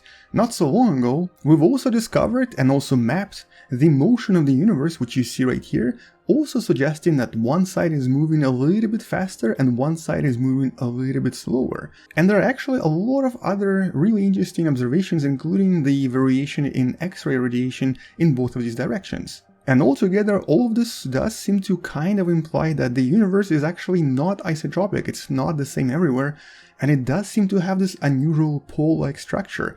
Basically, I guess let's just call it north and south, because this is what we've been doing with everything else on our planet. But what's really strange here is that a lot of things seem to change along this pole, including the so-called constants. the fine structure constant, the cosmological constant, and possibly a lot of other stuff, which also has really big implications if this is true, if this is confirmed. Because if we do confirm this, it means that some of these distant galaxies in these regions will be completely different.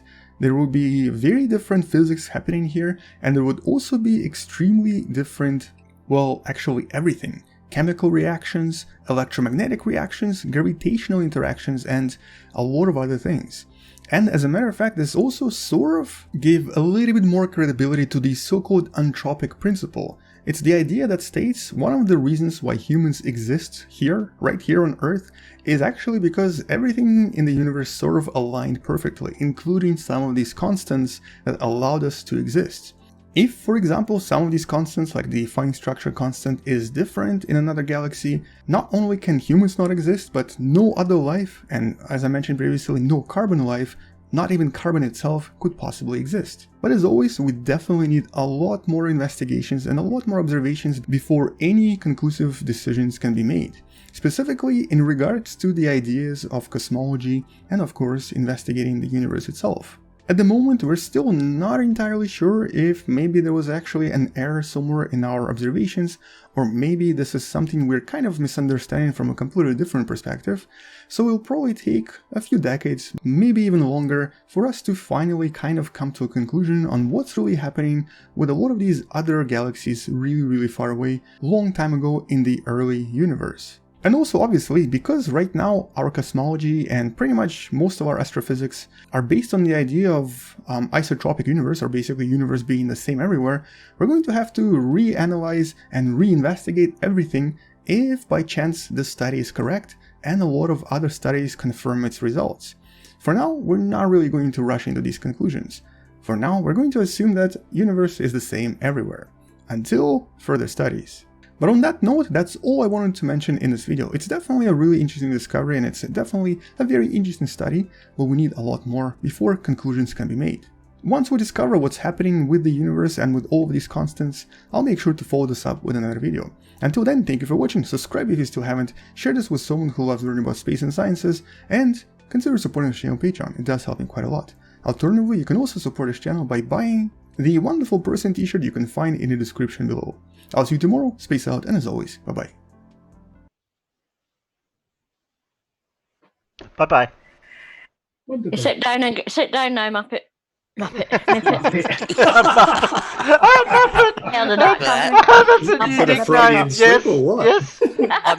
I'm not gonna take it as an insult because I like the Muppets. Thank you. My apologies. I don't know why I said Muppet. Why did I say Muppet? I can sit down. Yeah, I can sit down again sit down now. I agree with you. It was a bit over my head as well. There you Pretty go. pictures, though. There you go. I fixed it for you. Oh, gee, thanks for that, Terry. Oh dear. Yeah, if that's what flat earthers call me, they think it's an insult. No, I think it's hilarious. So you can change it back. Do I have to? I don't know if you want to. That means I've got to. I know, but knowing me, Terry, like you know me, I'll probably end up hanging up or something trying to change it. You can do anything you like, Muppet. You nearly said Muppet. Muppet, Alan. I know, because That's I was Muppet. reading it. That's Muppet. Oh, well, watch out, Pippet, or I'll come and get you.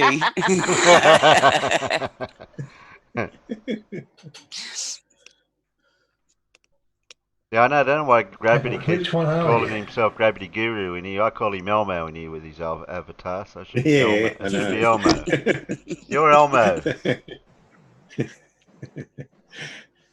So basically what that video was saying is we've taken some measurements that we're not quite sure about, but we haven't got enough evidence to make any changes to our model. We could be wrong, but we might be right. Yep, basically. Yeah. And we'll probably never find out. Yeah. But as far as We'll we have to do a know, lot more. we don't know. Yeah. But we could know. Now you would probably have someone like Glean claiming after watching that the fine structure constant isn't a constant at all. Oh, okay, not a constant. But I thought it was consistent. Neither's the Hubble constant. Yeah. Or is it? So very confusing. Isn't it? But he was very careful to say that even though we've got these indications, that it's not enough to come to any sort of valid conclusion yet. So raw. Give him idea.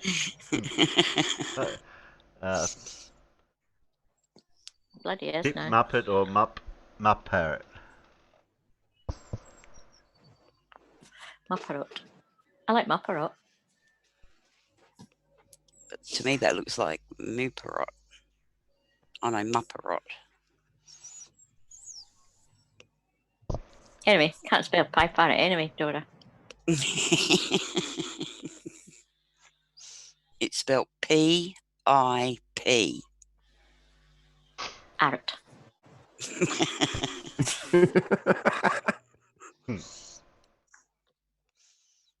P-I-P, Arrot. That's right. Yeah, that's it. Arrot. You might not understand this one, Blue, but be careful. I might change your name to Big Banana.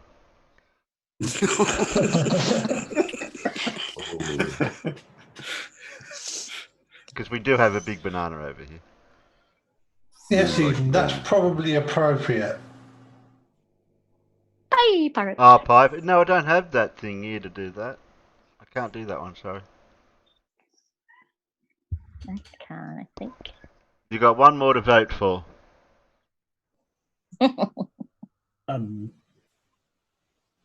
A. Blue. Oh, one. What? What? Come on, Peanuts. Last one to vote for.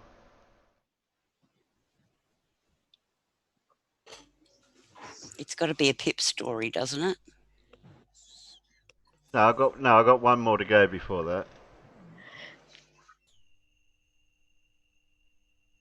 Yeah, I'm not in the books.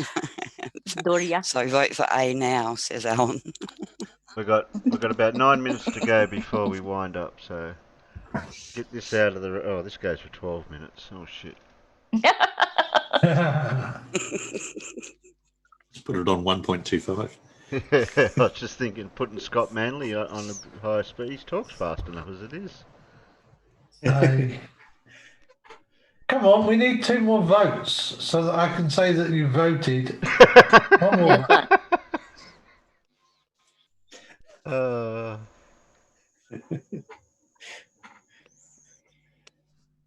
Good one, Jen. That makes perfect sense. Blue, you're not allowed to vote. Oh, I'm sorry. A and B. I think we need to get Alan in charge of our next state elections. Yeah. As soon as the preferred candidate's in front, you'll say, "Stop voting now." Hello, I'm Scott Manley. Scott Manley. You're not allowed to vote because you're on the panel. I want to vote. What? What? What's he doing? It's the Vogons. I don't know what it is. That's exactly what I said wasn't something. He's playing with his banana. No poetry, please.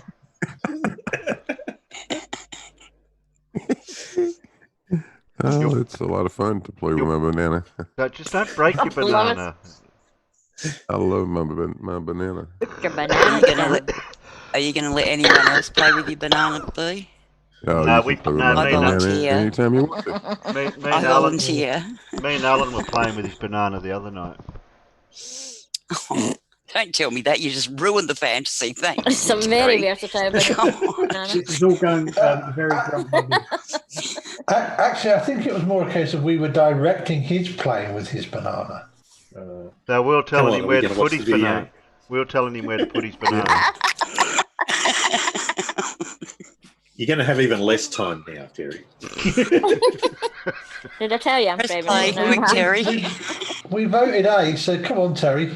By the time you get to press play, Hello, it's Scott Manley here. Yesterday, NASA announced the 3 finalists for its human lander system for the Artemis program. These finalists all submitted their proposals towards the end of last year. In some cases, they included a big press release to explain how they were going to win. In other cases, the bids were kept much more secret. For example, SpaceX we knew were bidding, and we knew that they'd actually submitted Starship for the commercial lunar payload services, but most people thought that it would not sit well with NASA as a proposal for a human landing system 4 years hence. So the report on the selection process confirmed that there were 5 bidders: Blue Origin, the Boeing Corporation, Dynetics, Space Exploration Technologies, and Vivace Corporation, who you've probably never heard of. But the 3 winners are Dynetics, who will get $253 million, SpaceX, who will get $135 million, and Blue Origin, who's getting $579 million for their national team. Now, the national team is Blue Origin, Northrop Grumman, and Lockheed, while Dynetics is really Sierra Nevada with a whole bunch of smaller contractors.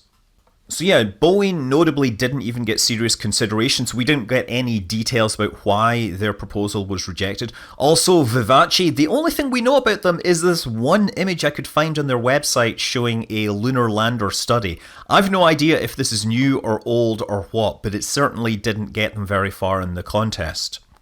So let's go into the 3 proposals in detail. So the first one is Blue Origin. They are actually going to be mainly concerned with building the descent stage. That will be powered by hydrogen-oxygen engines. They're BE-7 dual expander cycle engines. This will dock to the second spacecraft, which is a space tug derived from the Cygnus cargo vehicle. That'll of course be delivered by Northrop Grumman. And finally, the human part, the habitation module and the ascent vehicle will be developed by Lockheed Martin, and that will sit on top of the whole stack.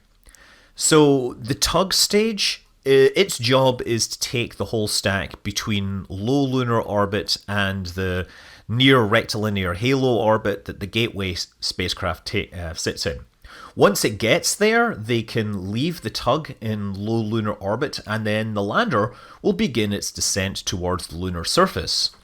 One other major contributor to this is Draper, who will be developing the guidance and navigation control systems. So yeah, the whole stack will touch down on target. And because of the height of the lander, that will be a fairly serious ladder that the crew will have to negotiate to get to the lunar surface. One thing that NASA liked about the proposal was that they were going to perform a test of the descent stage by landing on the moon in 2023, therefore hopefully solving the problems. The ascent stage, of course, leaves the descent stage on the surface and it returns to orbit and ultimately to the Gateway, probably with the help of the tug, but they don't show that in this video. So in a full lunar landing, they can reuse the ascent stage and they can reuse the tug stage, but the descent stage has to be flown out to the moon anew for every single flight. NASA's biggest concern was the power and propulsion system. It relied on some very aggressive development schedules, so it could potentially push the thing out if these were delayed. Overall, it got a technical rating of acceptable and a management rating of very good, but it did get the most money probably because it sits closest to what NASA originally envisaged. The next finalist is Dynetics, which is really led by Sierra Nevada Corporation and about 20 other smaller contractors. Well, ULA isn't exactly a small contractor, but they're a relatively small part of the proposal at this time. So their lander, well, it changed radically from some of the images that I saw being shared earlier in the year. I figured that this must be a hardware lander, but this was included in a number of pages saying this was potentially a human lander. This design is just a whole lot cooler. Here it's being shown launched on a SLS, single stage, exploration upper stage, and it's sitting sideways, you'll note, with 4 large propellant tanks. By the time it gets to the lunar surface, it will have dropped 2 of those propellant tanks, but it will still carry all 8 of those little engines, although you can see here that not all of those engines are lit. So as I said, they showed it being launched as a complete unit on SLS's Exploration Upper Stage, but they also talked about it being launched on Vulcan in multiple parts and being assembled in orbit. So once it's assembled, it'll make its way to lunar orbit, and while this shows it in space, they did also include an image of it docked to the gateway, which will be a possibility. I won't read too much into the video because they also include the Orion flying up there on the Exploration Upper Stage, which may or may not be part of their actual plan. Regardless, the crew will jump inside it, and that maneuver doesn't make any sense. Whoever did that didn't play Kerbal Space Program. Look, I can't criticize it. This is clearly a render by somebody that's trying to make it look good rather than somebody that knows how to play Kerbal Space Program. NASA really liked a lot of things about this design. First of all, the parts that are disposed of are just fuel tanks. They're very simple things that you can ditch and replace. The landing obviously uses lots of small engines. I believe these will be Vortex engines, which are a design that Sierra Nevada has been working on. The solar panels extend upwards, which will of course support working in the polar regions, which is where everyone's interested. And then the whole thing returns to lunar orbit. So NASA liked a lot about this. It got a very high score on technical, but they didn't include any test flights prior to the actual landing. Ultimately, it came away with very good technical and very good management, which would seem to be pretty good. It gets about $300 million to try to flesh this out and perhaps do some testing. And so, of course, finally we come to Starship. And yeah, Starship overperforms technically according in terms of the amount of mass delivered, the amount of space. But yeah, it's radically different from the Starship that they've already been showing. I mean, obviously it's roughly the same shape, roughly the same size, but it's missing those fins. The landing legs look slightly different. I expect those will be modified at some point. It also has these sets of landing jets about halfway up. Those are the 3 ovals you can see on this side. Because the thing is so darn tall, the astronauts are going to have to use an elevator to get down the side, and they show this using a pulley system.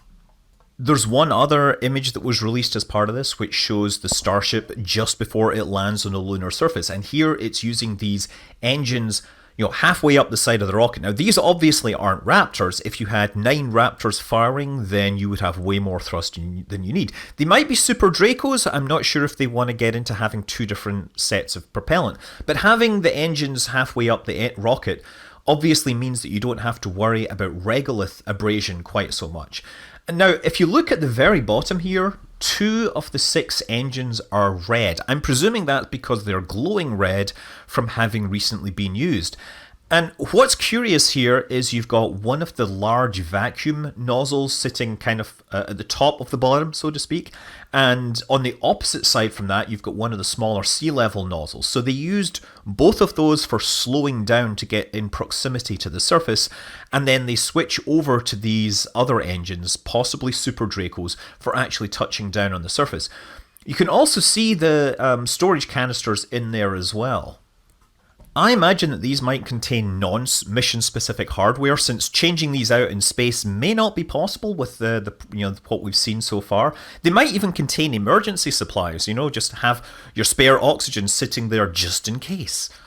So of course, this was the one that we didn't have a video for from the manufacturer, so yeah, we had to make our own, and I love flying things in Kerbal, so this is my sort of quick and dirty version.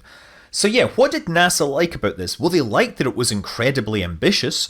They liked that it had a clear future to it where, you know, they could scale up their requirements to quite, to manage any future requirements, I guess. They also really liked that it had a lot of test flights built into the proposal. Like, they're going to do an orbital flight with Super Heavy, reflying that. They're going to do a long duration orbital flight. They're going to fly out to beyond low Earth orbit, and they're going to do a demo mission, all before they will let humans fly on this lander version. The lander version, as we said, it misses the fins, so this is going to be entirely refueled and dealt with in lunar orbit. This also means that while this is a simpler version in many ways because it's missing the aerodynamics, it's missing the heat shield, it also relies on being refueled in low Earth orbit just to get to the moon. So this means that it requires everything else in the Starship ecosystem at this point. They're going to have to develop the super heavy spacecraft, they're going to have to develop Starship properly and make it reusable, get the aerodynamics figured out, and then build a tanker that they can refly multiple times just to fuel this thing up in low Earth orbit so it can get to the moon and perform the landing. And then they're going to also have to fly tankers out to the moon to refuel it. I don't think this will return to low Earth orbit because then it doesn't do aerobraking particularly well because it doesn't have heat shields. So I suspect that this would have to be met in lunar orbit by a tanker version. One of NASA's biggest concerns about the design was actually the reaction control engines, not the main engines, because the reaction control engines are supposed to run on methane and oxygen, and they have to be able to fire and stop very, very quickly to accurately control the vehicle. And we haven't seen any demonstrations of this so far. That being said, I can see exactly why NASA put money into this. I thought SpaceX would have been crazy to bid it, but I mean, I guess it worked. They've got some money to develop Starship, and NASA have this potential now that if it works out, this gamble is going to pay off in big dividends down the line. However, another way to look at it is this is NASA buying essentially 10 months of Starship development time that they can watch and see how SpaceX progresses and whether they get close to fulfilling the schedule that is part of their human landing system's proposal. And if they don't, then that's fine. They've got two other really good options here. And I believe they have potentially the option to pick two of them so that they have dissimilar redundancy. Either of the other two looks like a pretty good bet, although if I was a betting man, I would say that Blue Origins looks like the most likely to actually take the first lander to the surface of the moon. But I think it's great that we have three finalists that are so very different in their strengths and weaknesses and the capabilities that they potentially offer in the near future and the long-term future. And in a year or so, we'll find out which one of these gets to take the first US astronauts to the surface of the moon in a very long time, later in the decade. So, best of luck to all the teams. I'm Scott Manley. Fly safe.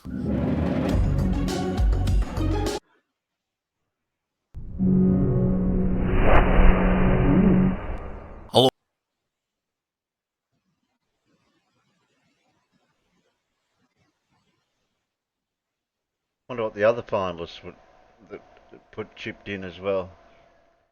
It was down to 3. Yeah, must have been a few others.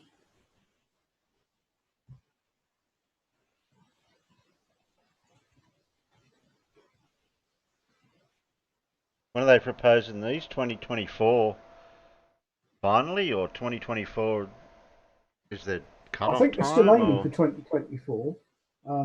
I think that's why they've put that Gateway lunar space station on hold. Well, I think they're now concentrating on just getting back to the moon by 2024. But who knows?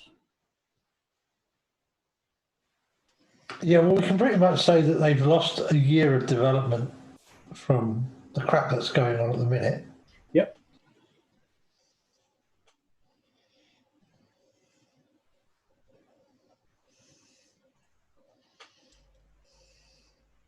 Professor Bell enjoyed that. Yeah, he said he was nodding off. Yeah, well, you know, I quite agree. I nodded off earlier. At least I did. At least I didn't start snoring. There is that, yes. The snoring wouldn't be the first time.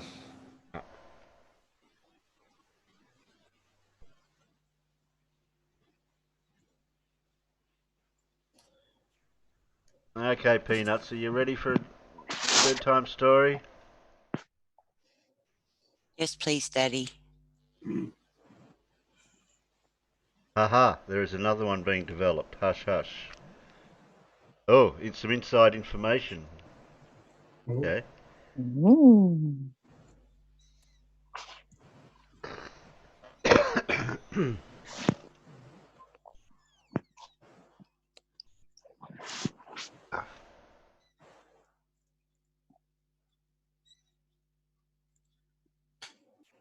Oh, well, this is the last one, so say goodnight to everyone, and thanks panel, thanks Alan, thanks Eden, Palmer, Huey, Muppet, Parrot, Peter, Scott, Elmo, and the big banana. So are we not having? Yeah, I'm just saying good night to everyone on the panel, and we'll say good night to the peanuts when we finish this. See you for coffee and bickies later. Yeah, in Discord. Yeah, don't forget to go and watch this and like it. I need the likes. Yep. Yeah.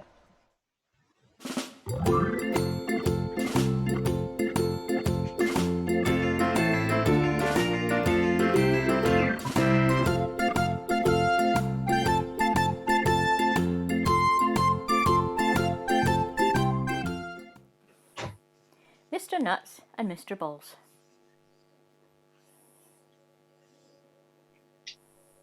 Hello, I'm Mr. Nuts. You've got to be kidding. Why, what's your name? Mr. Balls. Oh, like that's any better? Of course it's better. Balls beat nuts any day of the week. Don't be ridiculous. Nuts are delicious. No one wants to eat balls. Maybe not, but you can play with balls, and they can be as big as basketballs or as tiny as ping pong balls. Nuts are all the same size. Small. Untrue. Coconuts are quite large and hairy. Hairy schmairy, they're boring. Balls come in tons of colours. Nuts are always the same dull colour, brown. Nuts are brown because they come from the earth. They are natural and nutritious. Who doesn't like a nice salty nut? Anyone who's allergic, that's who. Have you ever heard of anyone allergic to balls? That's only because balls aren't natural. Most are probably made of rubber or nasty plastic. But plastic is what gives balls their amazing variety. That's why they can be soft like beach balls or hard like baseballs. And nuts can be chewy or crunchy. I, for one, would rather have some nice chewy nuts than rock hard balls. Oh yeah? Those nuts might be chewy now, but in a few years they'll be dry. In a few years they'll be dried and shriveled. Nothing nasty than a sack of old nuts. That's it. We need to settle this once and for all. Agreed. Let's ask that guy over there. Yeah, let's do it. Hey you, what's your name? I'm Mr. Dick. Of course he is.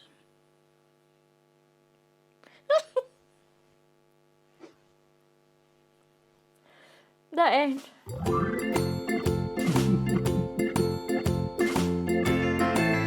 I think you got it in the end. Yeah. I held it together till the end. I just. That's when I seen that Mr. Dick. I thought, oh God, here we go. That was great.